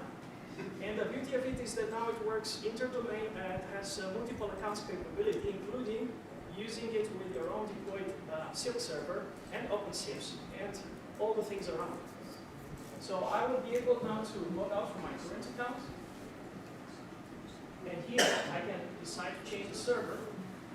And here I already changed multiple servers. And I will use the one that I used for this demonstration today, which is Nuno. Server is automatically discovered where it runs by the application. And here you can basically start it, configure, connect to it. And what you get is basically a SIP address and a web URL where you are reachable. So this application basically is ready to do what people would expect it to do, meaning voice calls. But of course we can do more than that. So let's see what we can do with it. Well, of course we cannot not hear the James Bond theme. It would be a pity.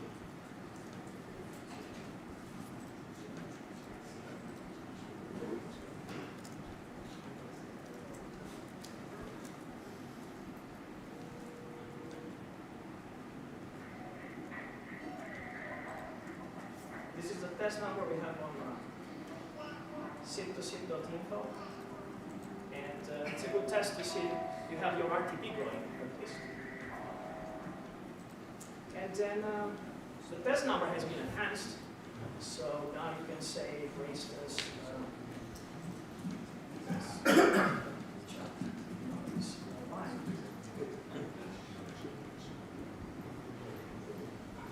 and you get an answer back. So the echo thing and the playback can help you troubleshoot more than just audio video feedback, but you have text back.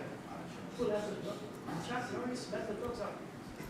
But he's alive.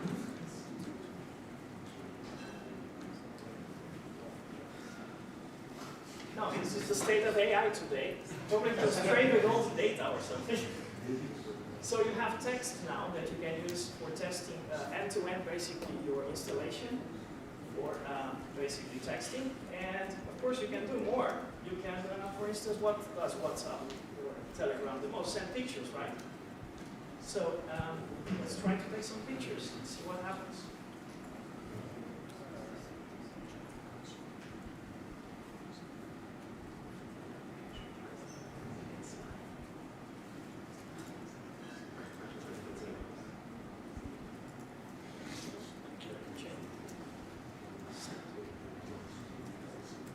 Here is one notification, and here it is. Something that with SIP was barely possible before, but it is possible. All this messaging goes through OpenSIPs.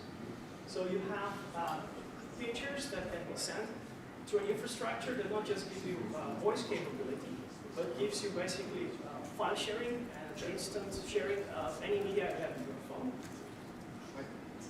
Microphone? Okay. So as you see, we have sharing of a photograph, and this is an application of SIP beyond VoIP, and everyone has seen like receiving a phone call. But have you seen this before? I can share my location and prompt for it. Basically, it's gone. Ah. What happened to the mirroring? Yeah, it's kind of. Oh, it's there. It's frozen? No, it's coming though. Okay. So you can share your location, and basically you can convey real-time tracking information over SIP, and it's in a friendly way with two user agents. You can basically agree to mutually share your location for the purpose of having a meeting, for instance. So I can, for example, ask somebody, would you like to meet you at a certain point? And then the other party will be basically prompted to accept this. And you can have a session which is not voice related, but rather exchanging location with each other. Again, everything goes over SIP protocol, and there's a SIP message encrypted with PGP.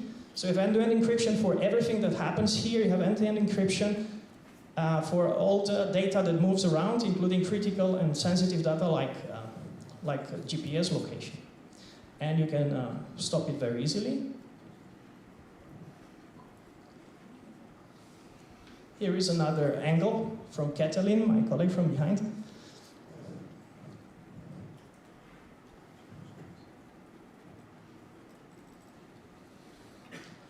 So practically, you have instant access to all media. Everything that WhatsApp does, we can do it. So I'm not going to reproduce everything. But the beauty of it is that you can create accounts automatically from it. Once you're connected to your own server, you can create accounts directly from the app. So this enrollment form I showed you earlier. So let's say OpenSIPS 01. Put an email address here. Used for password recovery if you have such capability. And basically a new account has been created under your own domain, directly from the app, not going on a server or an interface where you have to configure and manually add a user. You're ready to go. So maybe somebody wants to call me? Let's try. Anyone can scan this? Maybe I can.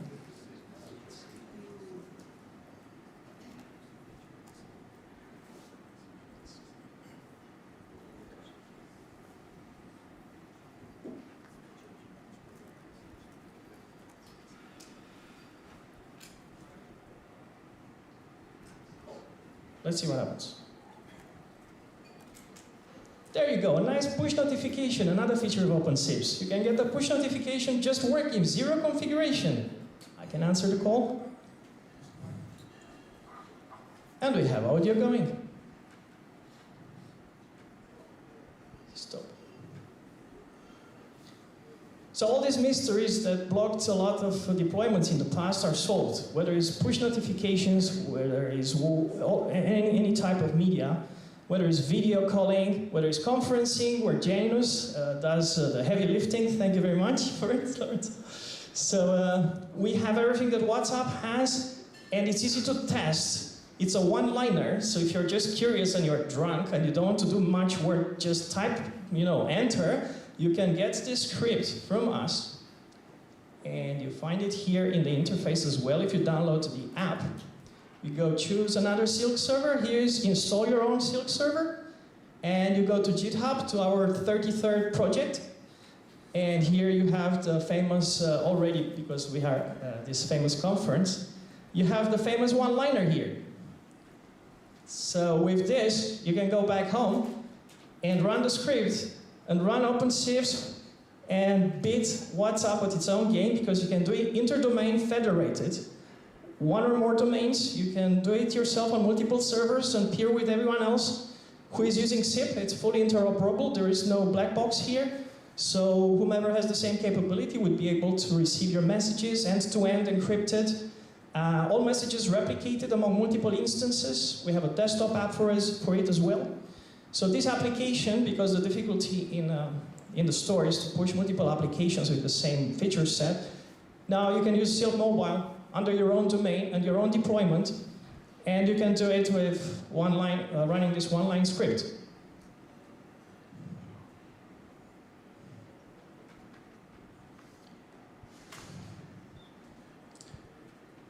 And this is it. This is the magic one-liner that you can use to deploy OpenSIPS to do what WhatsApp does. And I'm done.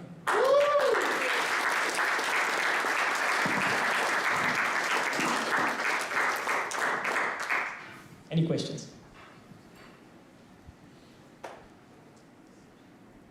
It's a one-liner, no questions. Yes. That's the point. I don't want any questions. I don't want support tickets opened in my system. I don't want to hear from you guys. And I also did it on time.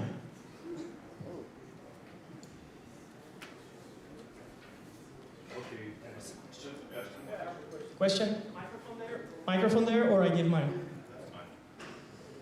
I can project. Can you interrupt with other standard SIP servers? Like I run my own federated SIP service and send SIP messages to other domains. Absolutely. That's the point of it. You remember what Jabber did? You can run basically a chat under different domains. Yeah. This is the same. If you deploy it under your own domain and the SIP message goes out of our server to your server, it's going to work. It's standard SIP messaging. Right. However, you may not have encryption because your server doesn't support it, in which case there will be no encrypted end-to-end communication. But if you use Silk or you understand the capability how we enable it, which is pure PGP envelope, nothing strange. So we use standard PGP encryption end-to-end. You can actually do it, copy-paste your key from email and reuse it actually. If you really want to do that, you can even script it and reuse your PGP identity on your SIP deployment. So yes, it's fully interoperable end-to-end. And if you use standards like PGP, you can have encryption end-to-end with no bizarre things from AG projects. And MSRP, file, bundling. No more MSRP, I apologize. Any other questions? Okay, let's give Adrian another round of applause. Thank you, Adrian.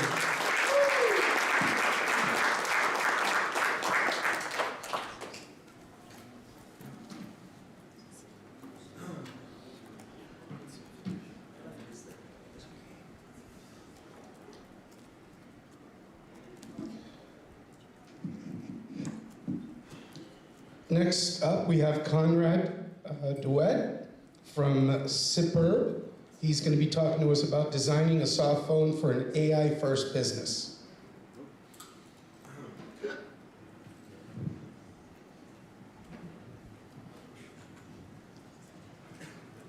Thank you. Okay, so yeah, my name's Conrad de Wet, and I'm going to talk to you about how we design our softphone called Superb. We're calling ourselves AI first. We're also kind of mobile first. You know, we've got a lot of sensitivity towards the way we design and put together our product. So a little history about, you know, our journey so far. Back in 2024, I had a GitHub repo called BrowserPhone, which had the bright idea to turn it into a fully fledged SIP softphone based on WebRTC. So our our kind of belief is that WebRTC is the right way for a SIP client to operate.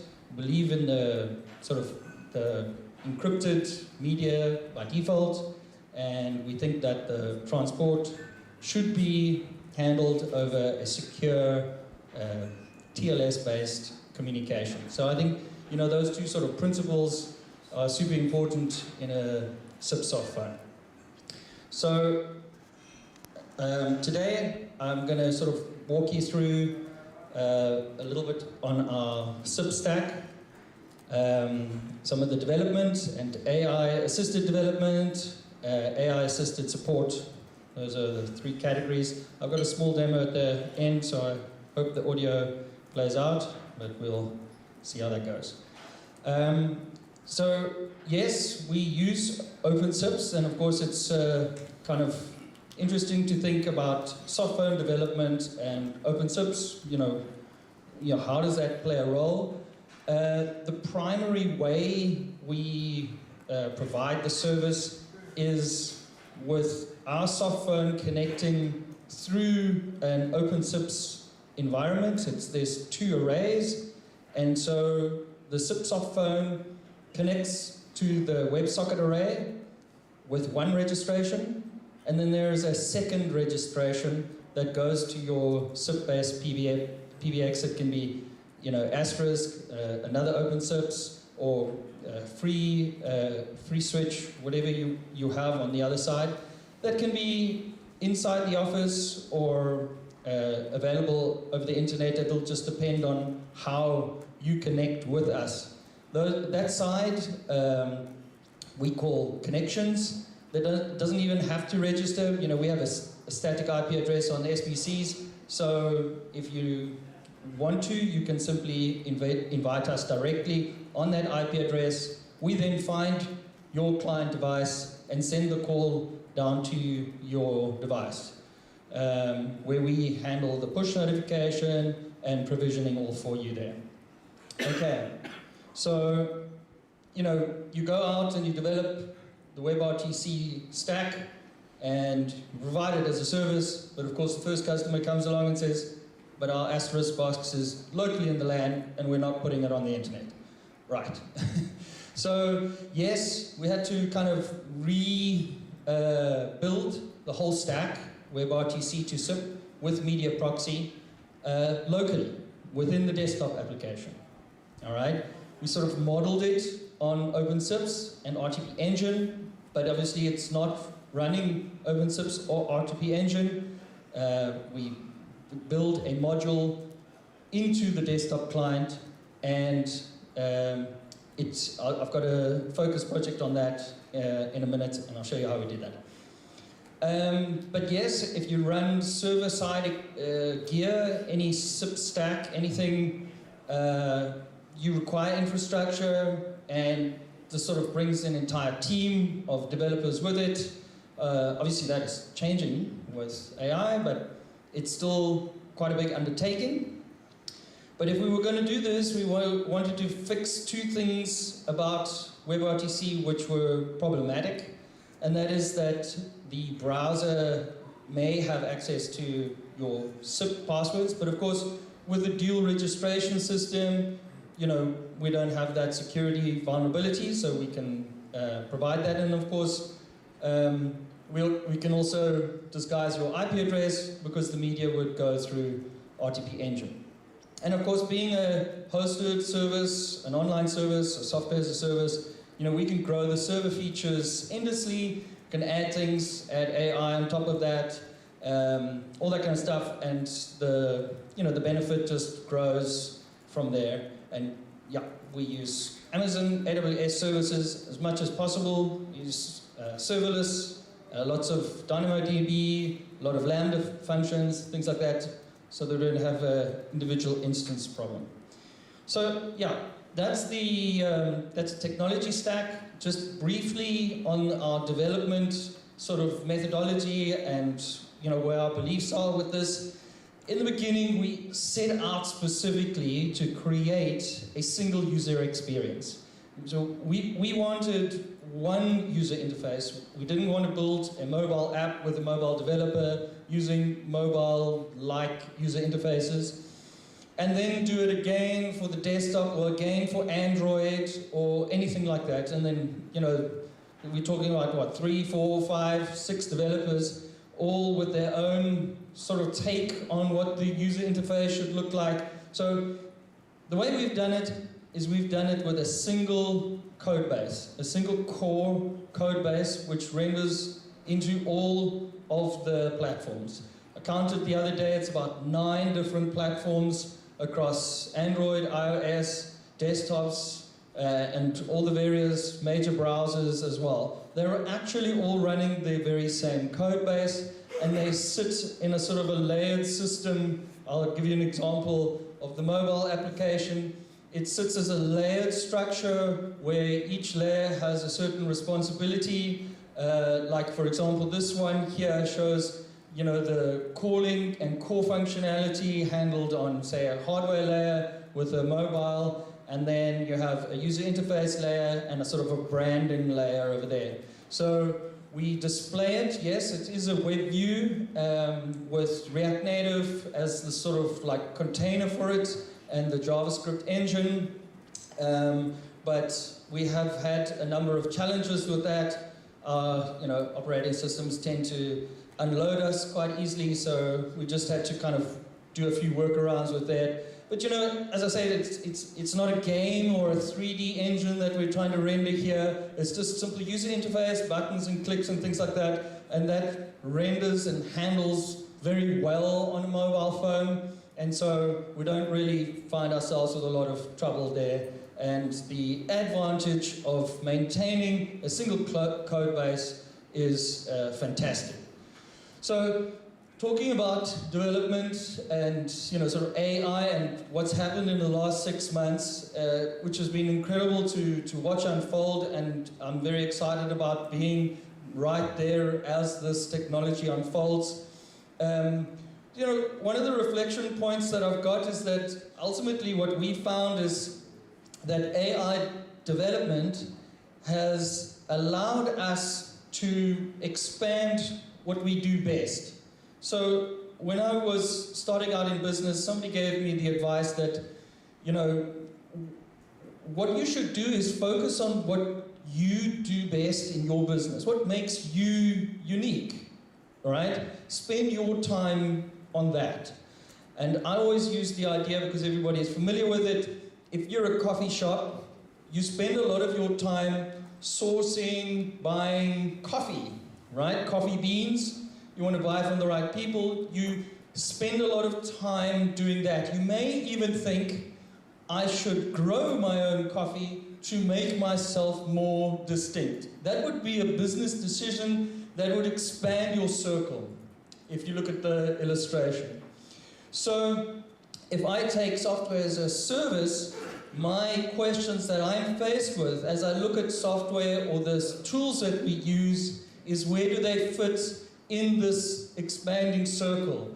It's the things I do best, then internal software which is unique to me, and some software which I could make, and then software which I'm totally not interested in, all right? So I'm not interested in rewriting Microsoft Word, very happy just to use it, right? Does it cost me a 365 license? Yes, but why should I get AI to remake that for me? I want AI to work on the darker circles and move out, and eventually there's that point within my sort of decision making where I say, I'm not interested in taking that on. It could, but it would just consume too much of my time. So what I've seen AI do is expand that blue circle, that darker blue, into software which I previously wouldn't take on, and now I've brought it in. Okay. So what are the kind of things that it's done for me?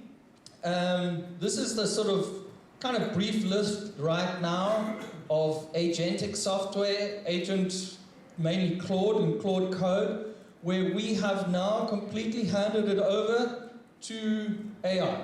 So the AI Claude instance running on the Mac Mini, I've got a stack of them, and they've all been assigned roles and responsibilities. Right now we have our web development outsourced to AI completely. I prompt it, I say I want a new page, and I wanted to say this, I want to have these pictures please. Very nicely, I use please and thank you. And gives me a staging preview. I say that's fine, you can go live, and it sends it up live. Okay? I don't use, WordPress. It's all run on WordPress, but I don't log into it. It's there, but I don't use it. The same for websites SEO. It has access to all the APIs from Google Analytics, Google Search Console, and Google Advertising. It draws in the data, we correlate the data, we come up with a plan, and we just execute on that. The same with the CRM, same with email marketing. Email marketing is a wonderful example of the blue circles that you saw.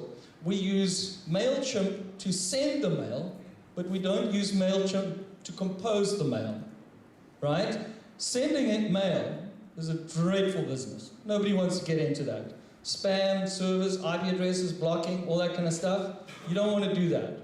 But you don't need to log into MailChimp. You don't need to be an email designer. You just need to prompt Claude to make you an email, send the preview, and then send the mail, right? So the list goes on. Observability, it's fantastic at Grafana, puts out some very nice graphs. You get it to scrape the AWS CloudWatch logs and draw sort of conclusions based on that. I've tied it into Telegram rather than WhatsApp. WhatsApp was very complicated. So tied it into Telegram, and if there's a problem on the system at any one time, simply sends me a Telegram message. And then of course we didn't want to burn tokens, so we prompted it to create a local LLM for me and give me a JSON interface for it. So all those elements that you see above can actually use our local LLM and consume or have free AI for that, but some of the things may need to be sort of escalated, so then we do send it to OpenAI for further analysis. So there are 3 projects which have found their way into production within the business. They're actually live, running right now. And these are the 3 projects that I'm going to focus on today. So, the next one.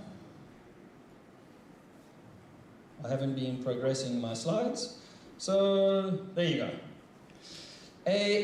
So what we did here, the problem statement is as follows, as I said earlier on. My customer comes to me and says, yes, but my asterisk box is local, I'm not exposing it to the internet, how are we going to make this work, right? WebRTC is great over the internet, however, our transcoding tools, our RTP engines, only available in the cloud, so what do we do, right? And this is where AI was brought in. We gave it probably about 2 days worth of discussion with a lengthy instruction document, and we produced something in Golang which would then terminate the WebRTC connection locally on itself. So it turned the WebRTC connection back in on itself. It terminated the WebSocket connection, handled the SIP proxying to the upstream server. Okay, that was easy enough, step 1. Step 2, we now need you to terminate the media. That was slightly different. So we gave it the sort of model of RTP engine as a sample and said, do it this way, and came up with a media termination which altered the SDP, inserted itself in as the media server, stripped the DTLS encryption and sent plain, straightforward PCMA or PCMU or Opus, whatever is generated from the browser, and sent that up to the upstream server. So now we have our solution, but also we have continuous code improvement, we have bug fixes and all that kind of stuff. We can copy and paste the log that you see scrolling on the screen there back into itself so it can analyze its own problems, fix them, and deploy the fixes for that. So this entire project is run and managed by AI, and it's got a fantastic feedback loop in order to keep it from, any kind of problems or errors or anything like that. Right, the second one is the WebSocket TCP bridge. So what is the problem statement? Our problem statement was that mobile push notifications don't work.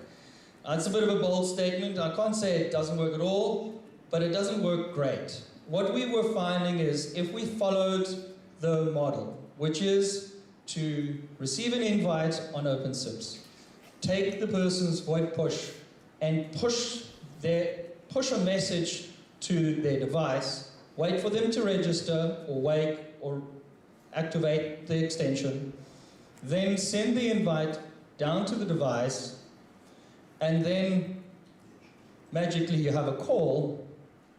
We found that it didn't work because what happens actually is that when you send a VoIP push to a device, certainly on iOS anyway, you swipe answer, but you don't have the SDP yet.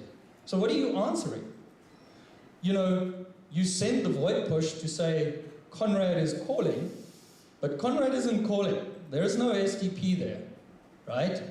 So we needed to solve that problem, okay? We also wanted to take push mechanisms out of OpenSIPS itself.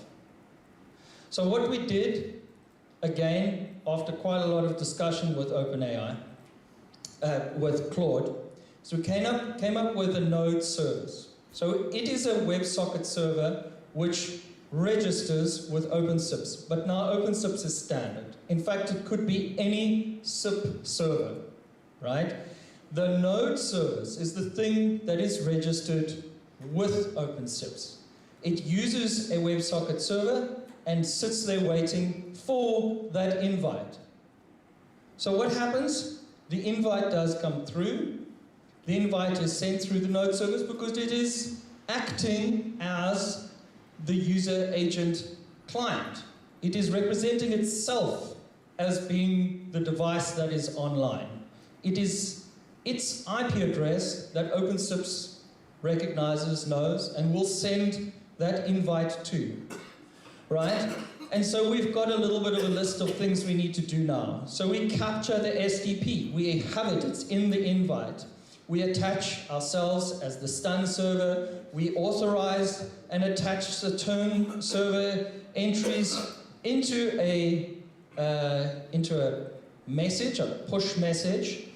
We of course then need to update our SIP headers because we're actually impersonating the device that's busy sitting in somebody's pocket right now. It's not on, or it is on, it doesn't matter. It's not available, right?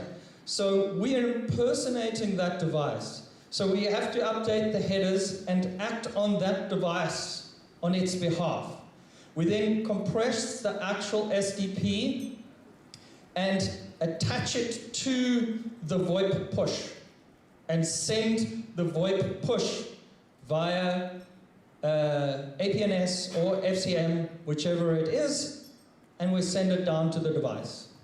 All right, and that happens very quickly, but what's most important in this is that it truly represents the call.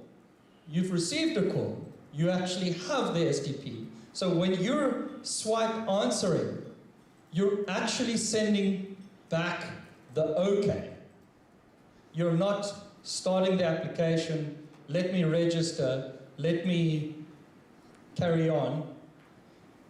It did work before, but only under a certain number of conditions. If your network was nice and clean, if you didn't flop between Wi-Fi and 3G, if you pulled the phone out of your pocket. Because the classic is, of course, you take your phone out of your pocket, and as you swipe and answer, it goes from 3G to Wi-Fi, right? Totally different IP address, not going to work. Okay, so as we started to gather customers, the one thing we noticed is that we had a lot of questions, we had a lot of emails, and we had a lot of interaction.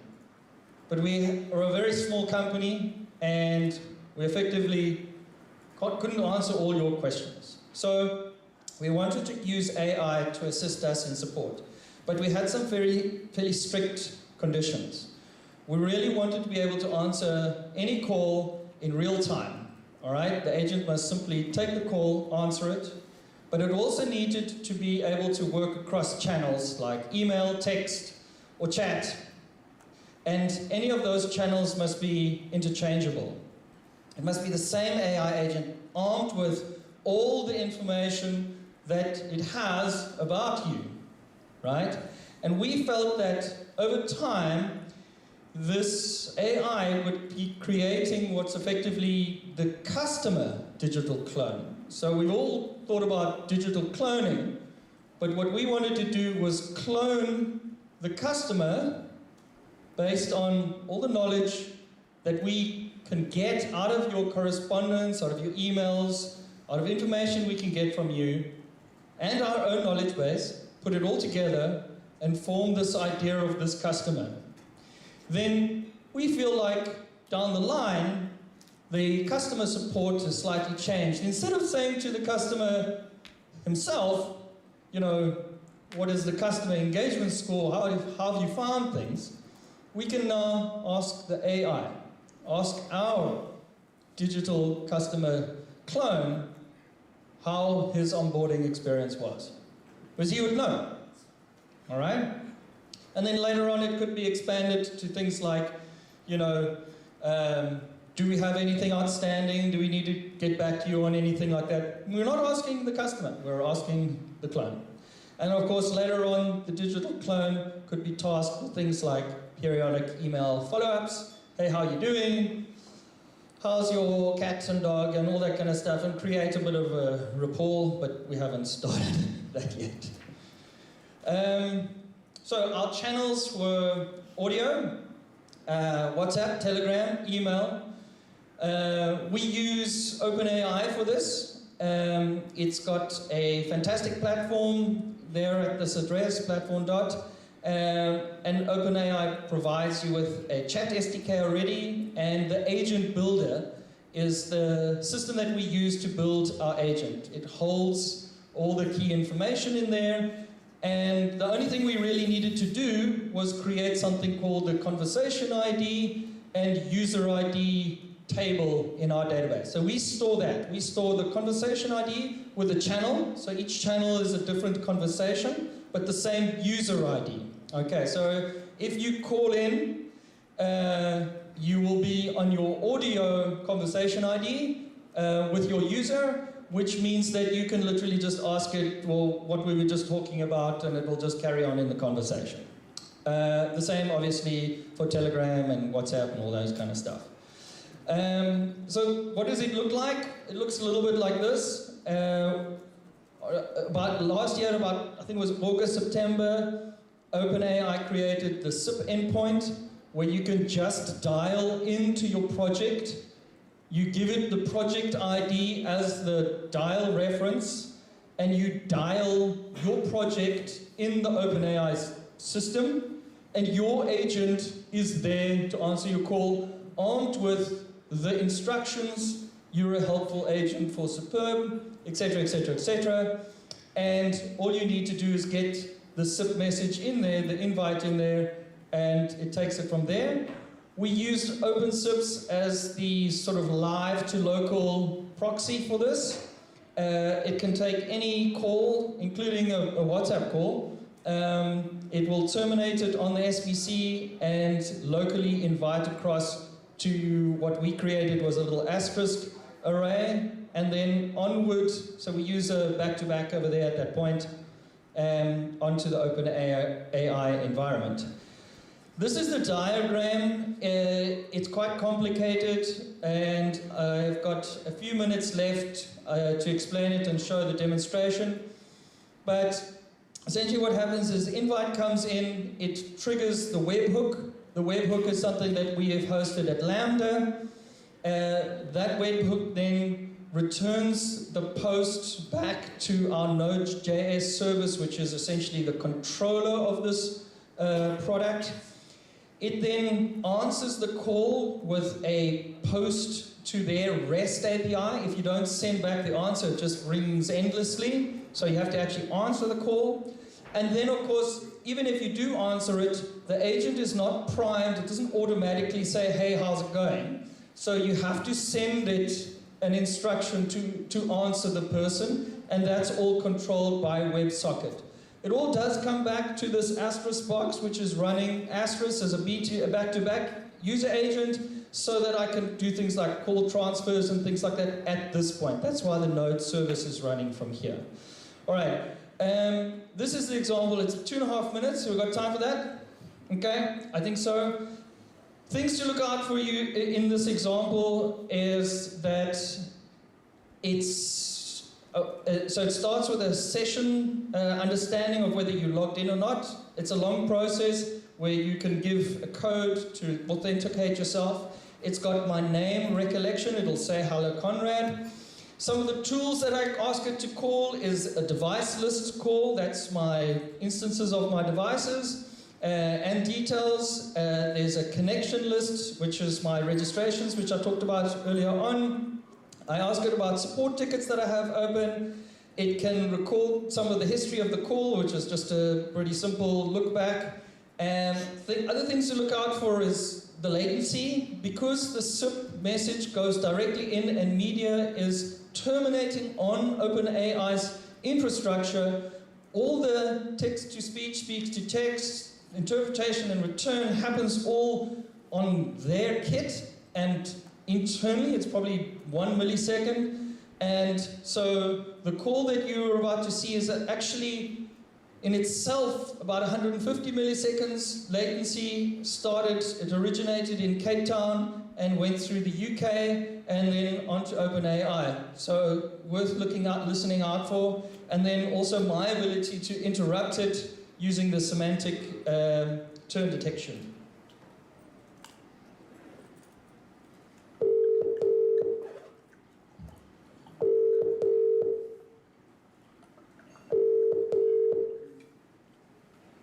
Hi, this is the Siteperb AI assistant. How can I help you today? Yes, hi. Could you just tell me if I'm logged in at the moment? Hi, Conrad. Yes, you are logged in at the moment. That means I can access all the tools to help with your account, connections, devices, and support tickets.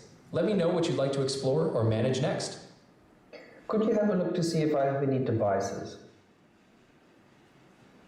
I'm retrieving the details of your devices now. This will just take a moment. You have quite a few devices registered with Superb. I'm sure I do. Okay. Could you just check which one of those devices is online? Certainly. Among your devices, the ones currently online, meaning actively registered, are Real iPhone, iOS. It's registered right now and has a very low latency, so it's online. And Electron Proxy, Electron on desktop, also registered and online. Awesome, thanks. Let's have a look at connections now. Could you tell me if I have any connections registered? Sure. Let me pull up your connections. This will just take a moment. You have multiple connections registered in your account. Here's a summary of them. 1, Conrad Direct, a direct connection. All right, cool. We don't have to go through all of them. That's fine. So the last thing I want to just check is if I've got any support tickets open. Just a moment. I'm checking your support tickets now to see if you have any open ones. It'll only take a second. You currently have several open support tickets. Here's a quick summary of the most recent ones. 1, ticket number 333, about confirming if Sipfront connections support TLS transport. Status, open. Ticket number 30. All right, that's cool. Thank you very much. I'll call back later. Just one thing before I hang up. What was the last call about? Let me quickly check your last call details. This will just take a moment. From what I recall, we talked about the status of your support ticket, especially the one about confirming TLS support between the Superb proxy and your Asterisk PBX. We also reviewed your connections and devices. If there's anything else you'd like to know, or if you need assistance later, feel free to reach out anytime. All right, so there you go. That's it. That's any questions? I got time for one question.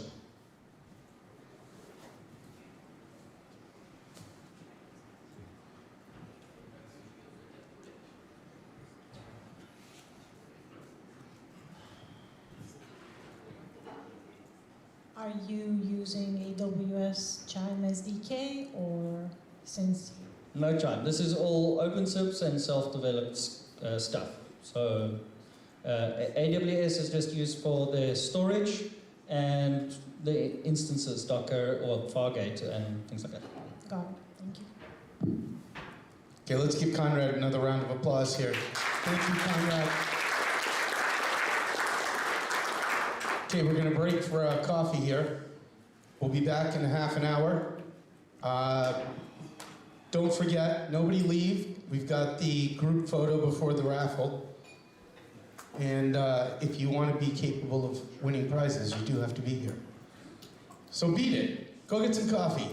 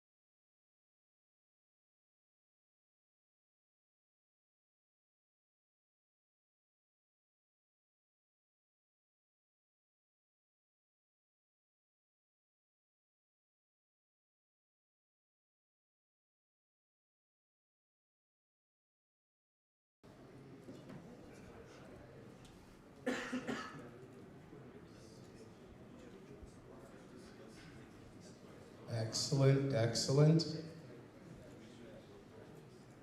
Okay, how many people don't know about the walking tour today?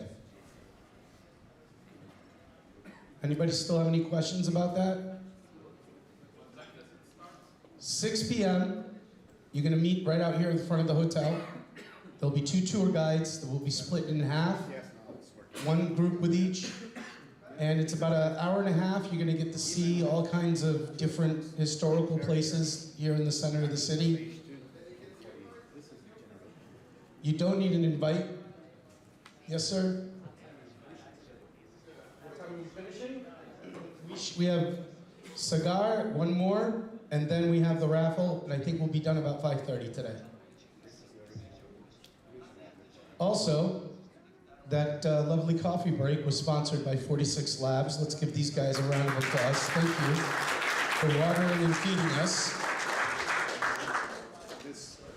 Don't forget, the raffle is only 2 talks away. Cigar from EchoSmob is going to be talking to us about designing 6G signaling infrastructure using OpenSIPS. EchoSmob is also a sponsor, so let's give them a round of applause. Thank you for your support.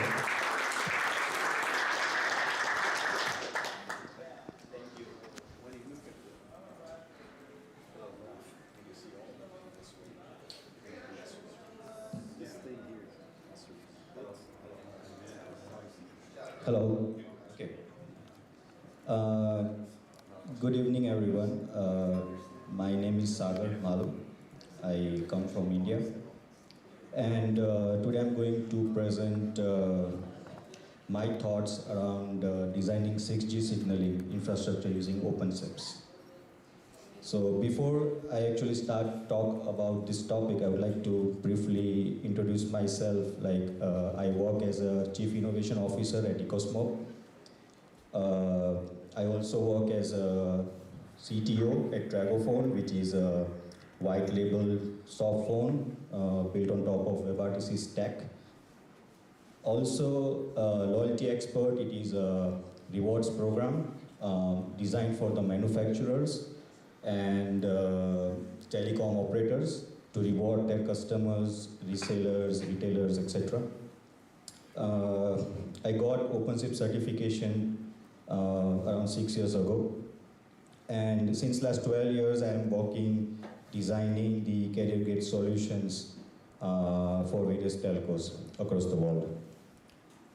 Little more about EcoSmoke. So EcoSmoke is a custom solutions software development company.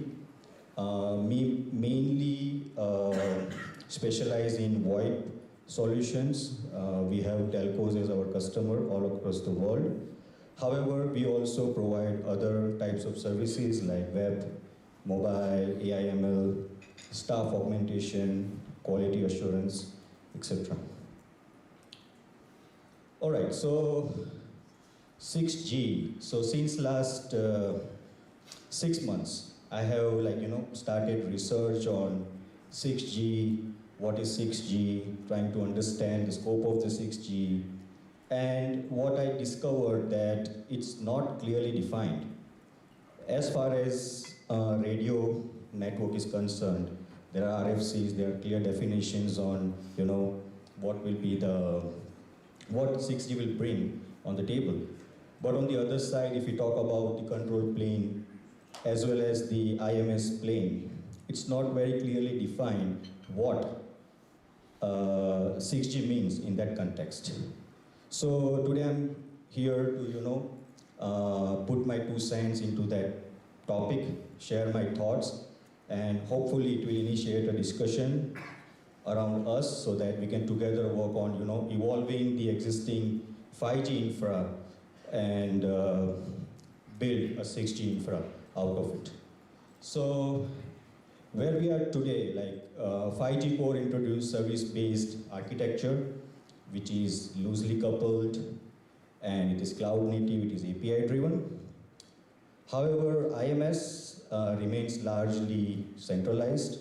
It is diameter heavy, and it also has a centralized control plane. I'll cover this in more details during this presentation.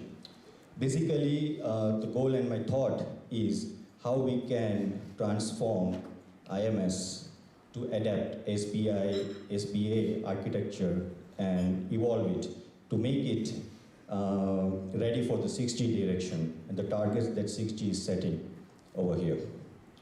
So I'm going to cover current 5G IMS architecture, VONR, key challenges and limitations, 6G direction, what is the 6G direction actually, and proposed 6G architecture, very, very high level, and what are the open challenges that we may face if we go in that particular direction. I'll just keep this slide, I'll cover that in this diagram, maybe it will be more easier to understand. So 5G VONR, basically there are three high-level layers. One is RAN network, then there is 5G core network, there is IMS, and also there is an internet breakout from here. So here you can see at the RAN there is user equipment, which is basically any kind of device which can connect with the radio network. And there are other components in between, but G node B is the most important one, which converts from radio to IP, and it delivers the traffic eventually to the 5G core. So, like I said, that 5G core is uses service-based architecture. It is scalable. It is loosely coupled. You can deploy it over containers or cloud, wherever you want. So AMF is the, you can say, the entry point for establishing the signaling at the control plane.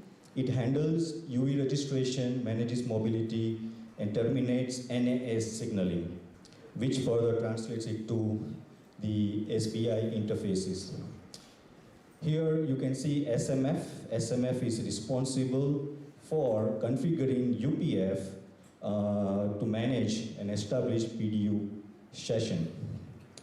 PCF is a policy control function, and what it does, it actually defines the policies by interacting with the UDM. UDM is the main database, you can say HSS in context of the IMS, and UPF is the, one of the most important components. So if I would try to explain it in the analogy, that AMF, SMF, PCF, those are kind of, a SIP proxy, and UPF is the media proxy. So there is one layer at the top which sets up the signaling, sets up the, the session information, and UPF actually, relays the media over there. Also, UPF is also can work as an internet breakout. So the way it works is that each and every slice of the network, they have their own PDU session, and there are QoS attached with the particular PDU session. So usually IMS has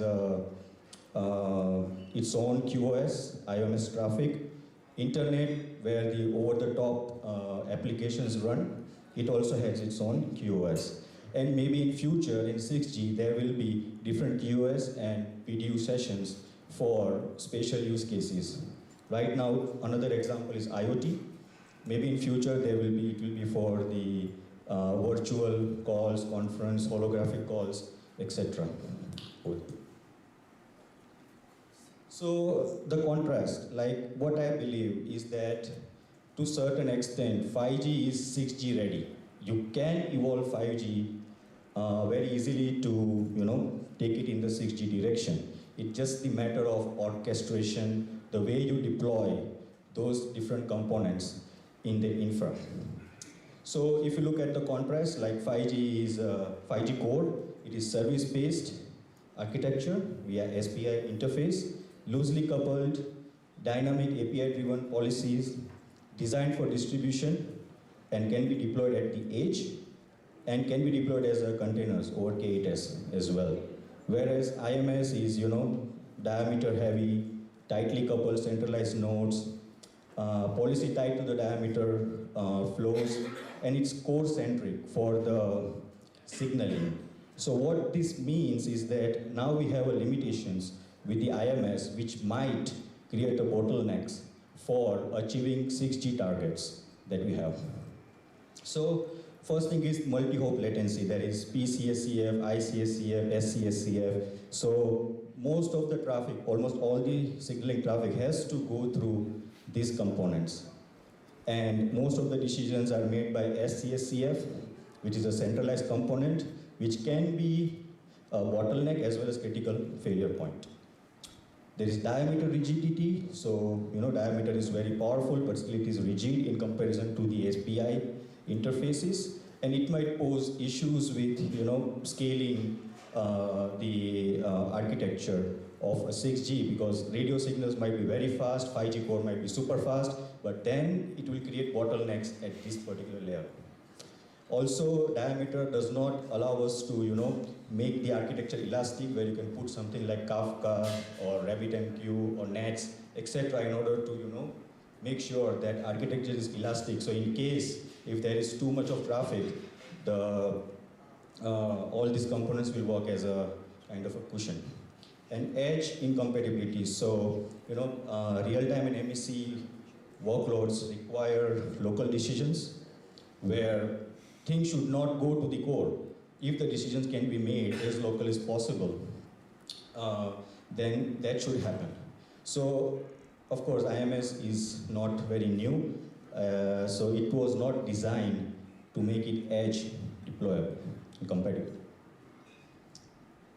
So what is 6G direction? So far from my understanding, what 6G direction is that there is a multi-edge computing component.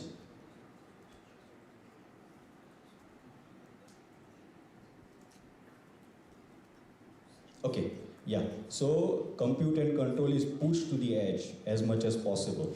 Now, density of MECs depends on the number of users. It's up to the operators how they want to, define the density of these nodes.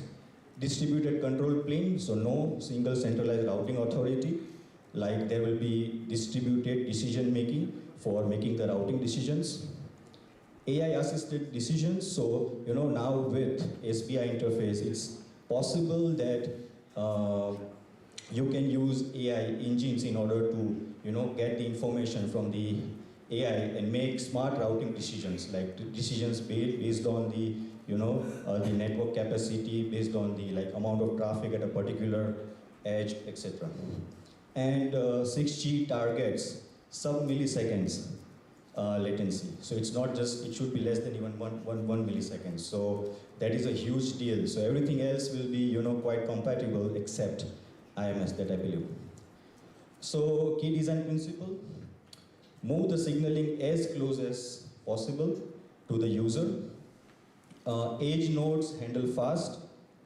Local decisions, the core is still there, so we are not going to remove core. It cannot be totally decentralized, right? So core will still be there. On top of that, we have to add these edge layers. So core will be there, it will be global control, it will control the global policies, and it will also work as a fallback. So in case if edge goes down, there has to be a fallback to it. So in worst case, like in case of failure, services might get a bit slow, but there is no outage. So this is architecture that I would propose, that I believe that can be evolved. So today we already have core. So at the core layer, there would be master database where all the information is stored. Charging systems, analytics and AI engines can sit there so that it can get access to all this data and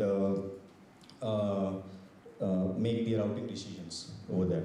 Then there will be regional layer. So this regional layer is something which already is there. Some telcos already have a regional data centers, so they route the traffic, at the regional layer itself, including internet breakouts as well. But in case of 6G, I believe that it can be further optimized by having regional shard for the UDM. So there can be so much of data, you don't need all of that data to be replicated to each and every region. You can have a particular shard of that particular region in that particular area, so querying can be very, very fast in there.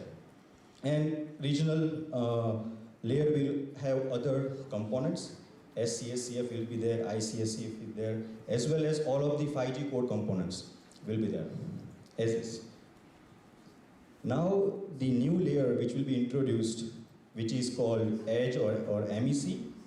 So here you can see that basically it is more or less exactly same as the regional layer, except you can see that we have a UDM cache over there. Obviously, it will not make sense to load tons of data on each edge.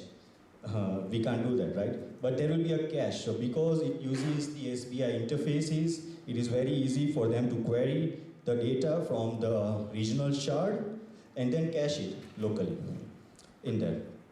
Also, edge layer will also have the local breakout and services. So users which are within particular edge network, they don't need to, the traffic does not need to go out somewhere and then come back. So that way the latency can be further optimized in that. Finally, one concept that I have been thinking about, which is PCSCF++, okay? So this is where, from the IMS point of view, evolution will happen where you can use OpenSIPs, not just as a PCSCF function, but it will do local routing, local registration, it will maintain the cache, and basically all those things which is required to make local decisions. So a little bit more about OpenSIPs as a PCSCF++. It is an intelligent edge node. Basically, it will extend PCSCF with edge intelligence. It will handle registrations and invites locally wherever possible. It will reduce dependency on the centralized CSCF, SCSCF. So basically, most of the time, if it won't be required that signaling will go through the regional layer or the core layer and then it will come back. So that way, like most of the processing happens at the edge itself. Integration with 5G cores, I think this is something OpenSIPs can do. OpenSIPs can do diameter. It can very, very easily do the SBI interface. It's nothing but the call request, There are different ways to fire that. Also, on top of that, you can also have a kind of cushioning layer in there, message brokers, which can further improve the performance and the elasticity of a particular edge node. So basically, it will interact with PCF, SMF, UDM via SBI interface to establish the PDU session and define the QoS for the IMS traffic. Replace diameter heavy interaction with API-driven model. Enable faster policy and session decisions closer to the user, thereby reducing the latency. Edge capabilities, so it will be like local routing decisions, as I mentioned, subscriber and policy caching based on the TTL, which can eventually expire. Context-aware routing and fast signaling decisions before core. So that is the key. Like move as much as close to the user, move it out of the core as much as you can. Now, what it will not do, according to me, it will not do the complex session control inter-domain routing. So routing between two telcos, I don't think that can happen at edge. However, I would explain that my point that might be required to make 6G infra sustainable. Otherwise, the cost will be so high that no operator will, will go with that. So there has to be some kind of federation among telcos so that they can share the infra, thereby improve the services for their users, as well as reduce the cost and make it a sustainable, infrastructure. Group policy decision and charging has to be at the core. At the edge, it will not be there. It's just too heavy and it's not required. Better to keep it on the core. Failure handling and resilience. So, like again, when you are moving things to edge, like there are chances of failures and all those things, right? So obviously you can have edge in an active-active mode. You can have multiple, instances of each and every component. Policy cache fallback. So, like if any information is not there in the local cache, it can always fall back to the regional. Regional can fall back to the core. So there will be multiple fallbacks.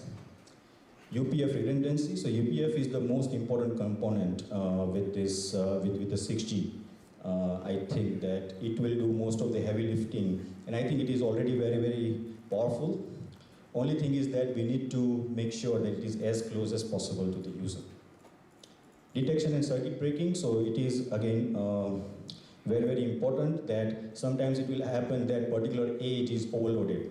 So in that case, you can use these traditional ways to identify, and avoid outage, and it can further route the traffic, which is overloading the edge to another edge, or it can be fall back to the particular regional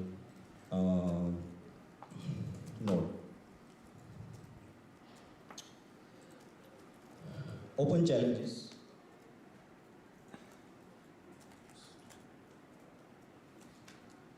Open challenges. So multi-operator edge, like let's say if there is two users who are in the same area but they belong to two different operators, even though both operators have edge as close as possible to the user, it will not help because it has to go through the core. So I believe that at some point in time for 6G infra to be sustainable, it would be very, very important that operator have some kind of federation of sharing the infrastructure among them. Otherwise, each and every operator will bear huge infra cost, and on the other side, most of the time user will not get the very good speed of calls and internet and everything, because latency will be there in that case. Operational complexity.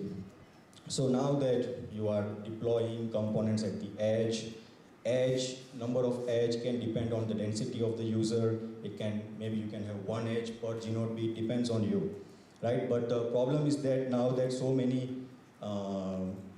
additional components will pose operational complexity. So it will be difficult to observe it. It will be difficult to manage all of that infrastructure in that. But thanks to Kubernetes and various observability tools which can be used to tackle that particular issue. State synchronization. So as I mentioned that at the edge layer, there will be cache in that. So it can get very tricky sometimes, when to expire the cache. If cache expires, then what needs to be done? So there are some, issues like regarding registration state, active dialogues, etc. So that has to be designed carefully. Security and trust model. So now that you are going with SPI interface, it introduces new attack surfaces and interdomain trust, MTLS, tokens, all those security stuff has to be taken care of. So key takeaways, 6G is an evolution. According to me, from the 5G perspective, it is just architectural. You just need to reorchestrate. It's up to you which components you push to edge, which component you have on the regional, which components you have on the at the core. And from the IMS point of view, it's like more of an elemental. You will have to enhance OpenSIPS to add that plus functionalities in there so that it can do local decisions, local routing. And yeah, OpenSIPS can enable distribution thanks to all the features that OpenSIPS has. It's very easy to extend OpenSIPS to have that plus functionality to support edge. Edge signaling reduces the latency, so that is basically what 6G is all about, push it to edge as much as possible. And centralized IMS cannot scale because if everything else is going to be very fast, there has to be bottlenecks at the IMS. So those has to be eliminated by adapting to the service-based architecture and SPI interfaces, basically. That's it. Thank you.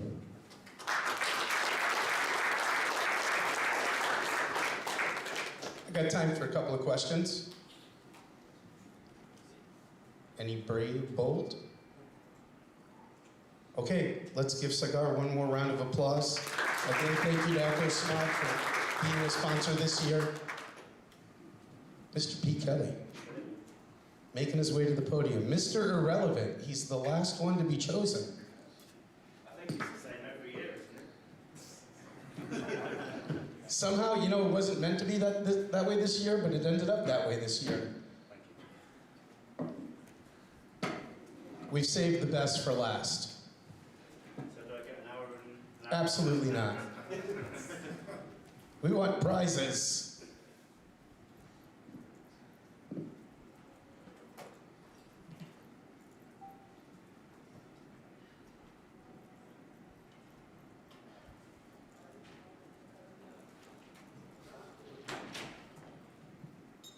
Got a picture of my neighbor. Sorry? Is that in the cameras? I took that picture. Well, You were in my neighborhood to take that picture. Creepy. it's Barcelona. It was at the BBC. Ah. How do you know that's my neighborhood? Where's the...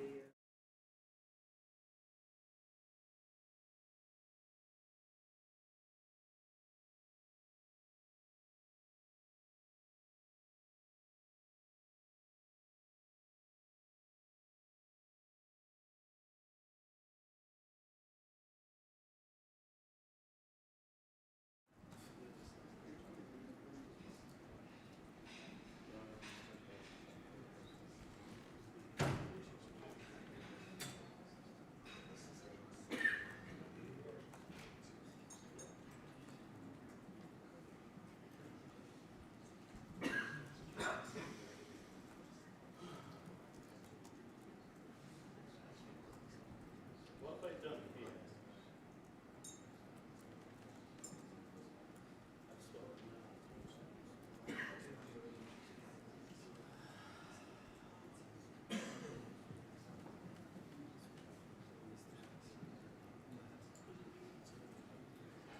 Is your thingy open? I've got loads of tab on that. Your thingy, is it open somewhere else? Your presentation? Aha! Here we go. Okay. So thank you for having me. Last presentation of the summit. I'm sure that's not happened before actually. My name is Peter Kelly and I'm here with Subphonic. My presentation is on continuous delivery for SIP infrastructure, and it's about running OpenSIPs like it's real software. So I'll give you a brief background on Subphonic. We started it around 2 years ago, and what we do is we have a few carrier interconnects, and we integrate with them, and we take in calls, communications from various businesses, mainly enterprise-level businesses. We record all the communications and we provide an AI layer on top.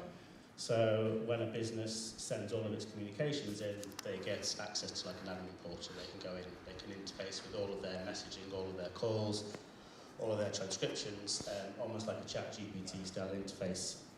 And obviously, we are heavily involving OpenSIPs.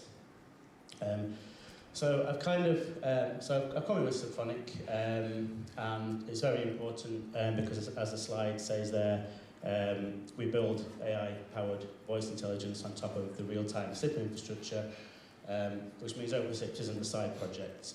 It's the critical path of everything that we do. And we run OpenSIPs in production mainly on an Azure environment. We're kind of quite heavily embedded with Microsoft in the UK and the US as well. But we can also deploy to AWS, bare metal, any other environment that we would need to deploy to. And this is at the bottom, I learned most of this the hard way. I actually was going to do a variation of this presentation, I think 2 years ago, but I couldn't make it for the last 2 years. And it was kind of the same story really, but it's kind of become more relevant now Subphonic has come about, because the kind of accumulation of everything at the end of this presentation is kind of how we do things in Subphonic. So, here we go. So, just to go back to the very beginning, I've been using OpenSIPs, OpenSIR, since I think version 1.2, like almost 20 years ago. And so this is just to describe the classic problem that somebody might have when they first decide to use OpenSIPs. You've got a couple of free switch servers, they're handling some calls, they're doing media processing, and the classic use case is that you need to scale. You need to put something in place. You come across OpenSIPs, slot it in above free switch, and it does all the SIP manipulation, NAT handling, load balancing, and everyone's really, really happy. I didn't make the image. I gave ChatGPT the slides and asked it to make the image. So hence the developer at the bottom celebrating. So. Do you believe it though? Do I believe ChatGPT? No, do you believe that you're the god of SIP? No, that's not me. Oh. Maybe 20 years ago. And then that's great. And then again, the classic scenario, it works until it doesn't, because you've identified that you need to scale. So obviously you've got a great need for telecommunications. You've got a great need for OpenSIPs. It's now in there as critical infrastructure. All the config is a single file, single server, somewhere, probably a random virtual machine that you've got available in the business. Changes made ad hoc, restarts are risky, and you start to lean on it more and more. And again, as I said, it matters because you're now dealing with critical infrastructure. Deployments are now moving to the cloud. You can't rely on having a single server out there somewhere that somebody's hacking on. Especially relevant for what we're doing is compliance.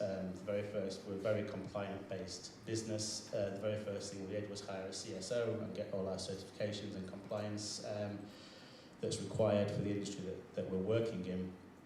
And that requires audit trails. We have to prove how we've deployed things. We have to capture all the log files. We have to save them for a certain amount of time. We have to prove that they've not been tampered with. And that just doesn't fit in with a model where you kind of throw up a version of OpenSIPs on a server and hand compile it and allow people to SSH in randomly and do what they want. Again, auto-scaling, you need repeatable automated config. Security updates, again back to security, you can't do this at scale using manual processes. Things like TLS certificates need to be self-renewing all the time across your entire set of stacks, wherever they may be. I'm just going to go through briefly how we handle some of this at Symphonic and really how I have learned best practices over the past years of how I handle these situations as I come across them. And the premise is that we're treating OpenSIPs as actual software, not just a network appliance that we're putting configuration onto. First one, which I think hopefully is fairly obvious. I've been doing consultancy in OpenSIPs for 10 plus years before this, and even very recently, I've been involved with some companies that are using OpenSIPs quite heavily, and they're not using Git. They kind of just have a random configuration file that they're copying around, putting comments in the files about what change was made when, with dates and things. So you're the only one that has a problem with that. If I've got to deal with it, yes, I have a problem with it. First really obvious one is to use version control for your OpenSIPs configuration files. It might just be one file, but it's really useful. Then you can really bring it into whatever development workflows that you have. You can use branching, tagging, code reviews, pull requests, for example. And ChatGPT's made a really in-depth image about this that I think will explain it all fairly well. The developer says you can breathe again at the bottom. The next one is to kind of promote your configuration to be a build artifact. Again, quite old-fashioned, quite kind of what people will tend to do is hard code variables into their OpenSIPs configuration file. It works when you've got one server, maybe two servers, and you're kind of remembering things. But then in order to kind of move things along a little bit, then you need to move your kind of local configuration variables into an environment file. The one I think that's still recommended by the OpenSIPS project is the M4 processor. I know you can do it with Ginger templates and things like that, but I've always stuck with this as it works, and you get M4 installed on any Linux distribution, I think. So yeah, really hopefully clear example is on the left-hand side, instead of hard-coded IPs and things, you've now got variables, and on the right-hand side, you've got a file which is prod.m4, and this has got your actual information, your IP addresses, your ports, those kind of things. At the bottom, really tiny text is an example. Again, this is ChatGPT's fault, not mine. There's an example of how you can kind of merge the two files together and get your resulting opensips.cfg at the end. And then you can have one of these for each environment, dev, staging, production, etc., etc. So that's cool. You've kind of, you have got your code in Git. You now have an ability to have a single configuration file with variable substitution. And then the next problem, which I think people come across, is they then need to deploy this out somewhere. So I think this is the kind of, then comes back to a classic problem that you have if you're developing any kind of code, is, you know, which cloud are you deploying this to, which region, which availability zone is the code going to, which version of the code are you going to deploy, 3.4, 3.5, you could have different types of OpenSIPS configuration relevant to what you're deploying, again, which environment. There's loads of variables here. And this is kind of what I have, I've kind of tried to distill it into 4 steps that make sense to us as to how we go about approaching this problem. For some of our deployments, it doesn't hold true for all of them. And the way that the industry that we're in works is it's heavily compliance-based, so each jurisdiction is very important. So we may have customers in the UK who it's very important to them that all of the media only ever stays in the UK. The media comes into the UK, is retained in the UK, and it is processed in the UK, and nothing leaves that jurisdiction. It's the same, we have deployment in the US, Canada,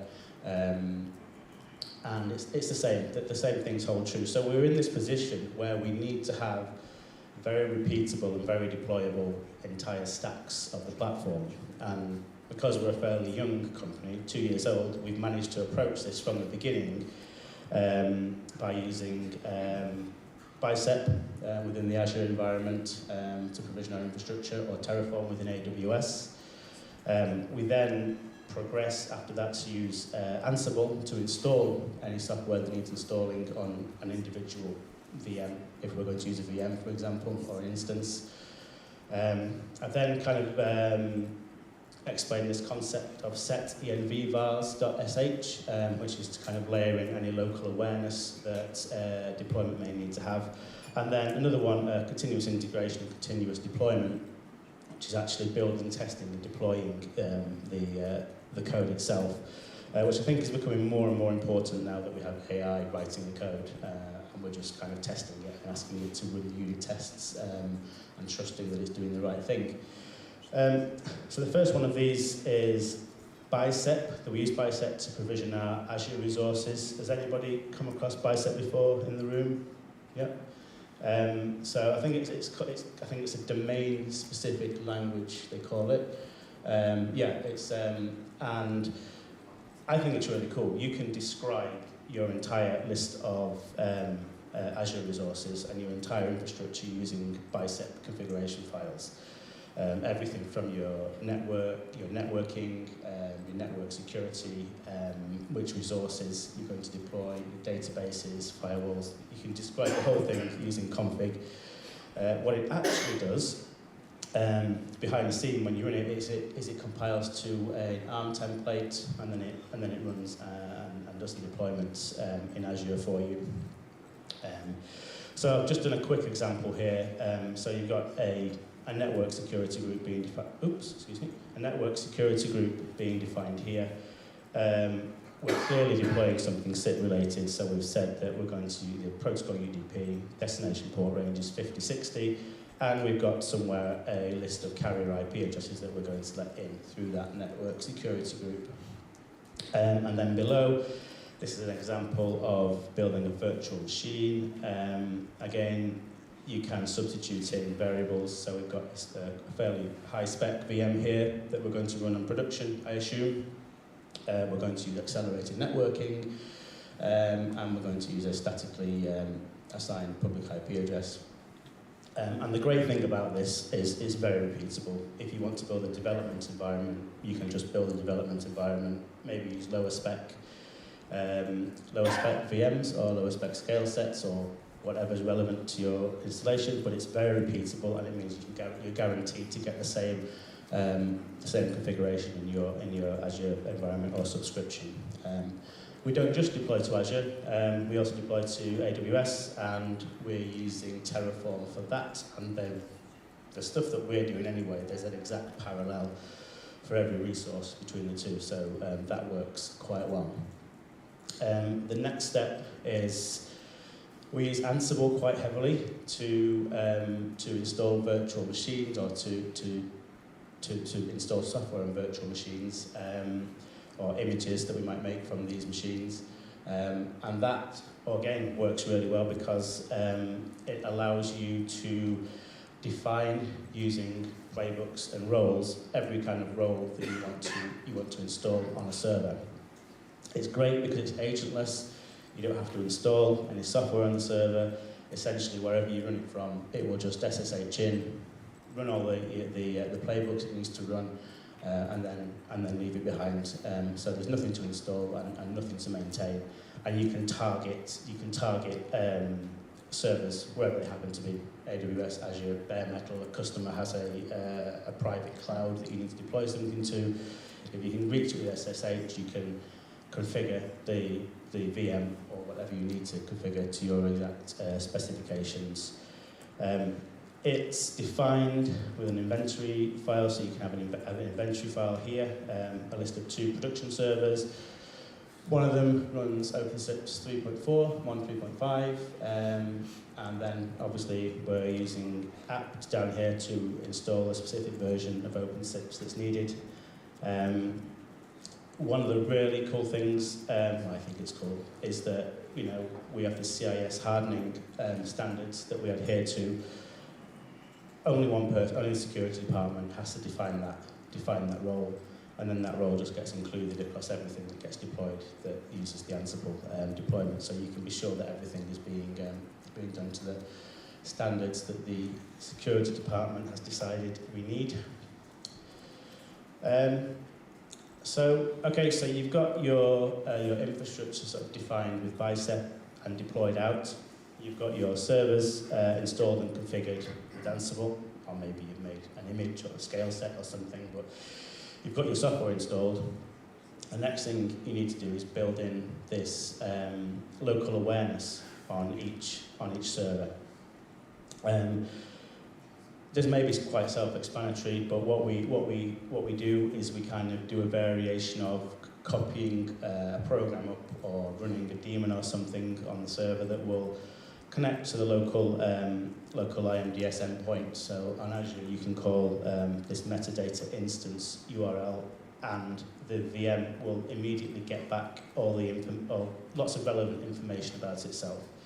So, for example, here, it knows it's in the UK South location. It's in availability zone 2. It knows its own public IP address because that's been returned from the endpoint. And what's really useful is you can set individual tags against a resource in both Azure and AWS, and I'm sure other clouds as well. And then it can retrieve all of those tags, so it immediately knows that it's going to be running on the main code base branch. And then it's in a production environment. So all this is really useful. You can then take that a step further and populate your M4 file that we need to build our OpenSIPS configuration. Build your OpenSIPS configuration, and then each server has the ability to generate its own configuration file. Cool. And then the next one is this continuous delivery, testing and deployment. It's the ability to get the code out there. So because we've decided to put all of our OpenSIPS configuration into Git, we can push now to any branch, and then we can run unit tests. So you can have the GitHub action fire up images, you can have it run the OpenSIPS-C command against your configuration file. If you've got any surrounding code that's important to run with OpenSIPS, like we have some Python items, you can have a whole suite of unit tests run. So every time you commit some code, you can make sure all those tests are run and pass before you go any further. And I think it's become quite clear across these past 2 days as well that with AI writing a lot of the code now, and we've kind of found that Opus 4.7 is actually really good at writing OpenSIPS code and also really good at understanding the context that the OpenSIPS code is running in. So we've kind of started to rely on that. That the more kind of testing that you have defined and the more checks that you have in place to make sure that nothing's happened that you don't want to happen, it's going to become really important in the future. And then what you can do is you can do some clever things with GitHub Actions. You can kind of give it some access to write to the tags and the VM. So basically, you can maybe tell the virtual machine that it's now running on this new branch tag. You could upload the code somewhere for the virtual machine to pull down. You could do all kinds of things. And then on the host itself, you can then define something that then, as I said on the previous slide, it can run something periodically, and if it finds that its branch has changed, it can go, oh, I've been given some new code to deploy, and then it's a business decision what you do. You can pull the new code down and then have a process in place whereby you wait for all the calls to drain stop, put the new code in place, and then deploy it, or you can have a manual process, but it kind of gives you that control and that path to getting all the code out onto the servers in a nice way. Yeah, and that's the kind of the steps that I think are really useful. One other thing that we do is we've been using Sipfront, I think for well over 18 months now. We use Sipfront to test the stacks. So as we deploy new stacks out, we just add configuration into the Sipfront platform, and that will send a call in to each of our stacks. It will then check that the audio is working in both directions. Could do a call transcription, so if we played a certain file in, it can then tell us that the transcription matches what we expect it to. So it's just a really good continuous test of end-to-end that the platform actually works. So we've actually found Sipfront to be really useful. If it didn't exist, it might be something we would have to do ourselves and put lots and lots of time and effort into, but this is really cool. And it integrates into all of our alerting platforms as well. Yep, I recommend giving that a look. The other thing is observability. We use Grafana for our graphing, observability, and monitoring now. We use Homer to view the SIP traces, and we did use Zabbix in the beginning, and we're kind of moving away from Zabbix now that we've got the Grafana working in a much better way. But the really nice thing is that because everything is declarative and deployed in a standard way, all of the resources are named consistently. All of the resources have the same tags. So when we tell them to contact Grafana and say, "Hey, I'm here," or Zabbix, for example, it knows exactly what element of the product it is. So it knows how to monitor it, where to graph it. We don't have to think about any of that. It just appears and starts being monitored automatically. And that's working really well for us as well. So yeah, key takeaways. OpenSIPS is software. Treat it like software. That's something I've evolved into really over the last, I'm not going to say 2 decades, but it is 2 decades. So build the config, don't edit it. Hosts know themselves, so you let them know themselves, don't try to tell them information when they can find it out for themselves. And the big one is if you define the platform once, everything else follows. Great. So, and before the next slide, I did use Claude to generate all of these graphics, and it's done a really good job, I think. So I asked it to write the final slide. And this is what it came up with. So, thanks to the OpenSIPS team for the software this talk is about. Diagrams drawn with help from Claude, which tells me it is excellent, and wrote this footnote itself. Any mistakes are from early drafts when ChatGPT was involved. So.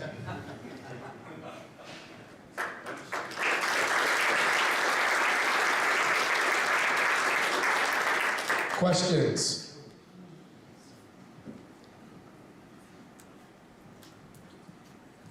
If you have a look at your slide 11, I think it was. 11. Yeah. Keep going. Yep. That one.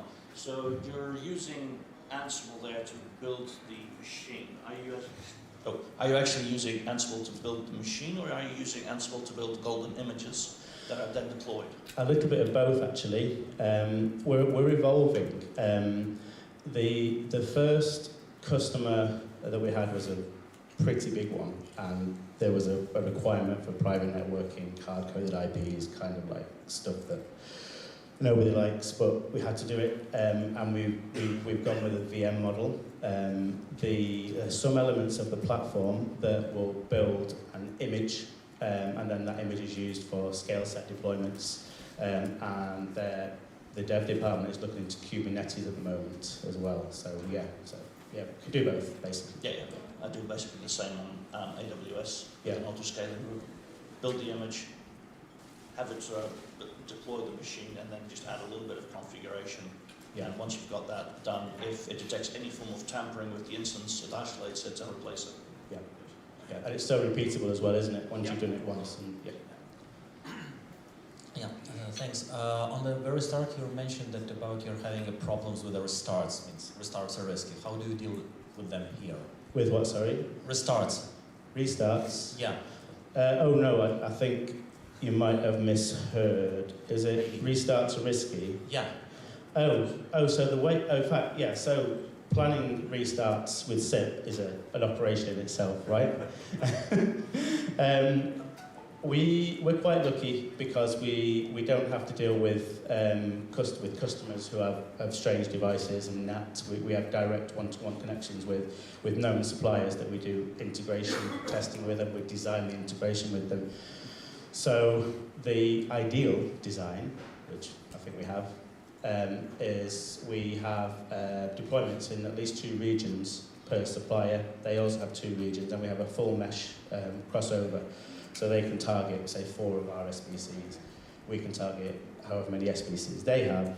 The design is we build in something called maintenance mode into our OpenSIPS deployment. So it will start, basically you can set a global flag and it will start to 503, all calls.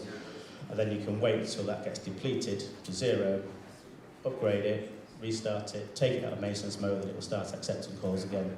And then we have internal components where we don't have to rely on suppliers, where we can do that in a much more free way. Yeah. Any other questions? Let's give Pete a big round of applause. Thank you, Pete. Thank you. And lucky you, just stay right up here because everybody's going to come forward. They're going to do the group picture, and then we're going to do the raffle. Bodan, find somebody out there to take the picture. Tall people in the back, short people in the front, wide people in the middle.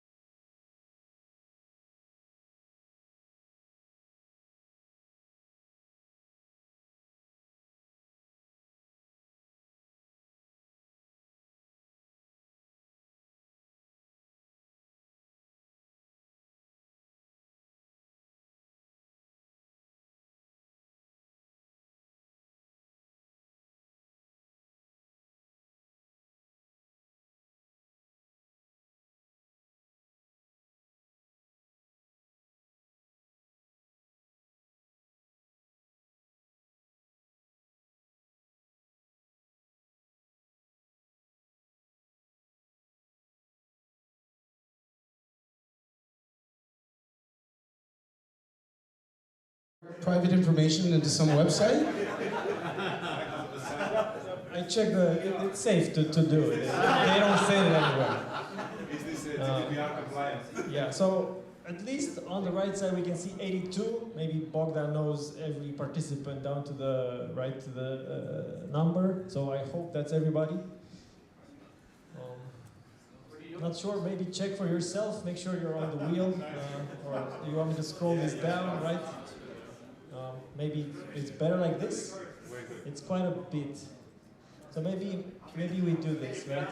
Like this, boop, and try to spot yourself. See if you're happy. I don't know. So it should be fine, but yeah. Queen of May. What did you find on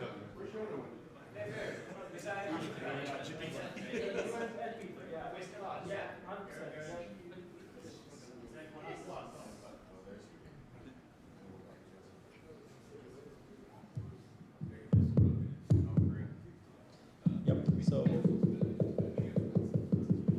yeah. The excitement. All right. So let me know. Hey, where's the shirts that you were talking about? Where? Oh, in the middle. Okay. We're going to be giving away first Sippy soft shirt. Okay. Ready? Hit it. Let's go. He didn't see his name?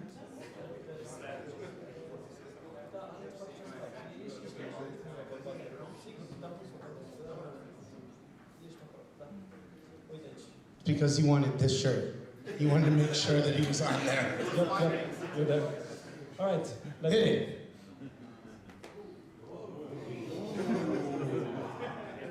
It's spinning. Oh, Lorenzo. There we go. Lorenzo.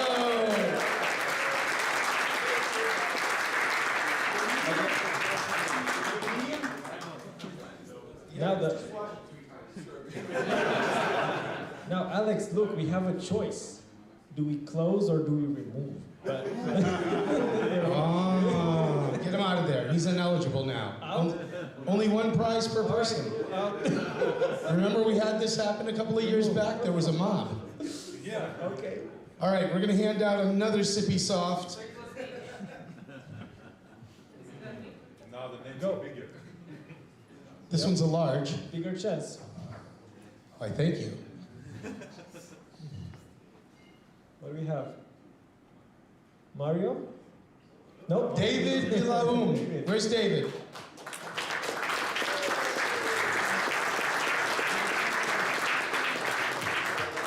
Is a large going to fit you?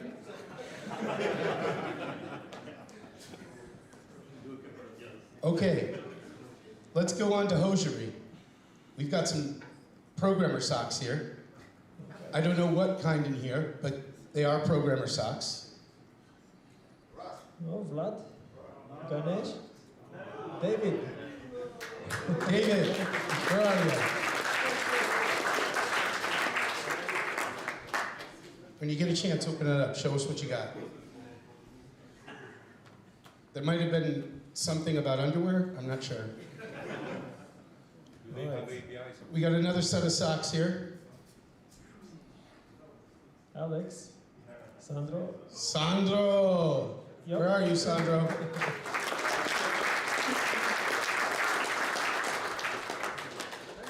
You're welcome. What do we got?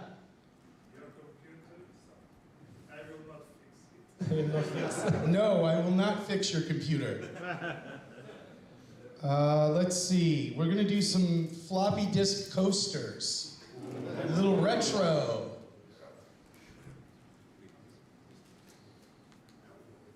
Benz? Called it. No. Oh! Melvin. There you go, sir. I've got some Linux stickers, some programmer stickers here for your laptop. Fair enough. Has to be Fabian's. Yep. Oh, Fabian.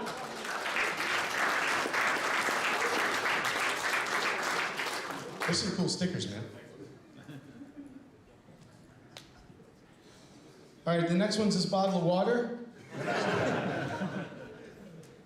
The game of foo. Bar.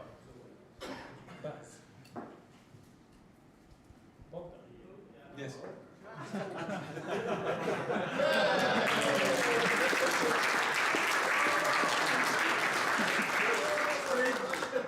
The bar's somewhere in there. It's foo on the outside, bar on the inside. Let's see, I've got...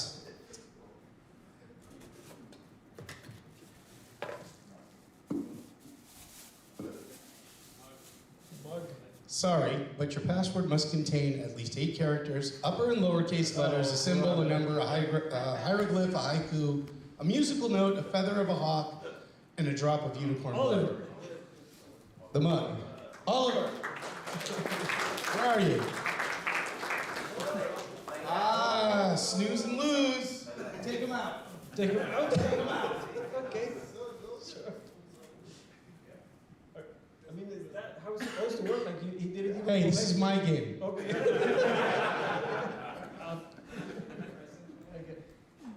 Max has got a shirt for him if he shows up late. Sagar. No, Simon. Where are you, Simon? Take him out. Wow, nobody's getting the cup.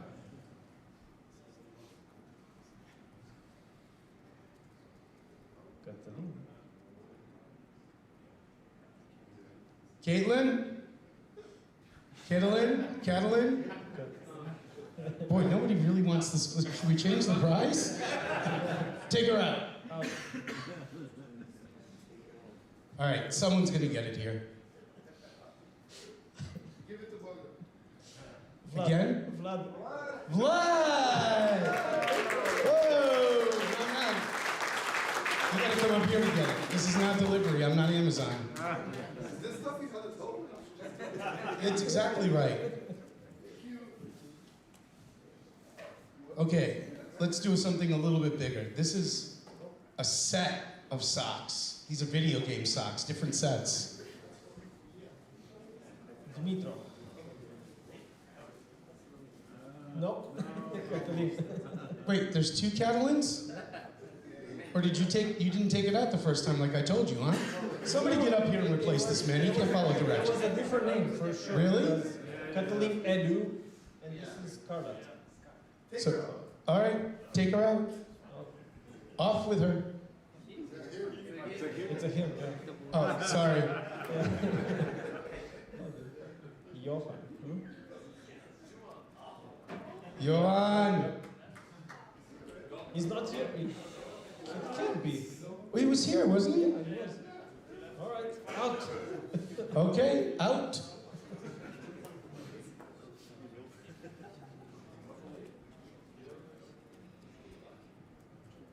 Not me. No.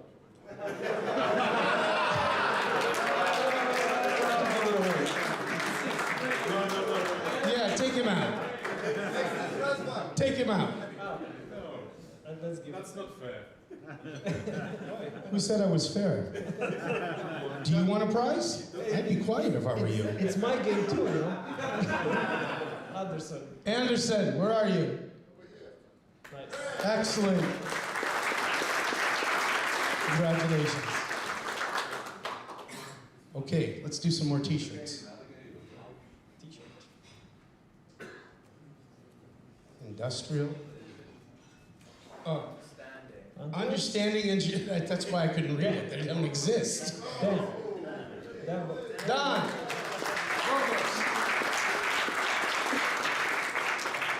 You a large? Yeah. Okay, perfect. Thank you. You're welcome. Let's do another.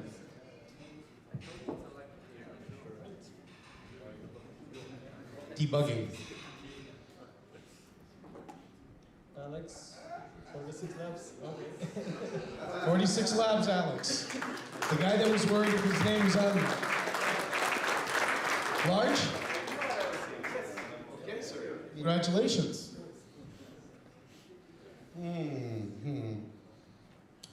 do some more socks.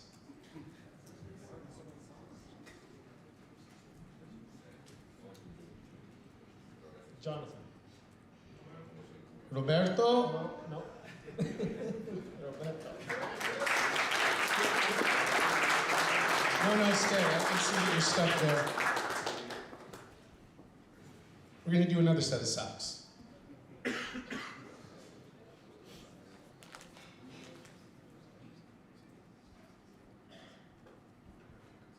Andrew. Where's Andrew? There you go, sir. Okay, we're going to do another engineer. This is an XL. I think this is the same engineer as the other engineer. Nuno. Let me see if I got a... Ah, you're a large, right? Not extra large. I got a large for you. Okay, hopefully we've got an extra large person that's going to win next.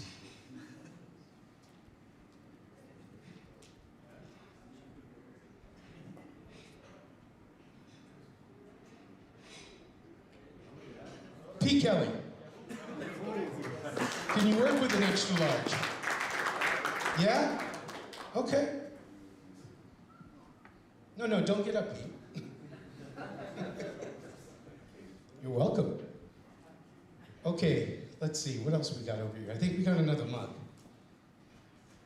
This one's got like the Viking symbol on it.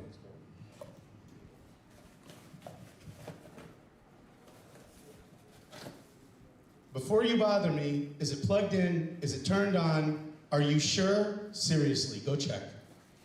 No. Remove. Oh, Diana?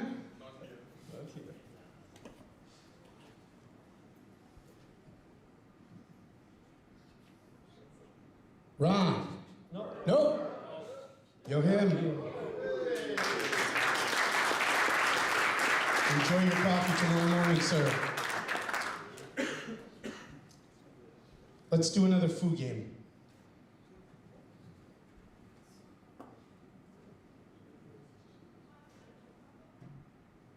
Has to be Norm. Norm! Oh, Yes. Norm!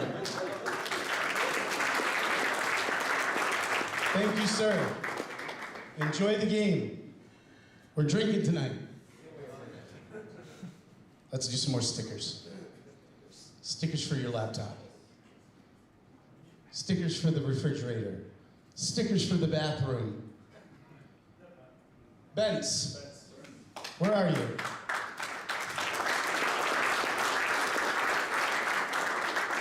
You're getting dangerously close to the big prizes.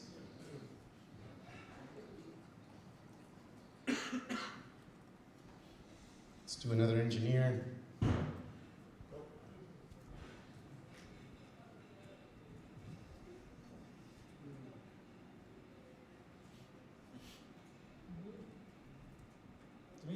Dimitro. Where are you? XL, will it fit you?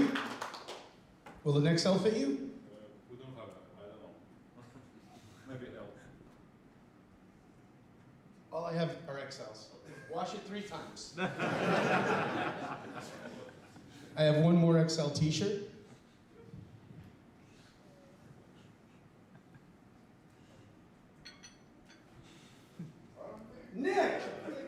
Nick, perfect.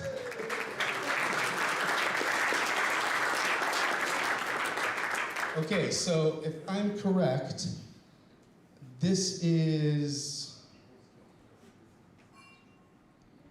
like a cup and some swag. It's programmer swag. The mystery is when you get it, open it up.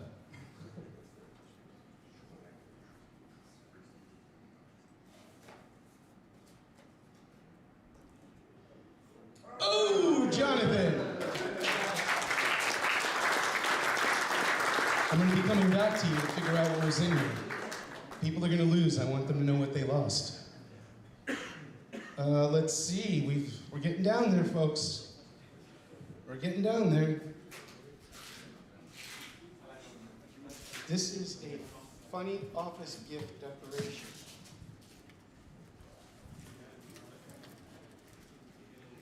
Are you supposed to open it up? Hey, this is my game.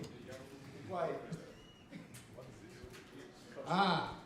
IT, swear words for your desk.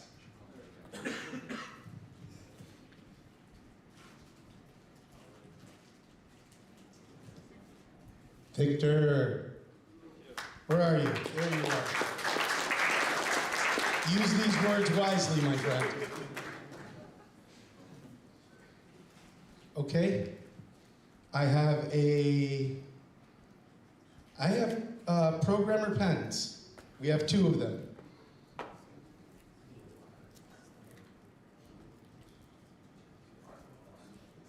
Christian, where are you? Come on now. You notice how more prizes were won on this side? Next time we expect a little more. Another one.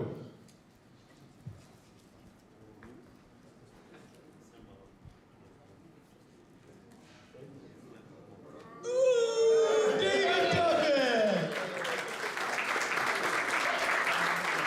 So you can write your next book. Okay, we're down to the big prize. A date with Liviu.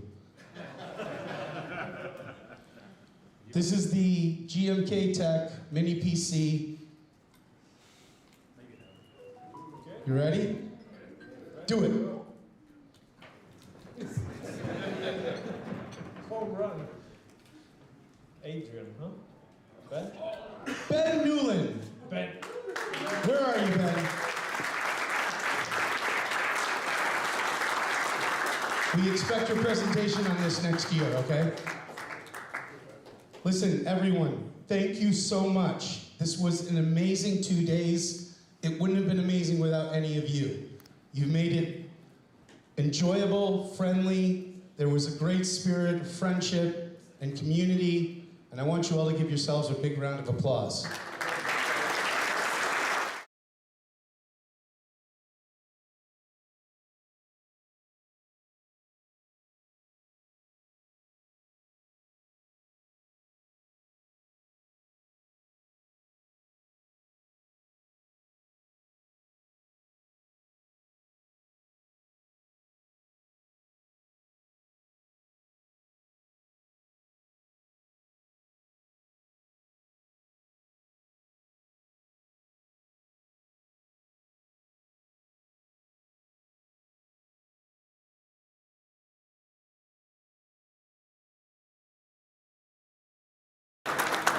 I also want to say thank you to Maxim for doing all of the video.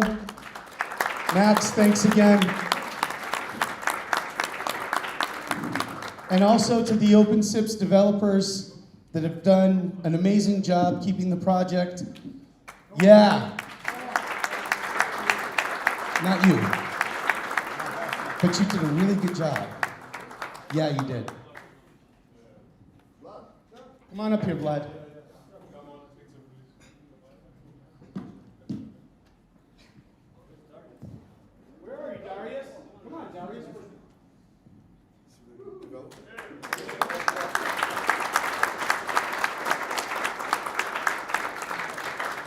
Thank you. All right. That being said, do you have anything else? No? Just to recap, so 6 o'clock in front of the hotel, actually on the other side of the street where the park is, right? We're going to split in 2 groups. We're going to have the guided tour, and tomorrow, 9 a.m., we're going to resume with the demo workshop, stuff like that. Okay? All right, everyone. Have a great, fun time on the walking tour. Have a good night. We'll see you all tomorrow.